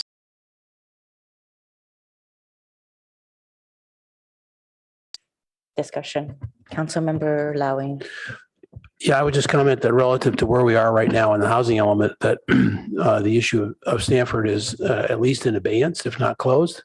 I'm just in terms of changing any quantities for the housing element, but I'm still optimistic that going forward, we can have a dialogue with them, and whether it's the next housing element or with any luck in the current housing element, that could change in the next 8 years. And I would hope that discussion is very active on multiple fronts with Stanford so that they can contribute more than they have. But relative to the approval of this one, I wouldn't be, I don't think we should have a lot of discussion on changing any of their unit quantities, for example. That's all. Thanks. Councilmember Burt. Well, I'd just like to follow on to Councilmember Lowing's comments. Director Late, I don't know if you caught all of it, but it was really along the issue of Stanford sites. And I had heard when you were addressing this with the Planning Commission, kind of referring to those sections really looking at the seventh housing element. And I also believe that as we go through the sixth cycle, we will have adjustments to sites along the way. And I want to make sure that Stanford locations are clearly on the drawing board as prospective adjustment sites. So I'm not sure if the language in any way needs to be adjusted to reflect that intention, or that if maybe intention is further than we are right now, but that those are areas that we intend to be exploring in the coming few years, along with as we had this discussion, I guess, last fall about housing sites and whether the two downtowns and the El Camino corridor should also have had a greater emphasis in the site inventory. We agreed that we needed to proceed with the sites we've identified, but I want to make sure that wherever appropriate, we aren't precluding ourselves, and in fact, we are recognizing that we intend to explore these other sites within this housing element period. So Director Late, any feedback on that? Yes, thank you, Council Member. Nothing in our actions here would preclude a further examination of that issue as you've described it. I believe that there are sufficient mechanisms in place now between the formation of work plans and the council's recently appointed housing ad hoc committee, where there's opportunities for that dialogue to take place. Thank you. Any more questions? Okay, if not, I'd like to find out something with regards to the congregation of the First Congregational Church. How is notification provided to the next door neighbors, given that it is located in a low density area? Has notifications been provided? It's just been identified as a site, but has there been communications to the neighbors that there's potential use of that site? So I don't believe we've done any site-specific notification other than the general notification that we have here. Of course, any changes that we do make would require a zoning text change, and the code does provide a process for sending notices at that time. So mainly the notifications is through the PTC discussion, through the discussions over here, listing it on the housing site, on the HE. Yeah, and on all the of website the and all of that. working group meetings that we've had as well is another area where we've talked about it at least. Okay, thank you. You know, I don't see any more questions, so I would say that we are concluding this discussion, and we realize that we can't bring this back up again. So, and I still don't see any lights. So, okay, yes, if you don't mind calling Councilmember Vinker back. Thank you.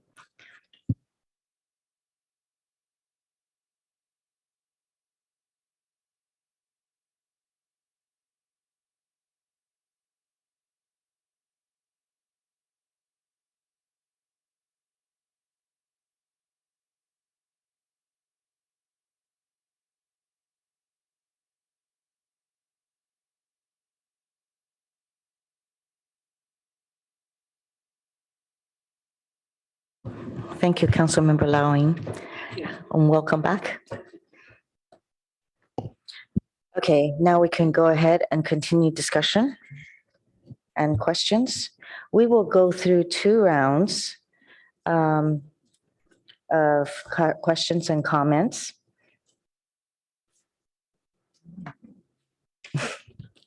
Vice Mayor Stone. Thank you, Madam Mayor. Thanks for letting us know about the 2 rounds. I'll just kind of break it up here. So first, do we have any data to support the idea that our proposed middle housing program in program 6.3 would actually lead to better affordability that would then result in decreased RCAAs? I don't believe we do. Mr. Yang, I know you've done some work in this area here. Did you have any information? No, I think there is a general study that's been done on ADUs, which are in a similar size range to the units that we are contemplating in this program, that they do tend to be more affordable. So, that there's limited data out there. Yeah, and I guess I'd use the term maybe less expensive, not more affordable. And I don't knock staff. I think we're simply playing by the rules that the state has created, and I think this does look good on paper. I do think it's less expensive than a single family home, and how many times do we have to see evidence in Palo Alto that just because a unit is smaller, does it then make it affordable, especially for these lower AMI groups? So appreciate that. Let's see. On page 3-8 talks about ABAG's technical memo, and I guess this kind of goes back to these assumptions that is inherent in the law and how HCD approaches these things. But it says ADUs are assumed to have a significant percentage being used for low income residents. So I guess my question, is there anything, and I was looking through our kind of our affordable housing toolkit that we've identified here. Is there anything in there that requires ADUs to, or can require ADUs to be deed restricted for BMR? Nothing in our programs that are before you tonight. Okay. And I know I brought this question up several times in the past. I think the answer is always, well, we kind of got to get back to you on this, but are we able to require BMR thresholds on private ADUs in certain circumstances? Mr. Yang? So we can certainly offer it as an incentive. And that's something actually that the PTC and staff looked into and will be a part of the ADU item that's coming to you next week. The kind of short result of that work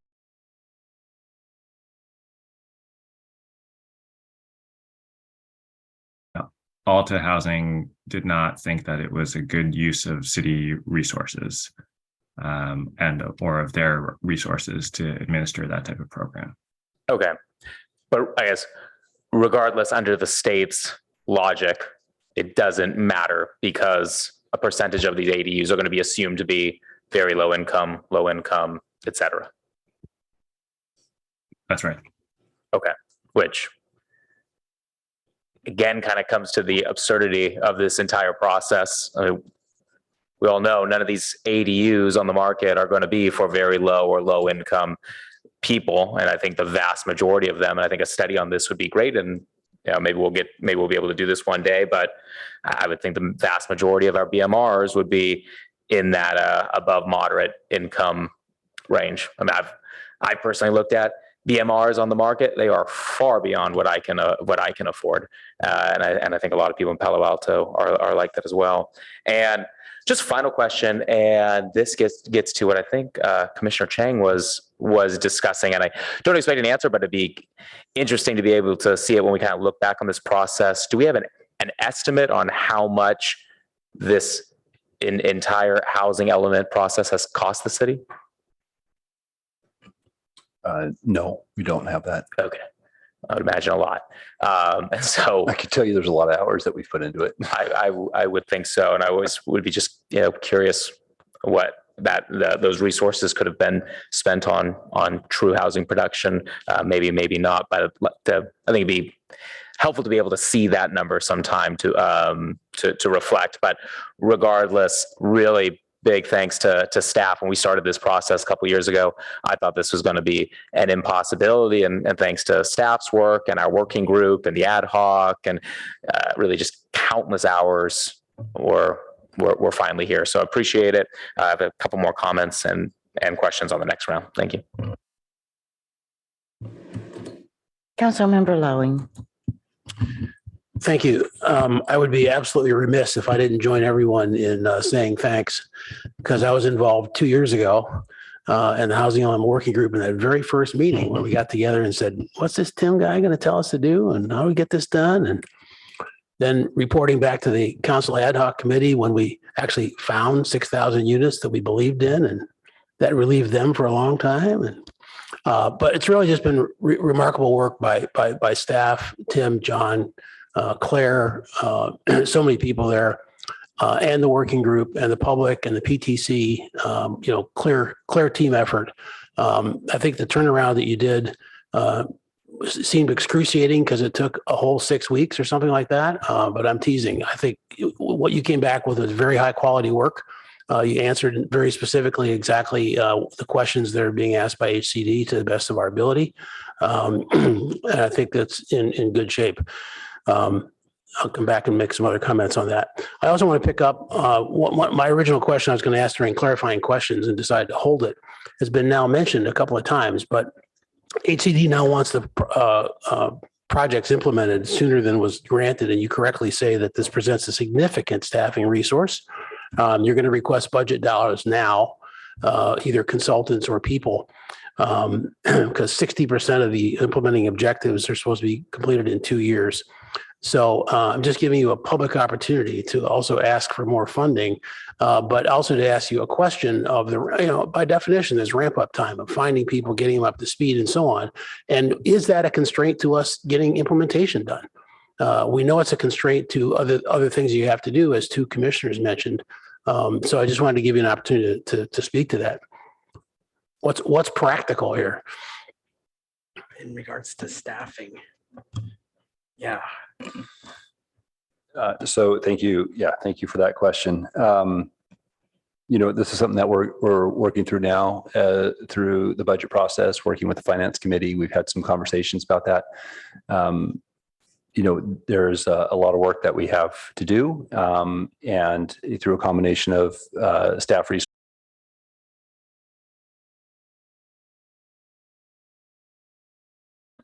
and consultant resources, we'll take a stab at it. But again, as we mentioned in the Finance Committee, as you know, and we'll know in greater detail when you're taking on the budget, there's a lot of choices that need to be made, right? Finite resources. And so we balance our housing initiatives with other, important services that the city offers. So we'll do what we can, and we'll bring proposals forward to the council for consideration. There's certainly a lot here to digest, though. Yeah, I mean, these are costs that are being incurred by the city that we're not asking for. Just as the cost of putting up affordable housing is.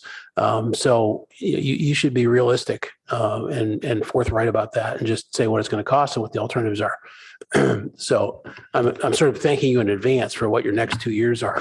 I think one commission member said that this could be deleterious to quality of life in Palo Alto, and I know it's going to be deleterious to your quality of life in Palo Alto. So appreciation in advance on that.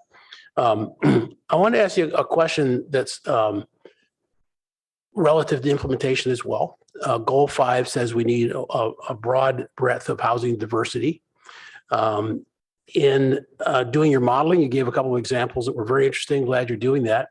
And on 4.34 and 4.35, you cite an example in a model of 16 townhomes where they, in the model, it's just a model, where they don't maximize the units on a parcel, which could be rezoned up to 30 units. So it's 4.34 and 4.35. So I have two-part question about that. And my question is basically, if we can't always get what we want in the housing element, I would like your advice on how we can get what we need. And the two-part question is first, in your model, I don't think you are, but I'm going to ask you the question. I don't think you're saying that we need to maximize units per acre on each parcel. Because noting again, using your example, could be anything, but we also need some townhomes for families. And that can't even use 30 acres, 30 unit density. 16 is probably about right. So I don't think your goal, correct me if I'm wrong, but I don't think your goal is to say we should maximize the number of units on every new residential project. Correct. If we did, we would have micro units all over town, and that doesn't get us where we're going. And just to give you the second part of the question. So the cycle continues. Let's say we get to the 6th year of the cycle, and we're still missing, because this is the example, large family units. Land is owned privately, as we know, and as public comments tonight, we can't tell people what to build. To use another analogy, we're not a mall developer where we get to pick every tenant and say exactly where they go, big and small. So I guess the question is that, so we don't have micro units and really meet our needs. How do we do a better job of planning around all the needs we have, as opposed to just take whatever we get when we open the doors to housing? Because we don't want just the most profitable, which are probably those micro units. We have a lot of needs that the Housing Working Group and everybody else has identified. So planning, other than, multi-million-dollar area plans that take 3-6 years, we're going to have to do something else. So, the one thing that we can do is be intentional about the zoning standards that we have and what kind of incentives we are offering for the type of housing product that we're interested in seeing built. Right. And larger family housing, does well, actually, 3 bedrooms or more, or, what's our standard that we're looking for? 4? 3 or Yeah, three or more. And, that's a housing type that does well. And if we do that, that's a lower density than we may have envisioned for that particular area, which is why we do a realistic yield as opposed to the maximum yield. But if we're not getting what we want in the premise of your question, then type of housing production. Okay, I'll pause there, let someone else have the mic. Councilmember Burt. Thank you. Well, I think first I'd like to follow on to Councilmember Lowing's question about these housing unit sizes. Now, refresh me, what's our higher end in unit density that we have currently? We have an unlimited density for our commercial areas, but less than that. Is it 40 units per acre or? Generally 40, but we have some 50 around the train stations. So maybe since we have it unlimited in the commercial areas, tell me after I kind of frame this intention, whether we would need to have any adjustments. And that is, ever since we started really looking at the San Antonio corridor for significant portions of our housing, I've been concerned that, as others have, that that corridor represents a real barrier for children to go to school, to go to parks, for all those things. And as a result, if we're going to have housing density on that corridor, it should, in my mind, we should be looking to have high density, separating FAR from density, but high density on the southeast side, the far side of San Antonio, and a more moderate unit density with the same high FAR or whatever FAR we select on the northwest side, so that basically family-oriented housing is on the northwest side. Would that intention need any adjustments in our program or our element at this time? Or is that something we might want to defer, or what? How would we proceed if that was a consensus thinking? I don't believe we make that distinction now. If that is an interest of council, that could be some guidance that we could receive tonight.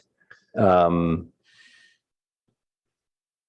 Yep. All right. Well, then I'll wait to hear whether colleagues share that sentiment.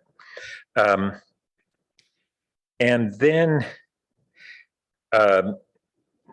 just in terms of, there were questions earlier on our funding for affordable housing. And I think the most significant thing we've done in a long while has been the business tax, with a third of those dollars, or about $3 million a year, to supplement our affordable housing fund, which it probably at least doubles our local contribution. Do we reference that in the report? Yeah, the measure. Okay. Yeah, we do. And then, when I was hearing kind of the two perspectives on from Commissioner Rectal and yourself on that, literally we are in the segment that was being referred, we are answering the question about potential barriers or as a result of our park fees. I don't think these two things are mutually exclusive. And I think it would be helpful for HCD to read and have it reiterated to them about the extreme challenges that are presented in communities with exceptionally high land cost, whether it's to the cost of affordable housing or the parkland, or even simply the market rate developers of the housing. These are massive headwinds for a community like ours, and them understanding those dilemmas doesn't hurt in the broad context. And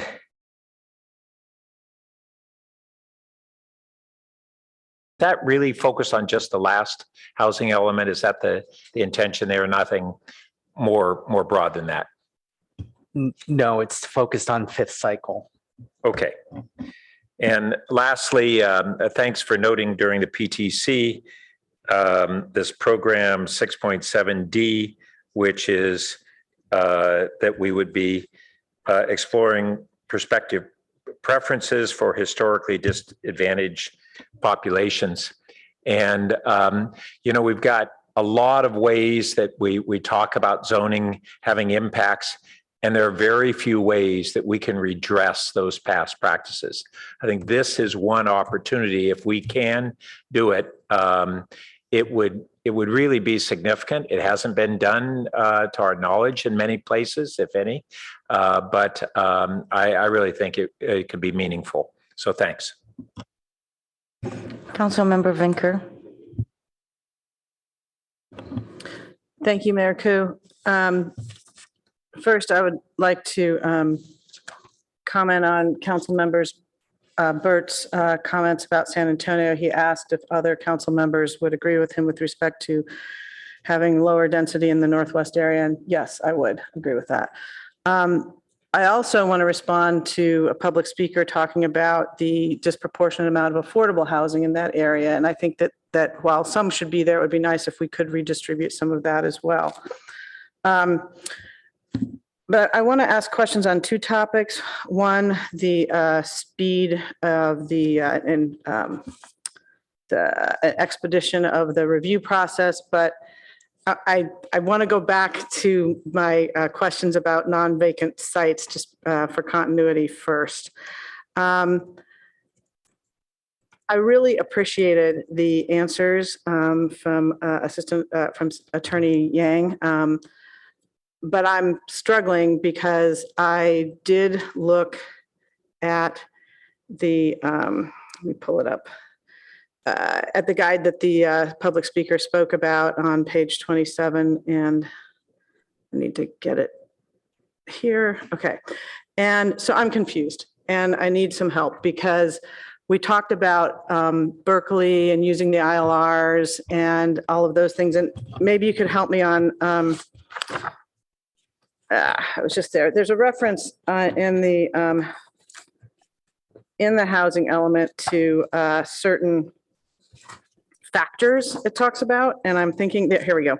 So on page 3-24, where we're talking about existing uses. And in the new material, the new paragraph, it says, while analyzing lease data is a way to demonstrate that a site may develop housing, the housing element has utilized a factor analysis to identify the sites that are most likely to produce housing. Is that what you were referring to earlier? Is that the ILR? The factor analysis there? No, this is in reference to a specific comment that we should provide leases. And this is to show discontinuance of use. However, this is our response in regards to that comment. Okay. So, council member, if you, starting on page 321 through page 323, there is each underlined heading is a different factor that was used by staff. So improvement to land value ratio, that's ILR. Is existing use versus owned use. Next factor is age of structure. The next factor is FAR, et cetera. Those are all the factors that are part of the factor analysis. I see. Thank you. So that factor analysis is what Berkeley used and got approved. And I'm struggling to square it with what I'm reading in the guide, the housing element guide from HCD on pages 27 and 28, as was noted by the speaker. And I care because on page 324, we talk about, sites currently being used for residential purposes make up only 2% of our site inventory. So this is pretty important that we feel good about these sites converting to housing. Can you help me? I'm looking at this. I don't know how to share it with you, but it does give several examples of substantial evidence. To go back, I think we agree that if we have more than 50% non-vacant, that we have to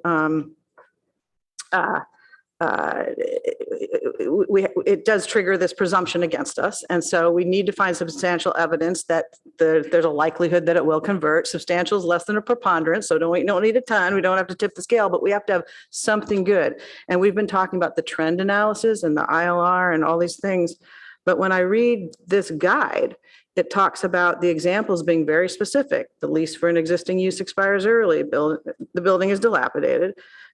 On and on. And it says specifically the substantial evidence would indicate existing use will not impede further residential development, that non-vacant sites with differing existing uses and lacking in common ownership, whether continuous or located in the same general area, may not rely on a generalized analysis.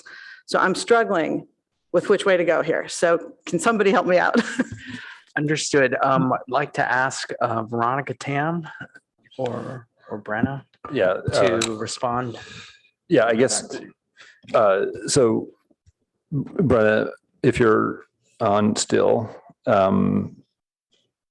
Yeah, so while we're waiting for the consultants, I guess I'll just note, this is HCD's guidance that they published, 3 years ago now. I think it is providing, some examples of what they would consider to be substantial evidence.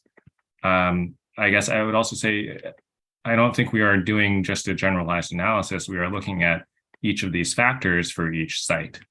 Our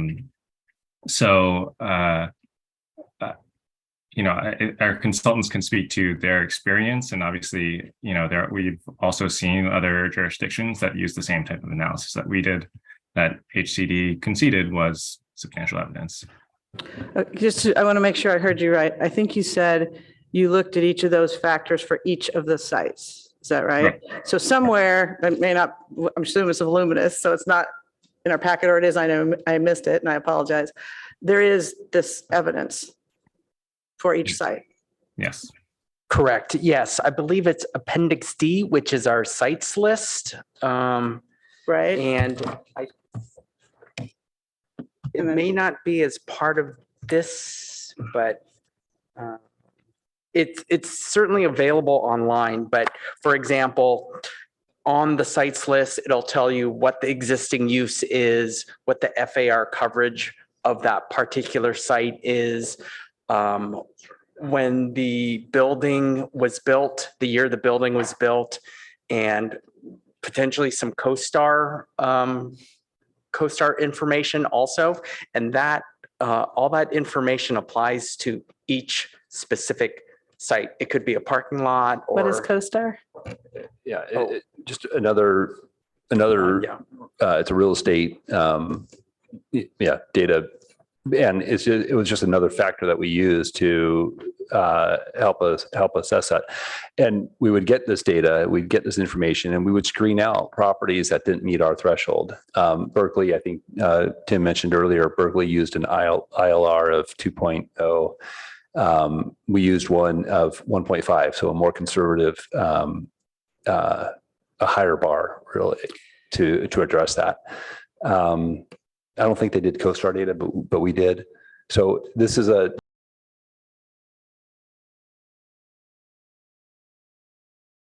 database that we use to screen properties for that. So I think you're suggesting that I think about it as this guide is several years old, and while it talks about specific, an existing use is agreed to move to another location. I mean, they're way down in the weeds with how long the lease is on the property and all that stuff. That now the practice has been to look at each site with this data that you have in the chart, in the inventory, and that has been acceptable to HCD in other instances.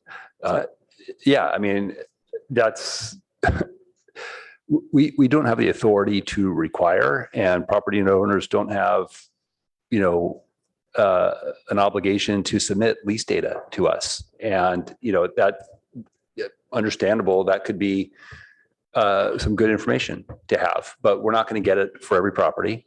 And it doesn't include information about whether just because there's a lease doesn't mean it can't be sold and, or a lease bought out in favor of some other development. Instead, what we've relied on, and our consultants have prepared a number of housing elements for other jurisdictions, is data that has already been accepted by HCD. And that's what we've relied on for this analysis. All right, thank you. I'm way over my time, so I'm going to hold off on the other questions. Thank you, Mayor, for indulging me. Councilmember Lifgard James. Thank you, Madam Mayor. I join my colleagues in thanking everybody who's played a role in bringing us to this point. The PTC, former council, the public, the Housing Element Working Group. It must be very rewarding, Councilmember Lowing, to have been at that first meeting and to be here now with the authority that you now have as a council member. I'd like to use this particular round to talk about affirmatively furthering fair housing. The state gives us an obligation to affirmatively further fair housing and indicates that this topic will be the filter through which our housing element will be read. The concept of affirmatively furthering fair housing mandates that each jurisdiction take meaningful actions to further fair housing, to overcome patterns of segregation and foster inclusive communities free from barriers that restrict access to opportunity based on protected characteristics.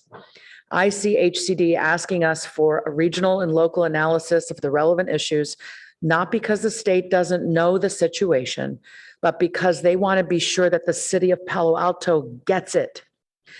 So toward that end, I would like to see our housing element make a declarative statement about our problematic history with zoning, redlining, and restrictive covenants, and an avowal to undo these vestiges by intentionally creating truly inclusive communities going forward. Instead, even though we're told to include an analysis of integration and segregation, as I read it, it felt like we have largely avoided the topic or handled it in an oblique way. What I mean is, for example, on page C 36 and 37, where we're talking about racially concentrated areas of affluence, we say those RCAAs are primarily located in single-family neighborhoods through the city. And then we say past discriminatory redlining practices where certain races were prohibited in purchasing homes could account for these RCAAs. Certain races? Why are we not saying the language that was used specifically to describe some of us? Why can't we handle that kind of language? I think we can. I think in this era, we can now speak to these things. And these redlining practices could account for racially concentrated areas of evidence. Come on, could account. We know there's correlation, if not outright causation. It feels that this is a missed opportunity to tell a clearer truth about our city's history and our intentions in this era to be the people who will do better. I'm certain that if we can't name it, we can't tame it. Instead of owning this in our conversation on affirmatively furthering fair housing, we mentioned that we're holding a fair on affordable housing wait lists, and yet constituents are telling us those wait lists can be years long. So it's not like I'm, going to go to a fair and get a place to live next week. Or we talk about making referrals to Project Sentinel if a resident needs to mediate with their landlord. These things are good, but they're not sufficient. Until we can name that our historic practices and current neighborhoods are built upon the exclusionary decisions of the past, we're not going to get where we want to go. Not only must we not intentionally create segregation, we must actively walk in the other direction and try to reverse the income and racial segregation we still live with, thanks to decisions made by leaders long past. Furthermore, our housing element says the site inventory does not exacerbate or create concentrated areas of poverty, affluence, or racial isolation or segregation, which I think may be wishful thinking. Reason being, our latest comp plan speaks of, quote, safeguarding RM1 neighborhoods. And I need to ask us to ask ourselves what we mean by that. Safeguard whom from whom and why? What are we afraid of? In the proposed housing element site plan, there are huge swaths of the city untouched. Hardly anywhere in the housing element do we mention what's possible within R1, except for a few faith-based parcel parking lots.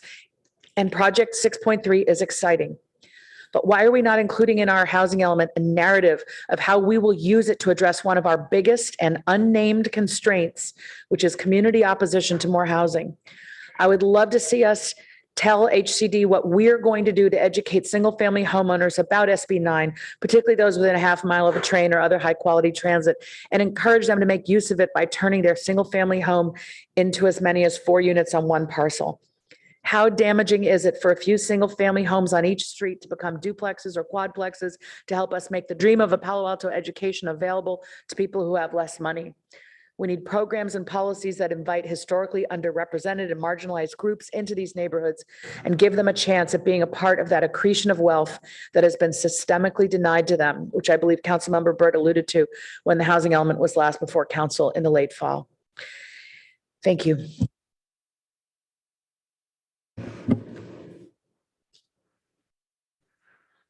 I don't see any other lights. I have some questions here. On the San Antonio area, I know there's looking at it for housing sites over there, but obviously I think that there might be a need for the street modifications for the ingress and egress of the 101 ramp. Is that included into this for future discussions as a program to ensure that we don't have a bottleneck over there, a congestion? That is not included as part of the housing element. It's part of what the city council has directed staff to prepare a schedule for coordinated area plans. And so that would be included in the San Antonio coordinated area plan. Okay, great. Thank you. The park fees has been a discussion, and I wanted to kind of have you let us know, what does the park fees pay for in our budgets?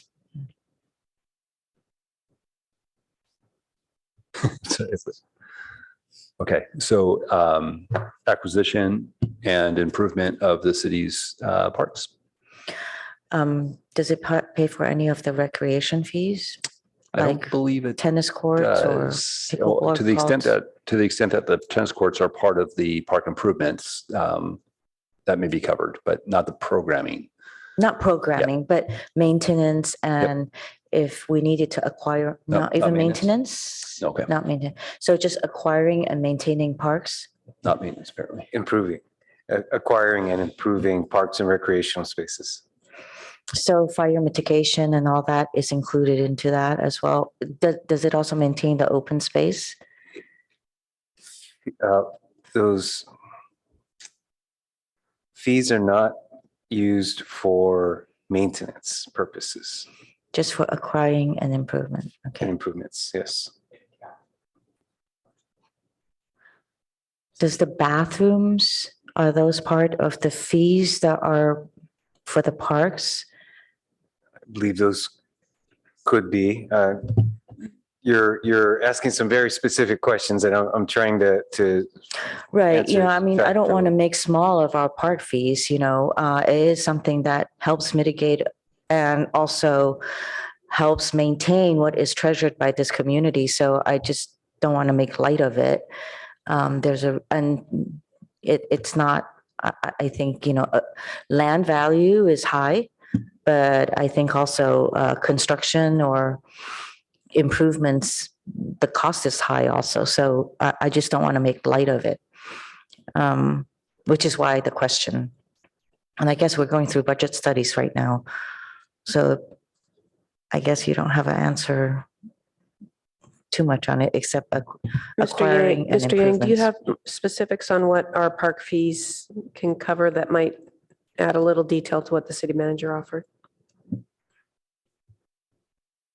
Yeah, I think it's broadly, it's improvements that expand the capacity of our parks to serve our residents. So whether that's new parkland or new facilities, or perhaps it's renovating existing facilities so that they could serve more residents. That's the requirement for use of our park fees. Thank you. I'm just kind of thinking about what the response, which I appreciate, but even then, I don't believe we're accounting the added population to the national standards of how many residents per acre. So I think we're still at a deficit there in terms of how many residents per to the ratio for parklands. I mean, so that's a deficit there.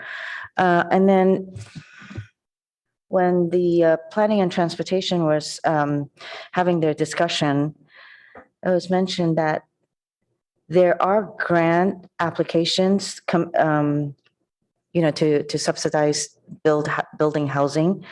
And I might have gotten the entire thing wrong, but correct me. But in order to have a successful grant application to get tax credit money in order to build affordable housing, we would need to have, to make it competitive, it would need a subsidy from us.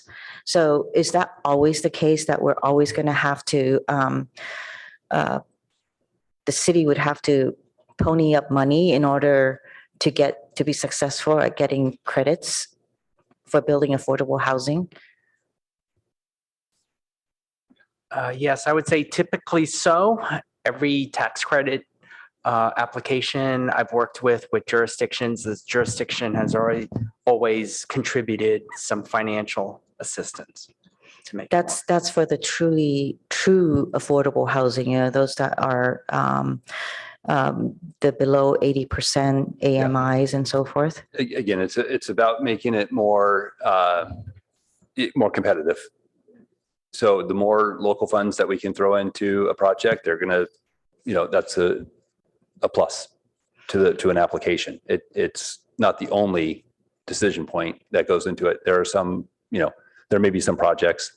We know of some projects now that are interested in have pending applications, but no earmarked money from Palo Alto at this moment. But no earmark money from Palo Alto. That's right. Which projects are those?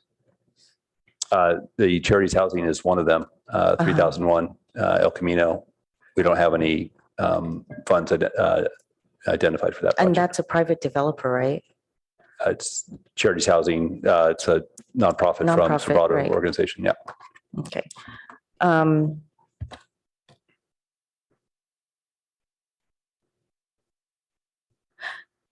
But if a city is involved in making sure that we do have that affordable housing or transitional housing, we're always going to have to provide funding as well. Always going to be stretching out our dollars in order to make sure that we have a project that we want.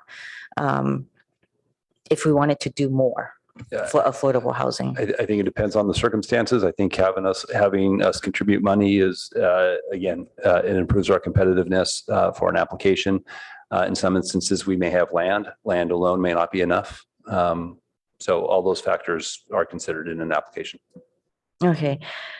And can you kind of go through the entitlement and pulling permits process? I read, in the report that, some of them can turn around really quickly after they get entitlement, getting the permit, and then some takes a long time. So why is it that we can't, if we're going to go forward and implement as well, why is it that we can't give entitlement and have them pull permits at the same time so that we can ensure that it does get built? Well, I think a lot of that is on the applicant to make decisions about when they've secured funding for a construction project. Building is, expensive and a lot of factors go into that. I couldn't say, there may be a number of reasons why a developer may hold off on moving forward. The economy, I wouldn't want to, we want to speculate at this hour.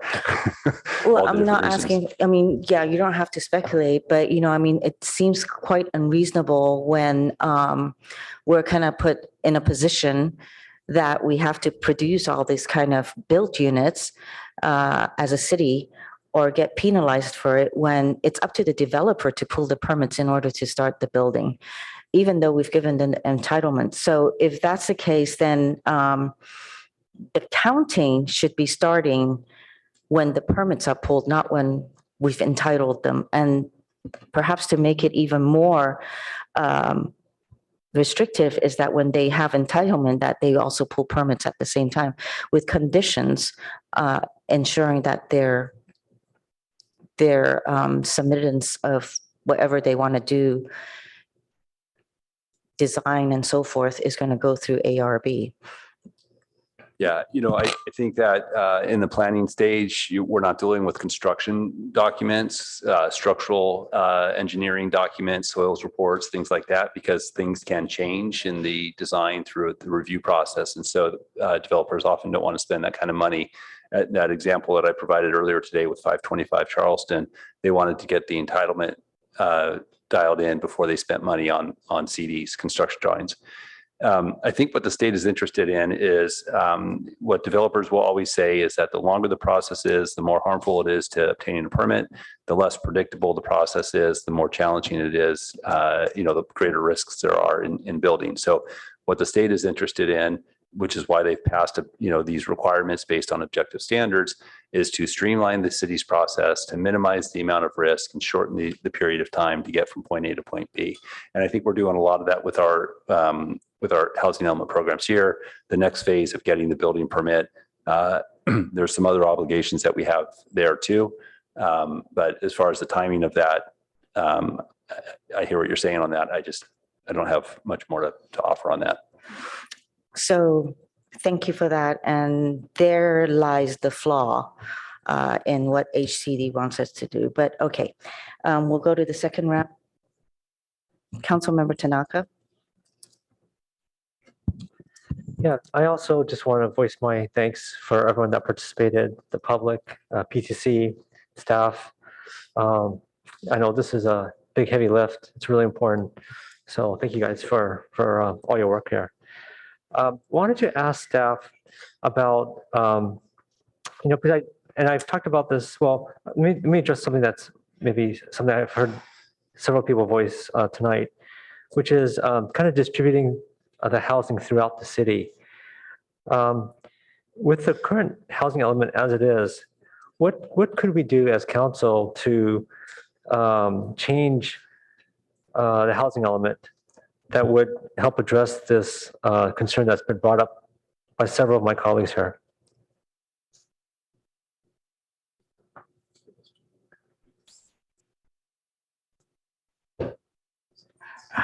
To clarify, talk about redistributing our housing inventory more throughout the city? Yeah, What type of I've effort heard that some of would my colleagues require? mention that, and as well as some members of the public. And so how could we do something like that? So we can certainly do whatever the council directs us to do with respect to this housing element. It's been mentioned many times here this evening about the work of the Housing Element Working Group. We've gone to the Planning and Transportation Commission. We've been to the City Council several times to reaffirm the sort of guiding principles and methodology used to identify the site's inventories. If there is an interest to adjust those, to move some of those units elsewhere, we can certainly do that. That will take that's a sort of a pivot on where we are now, and we can do that, but we're going to be looking at a half a year or better to make those changes. Okay, and I understand there's a timeline here too, right? A timeline. Well, we're for certification. Yeah. Well, we passed that certification timeline. Yeah. And just out of curiosity, if we were 6 months late, what happens? If we're 6 months late? Well, 6 months further. Let's put it that way. Let's say it's another 6 months. Well,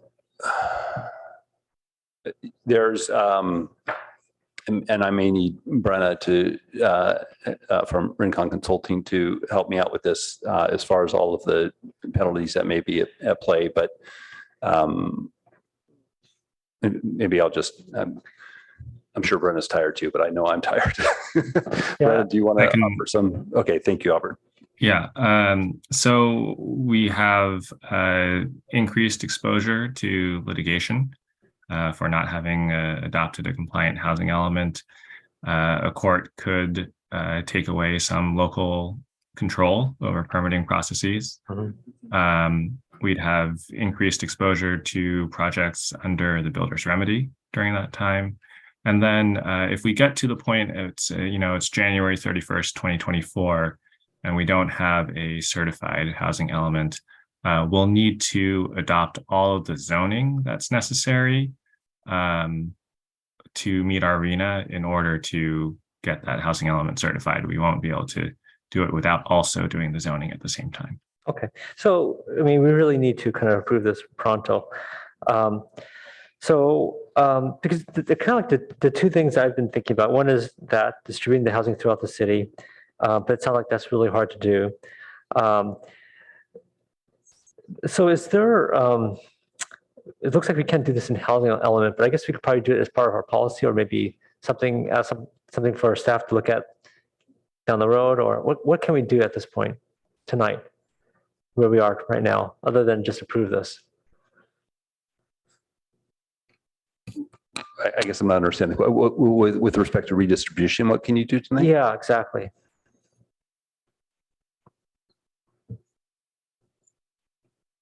So again, this is your document.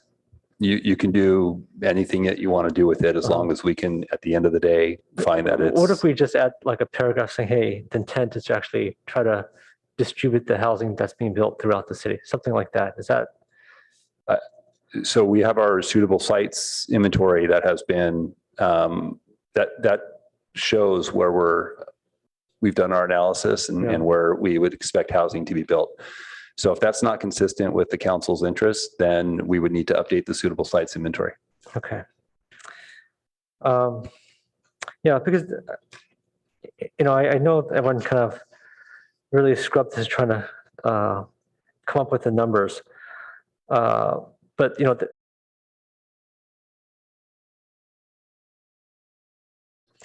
is like I said many times, I think the real way we get affordable housing is smaller units. Is through flexible zoning, is through incentives, is reduced parking requirements. I think that's how we get affordable housing. I think, you look at the state, they're like really sucking wind this fiscal year. Even us, our revenue is going down. So it's not like there's gonna be a lot of, dollars to pay for affordable housing, but we can get affordable housing through smaller units. It's inherently more affordable, less land, less construction cost. Because I kind of see what it is right now in terms of the housing element, but those are the two kind of key things that kind of give me pause. But I'm just trying to get from staff, is there anything we can do in either one of these areas that might help with those issues, those two issues? Because what I'd like to do, okay, I'll tell you what I'd like to do. I'd like to, because it's already 11 o'clock, I'd like to move the staff recommendation plus maybe 2 amendments like in this direction. That's not going to cause this thing to be like totally like even more late than it is.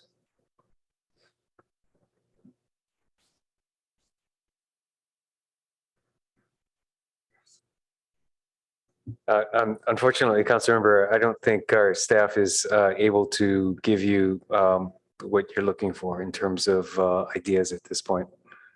Okay. Well, I hear a click, so I'll let my colleagues try to figure it out here.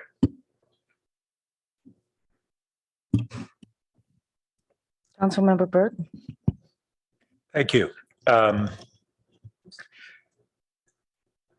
So I just did want to briefly comment on the affordable housing, the park impact fees, because it was back, I don't know, about 8 years ago that the council really pushed back on what was the utilization of those fees by staff exclusively toward park improvements. And statements were made to the council that because land was so expensive in the city that it really wasn't feasible to use those fees for park acquisition.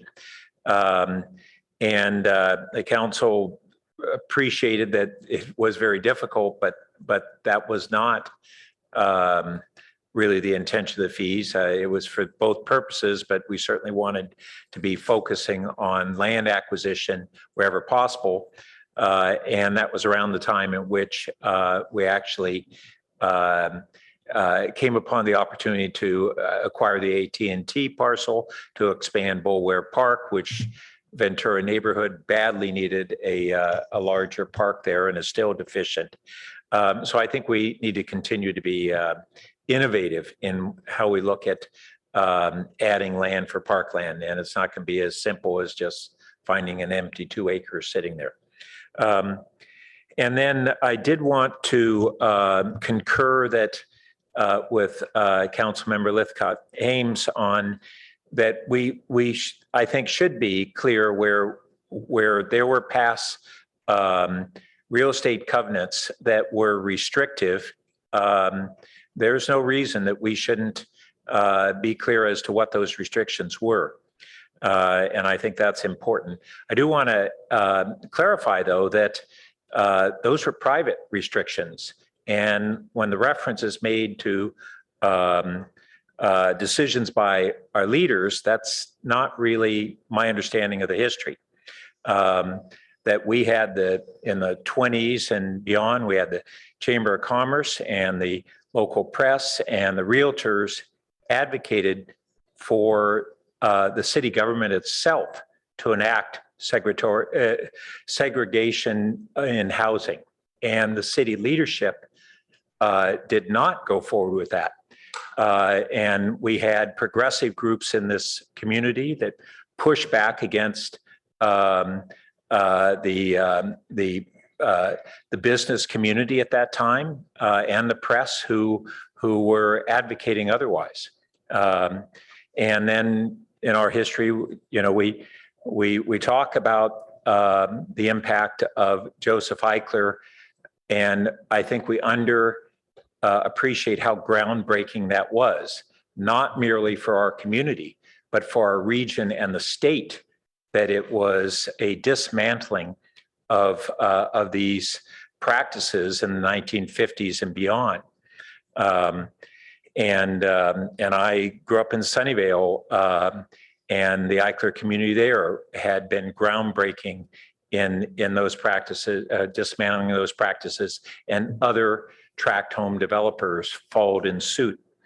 And then I recall, because as a 12-year-old, I walked precincts in opposition to Prop 14, which unfortunately for 4 years or 3 years, put in the state constitution discriminatory housing practices and allowed them with the support of then Governor Reagan and otherwise, and it overturned the Rumsfeld Act, which was really an important legislative act in the state. And the state voted in favor of Prop 14 in its discrimination. Our county did. And I'm almost certain this city was a complete outlier in opposing Prop 14. So we have a legacy of those past practices that existed in this community and throughout this region and state and nation. But I don't believe that the history shows that this community had a consistent practice of greater discrimination than was existing widespread in our society throughout that period. So I think we want to put it in the context of acknowledging our history and embracing the actions that we can take to try to redress those areas while accurately reflecting what occurred and how. Councilmember Lowing. Yeah, thank you. I was just going to offer some of my learnings from the Housing Element Working Group. A number of these things that are being brought up here in the last 30 minutes, for example, like how to design the corridor around San Antonio for families or whatever. Correct me if I'm wrong, Tim, but that's the kind of thing that HCD doesn't really care about. That's really a design situation. They care about the units that we put in.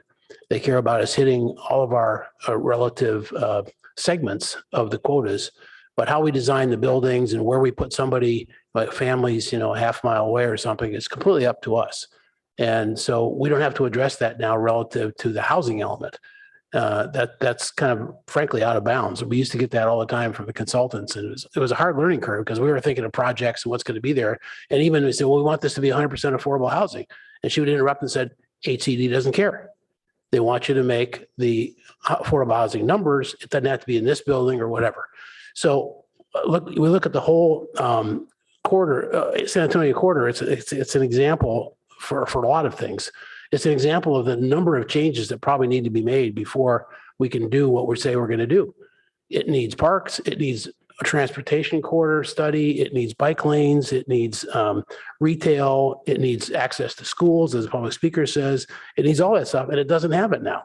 And if we don't put that stuff in there, we're not going to build there, which means that we either have to do it or we're not going to build there. And if we don't, 4 years from now, the HCD doesn't even care about that because we have to backfill somewhere else with some of these other sites that are in our kind of cushion area. So it goes from what HCD doesn't care about, which is my first point. And the second point is we have a lot of flexibility to do what we want here. This is not a fixed inventory of sites that can't move. We want it to move. For example, was mentioned again tonight, I think by Councilmember Burt, that we should take another hard look at the downtown corridor near the railroad station and so on. I think that was a missed opportunity. We got 8 years to figure that out. Well, maybe 4, and then we can build it. So I don't think that we have to feel compelled to load all this stuff into the language of the housing element, because for the most part, HCD doesn't care about that. They have to be convinced that, a sizable number of our properties that we've chosen are going to be built there, plus our cushion.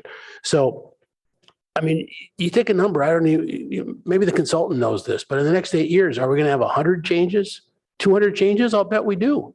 And that's okay. And I think we're thinking about this more like a blueprint that we have to get done for the HCD. And that's really not what the document is. I mean, they're the audience, and we have to figure out, what they're looking for and give them that data. So I just want to make one other comment, which is I think staff did a good job this time of answering HCD and giving some very specific data to show them that we mean what we say and we're going to do this building. On site, thinking about 526 is one section where you itemize in the plan. We're going to put up 2,629 units converted from office to housing. And there's more. And that's exactly what we need to do, because it shows that, we're not just guessing at this. We're actually doing analysis with the zoning and so on. And there's still a lot of steps that have to be taken after that. So, and we can make those changes going forward. But I think as Commissioner Heckman said earlier tonight, I think, we're in jeopardy now, and we need to get a housing element passed, at least try to get passed. And the thing to do, I believe, tonight is to go ahead and approve this and let staff go forward. And so we still have plenty of time to make changes. So if we're ready for motions, I'd be glad to endorse the motion as requested. Yes? Okay. So I move that, but I don't have the document in front of me.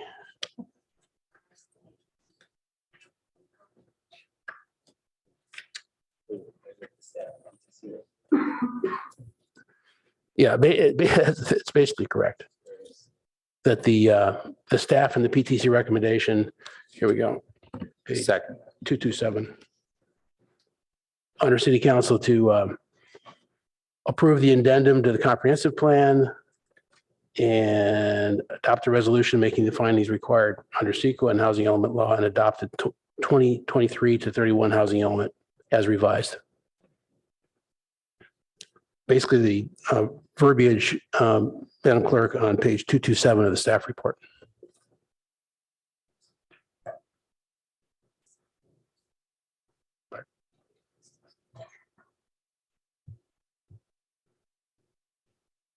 Yeah, that looks good to me. It's okay to staff.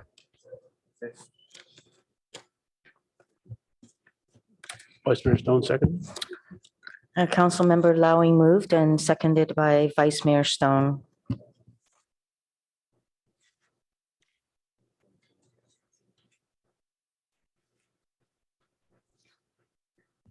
And would it be to adopt? Does that look good?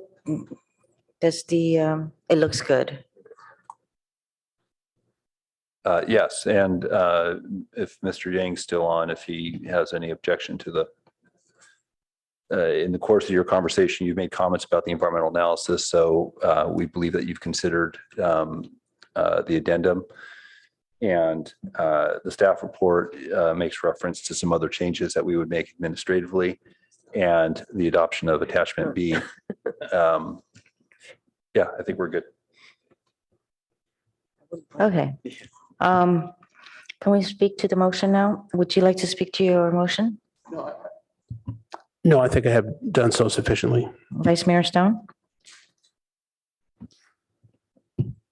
That is not a perfect document, but this is not a perfect process and far from it. And I thought what Chair Suma said, as far as this is the law and we are required to uphold the law. And I'm concerned. I'm concerned about liability and other issues that the city has been open to.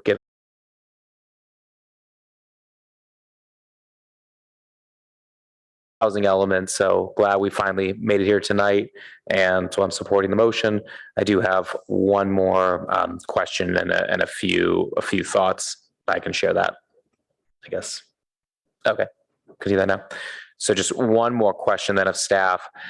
Do we know what percentage of our identified housing sites are current multifamily housing sites?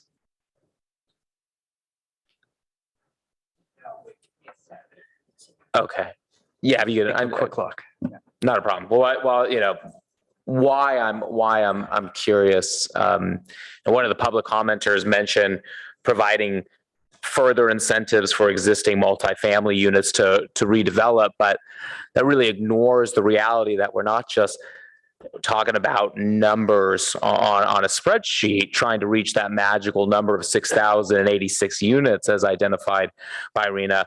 we're talking about people's homes. My wife and I are some of those people who live in an old apartment complex.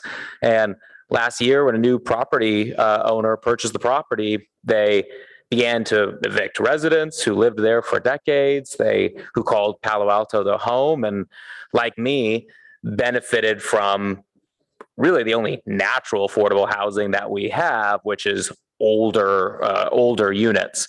And that property owner evicted them, remodeled their apartments, and rented them for significantly more money.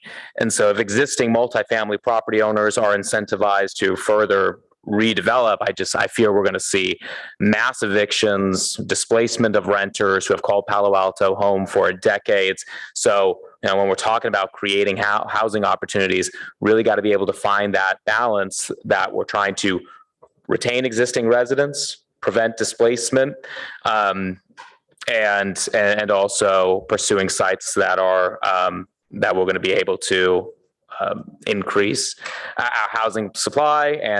And my recollection of these housing sites, there's a strong focus on commercial and undeveloped lots. Well, there's not many undeveloped lots in Palo Alto left, but a lot of commercial sites as well, trying to identify those. Mr. Wong, do we have that data yet? If not, I can go on to my next point. It's on packet page 256 of the addendum to the 2030 comprehensive plan, attachment B. And what's the number? Number is 1,958 multifamily residences with 2 to 4 units, 9,489 multifamily residences with 5 or more units.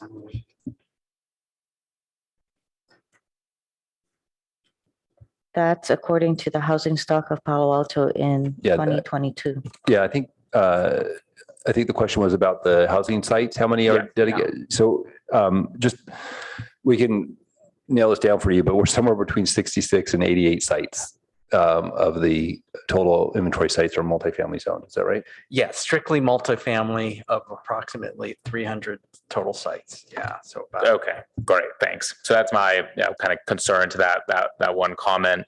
And then my final thought here. I think we also need to keep in mind that local data has not been supporting this argument that more housing is driving down prices. So one of our public commenters tonight compared Palo Alto to Mountain View and Redwood City and made the point that Mountain View and Redwood City have done far better job than Palo Alto in outpacing us over the last decade in housing production. And that is absolutely true. I think anyone can travel to downtown Redwood City or Mountain View and see that they have built a lot of housing, and I applaud them for those efforts. But if the goal is to make housing more affordable, those policies have failed to effectuate that goal. Looking at Zillow and comparing Palo Alto, Mountain View, Redwood City housing prices and seeing and tracking their housing increases from 2014 to today, Palo Alto's average home value increased by 45%. Compare that to Mountain View, which increased by 66%, and Redwood City, which increased 77%.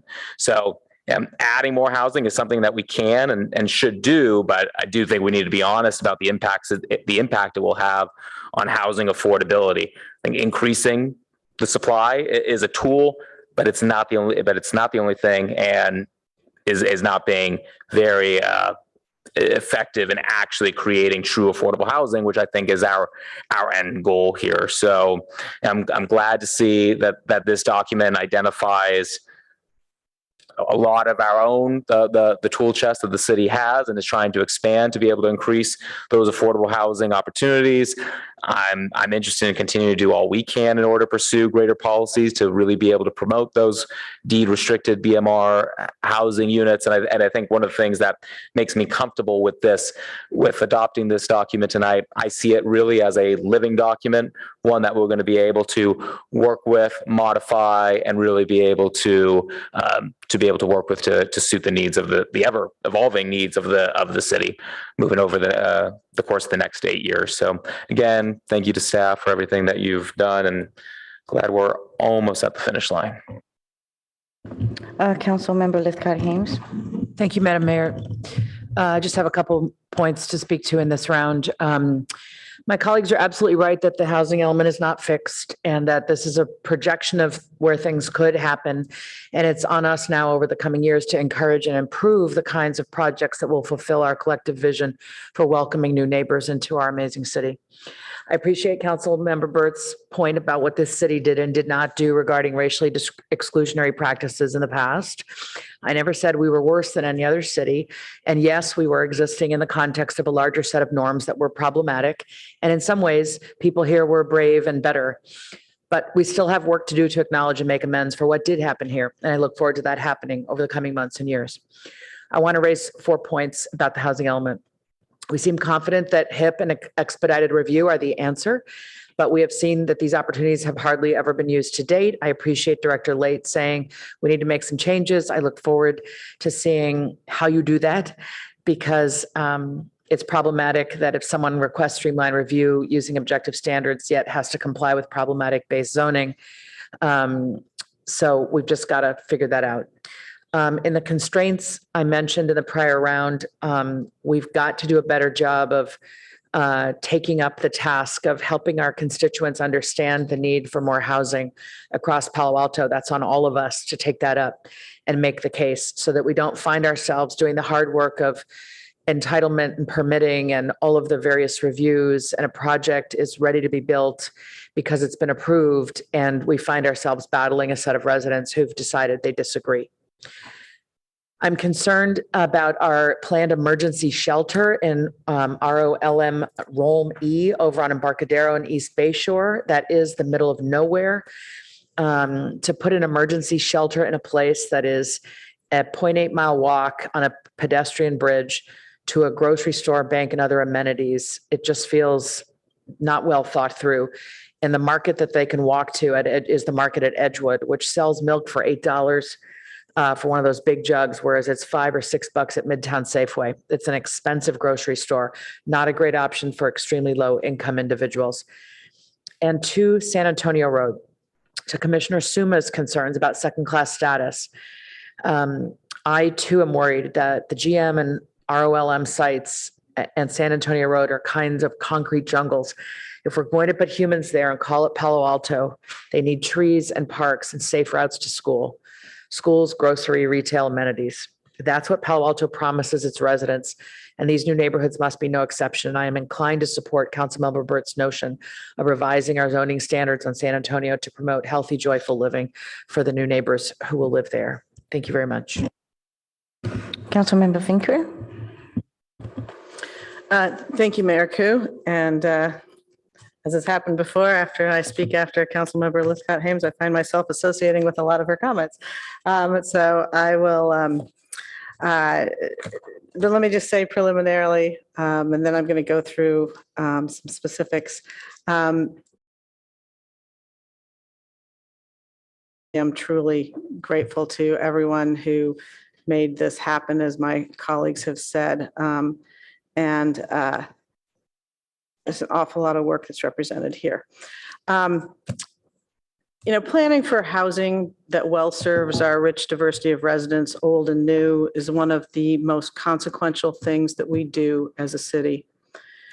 And what that looks like is one of the most ardently debated issues in our town. So this housing element is a statement of how we will meet the moment and how we will address the housing crisis to take care of those in our midst while preserving a high quality of life for all of our residents.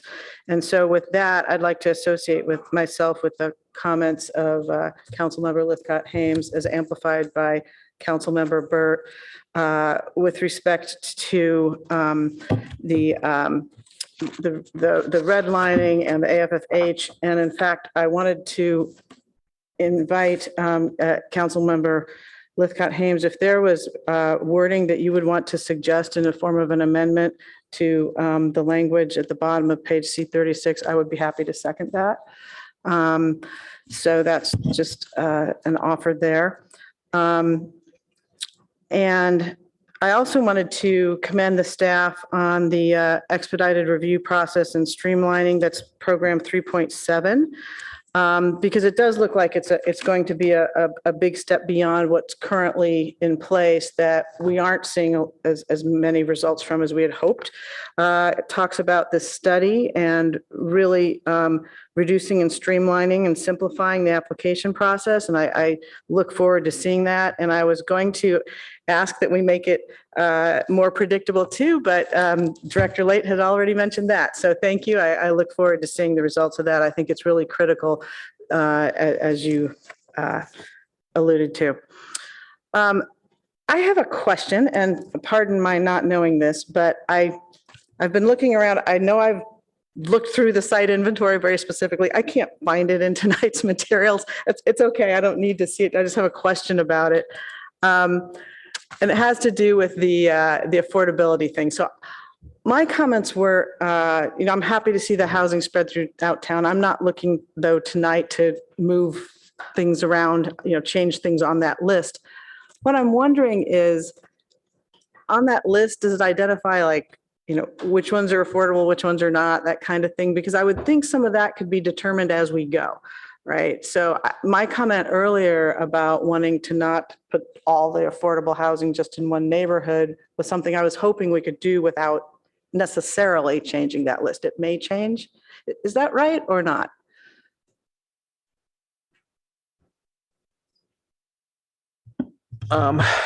In regards to, we are slightly limited to where we can locate our low income sites. As mentioned, it has to be larger than half an acre and at a certain default density, 30 dwelling units per acre. Mm-hmm. So though there are some limitations to moving things around, but we can try. We can certainly try. So maybe, as we go through other revisions, and this is the living document in the process, that's something that I would like to see us try to do. But I'm not going to, ask for that to, to start talking about sites tonight. And just to clarify, yeah, the GMROLM, while there are a percentage of our low income or very low income units there, it is still a mixed income area. It's not completely affordable. So there are sites for moderate income and above moderate income housing. So it is a mixed income area. Thank you. And this is, and I apologize, I don't know this either. Are there sites that are, are there specific provisions when we're looking at different groups for seniors? Or is that just something that'll come as we go? Preferences for special needs, but not specifically dedicated to a special needs group such as seniors. Okay, because that's something else I hope we can address as we go. Lastly, I would like to associate myself with the comments of Councilmember Lithcott-Hames on the emergency shelter, because that was on my list as well. So anyway, I think that is it. So I hope that we can, I think we're getting close to a housing element that, we're all proud of. I mean, we are proud of it. It's imperfect, but it's an impossible task. So, but we have to get these built. We're finding ways. We need to just keep working on it. We need to keep making it better. Because we have to find realistic ways to add housing that will enhance our city and meet our residents' needs, including those most in need. So thank you. Councilmember Lithcott-Hames. Yes, thank you, Madam Mayor. Councilmember Vinker, thank you for the suggestion that you would join me if I amended the language of the section on RCAAs that has this sort of oblique language about who was impacted by redlining practices. So I'm just quickly trying to come up with something here, and I would like to offer it as a friendly amendment if the maker is interested. I think if we could all turn to C36, this is in the housing element appendix C, page 36, under local trends in the red line. We see there's a paragraph that has not been touched, and then there's a new paragraph added. And I would recommend amending the second sentence. So the second sentence currently says, well, the first sentence, which is the intro, these RCAAs are primarily located in single-family neighborhoods throughout the city, period.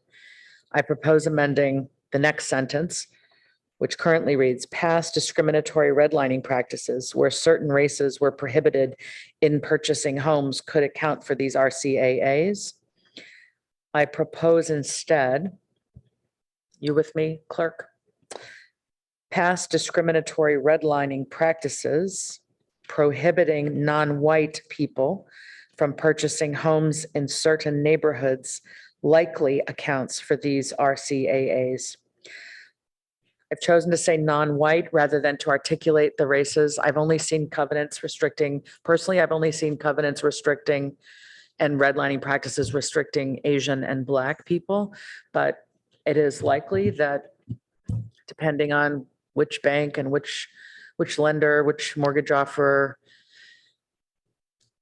that Native Americans and Latino people were also restricted. Rather than trying to noodle over that, I think if we say non-white, we are encompassing all who were excluded in these times. So let me see the language. Let's see. Shall I say it Could you again? repeat that one more time? Yep. Okay, here you go. So this, let's just say we'd replace the second sentence. Yeah. Okay, so I'm going to give you the entire sentence. Past is a capital P, past discriminatory redlining practices prohibiting non-white people from purchasing homes in certain neighborhoods likely accounts for these RCAAs. Purchasing homes in certain neighborhoods likely accounts for these RCAAs. Second. Okay, for these, the word these. And redlining is one word. Past, there you go. Past redlining practice. So, Councilmember Vinker, does that feel like it does the trick? I'm honored to second. Wait, it was, I'm suggesting a friendly amendment, so the maker. Oh, Yeah. yes, sorry. Yeah, so I have to decide on that. So I just want to make sure that that language is okay with staff. I mean, it's certainly, as you noted, Councilmember, it's not inclusive of every class against which this happened. I might mention Jews who were kept out of homes and country clubs and everything else, but I don't want to disturb the tone here. And I think non-white covers the ground. And in that era, Jews weren't necessarily considered white by white folks. So we have that. That's what I mean. Yeah. So when I say non-white, I'm trying to include everybody who was. Oh, well, some do and some don't, but I'm fine with the wording that you have rather Okay. than try to complicate it with that. Okay. Yeah.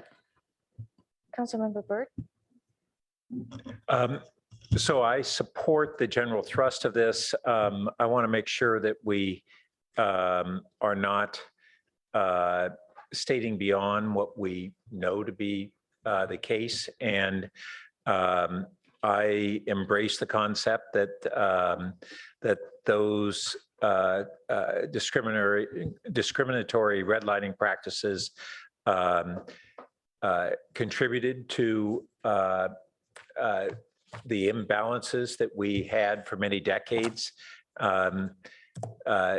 Our conditions in recent decades have been overwhelmingly economically based. So trying to discern how much of this is a legacy from 80 or more years ago versus what is being driven by economic barriers for in recent days, I don't think we have that knowledge.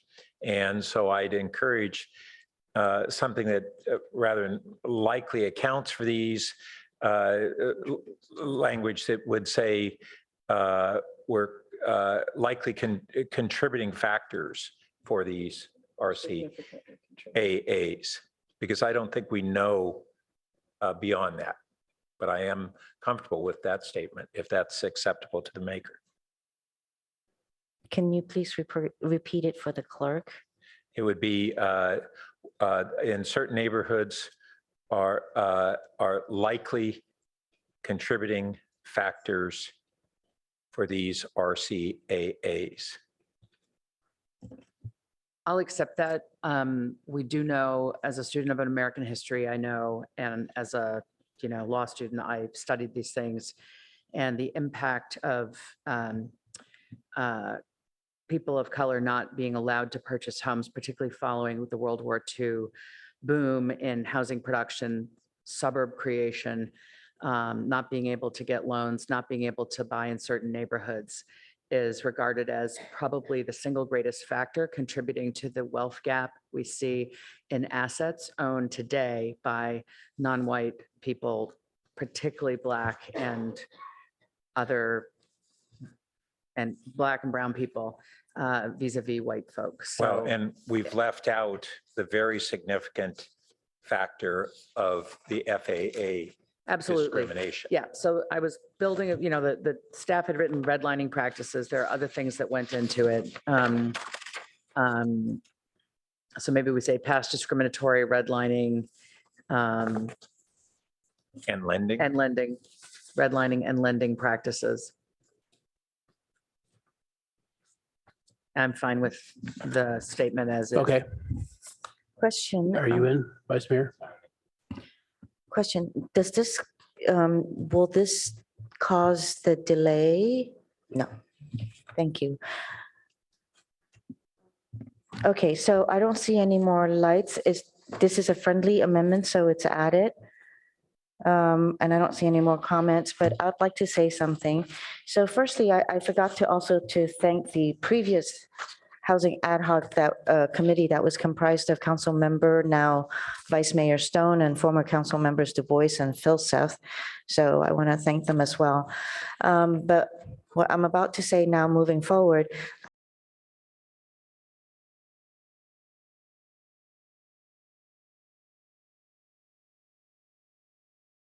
that y'all did.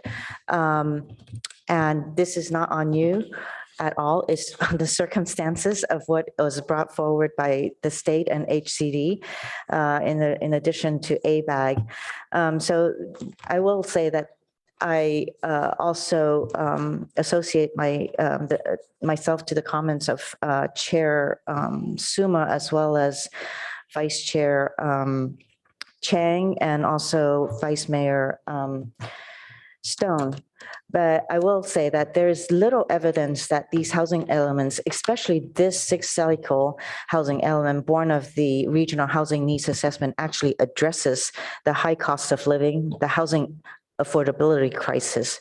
Furthermore, the state bills that rewrote the number of housing units that needed to be built are flawed beyond logic, with numerous double counting in the methodology. Midway through the sixth cycle in 4 years, even if the developers have received entitlement, as long as they have not pulled permits for at least half of Palo Alto's RHNA targets, that would be approximately 3,050 units, then approvals become ministerial and the public, while they can comment, however, there'll be nothing that the elected officials can do. So will this approximately 3,050 units be built? We don't know, especially in this first 4 years with the interest rates and construction costs and cost of living being so high. Ultimately, developers want to pencil out. And so deeded restricted below market rates are still going to be an issue. The approximate cost to build a unit, be it market rate or below market rate, is going to be the same. Always, it's between 750K, which is 750,000 to $1 million, depending on land values in the region that it's been built in. over 100 years ago, California voters approved a constitutional provision authorizing charter cities to make their own laws for municipal affairs and restricting the power of the state legislature to override these laws. Voters enacted this provision, now known as the Home Rule provision, on their understanding that charter cities knew their own local needs better than the state. And it's obvious based on what has been pushed upon cities and counties with all of this unfunded mandates. As presently written in Article 10, Section 5 of the California Constitution, the Home Rule doctrine allows charter cities to make and enforce all ordinances and regulations in respect to municipal affairs and make these laws supreme over all laws inconsistent therewith. This doctrine grants charter cities broad authority to enact laws governing local matters, including the law to tax for local purposes. So right now, we're just sitting back and reacting to these unfunded state mandates. And, you know, in looking forward, in looking backwards, I was reminded that I did not certify the 2030 comp plan EIR. And I really do appreciate all the work that you all did. I find that I will not be certifying the addendum to the EIR, and I will not be adopting this housing element. You know, also lastly, in defense of the potential litigation, I would highly suggest a peer review of the potential defense strategies and would suggest hiring Alshire and Winder LLP to help with the peer review. And with that, I don't see any more lights, so please take the vote.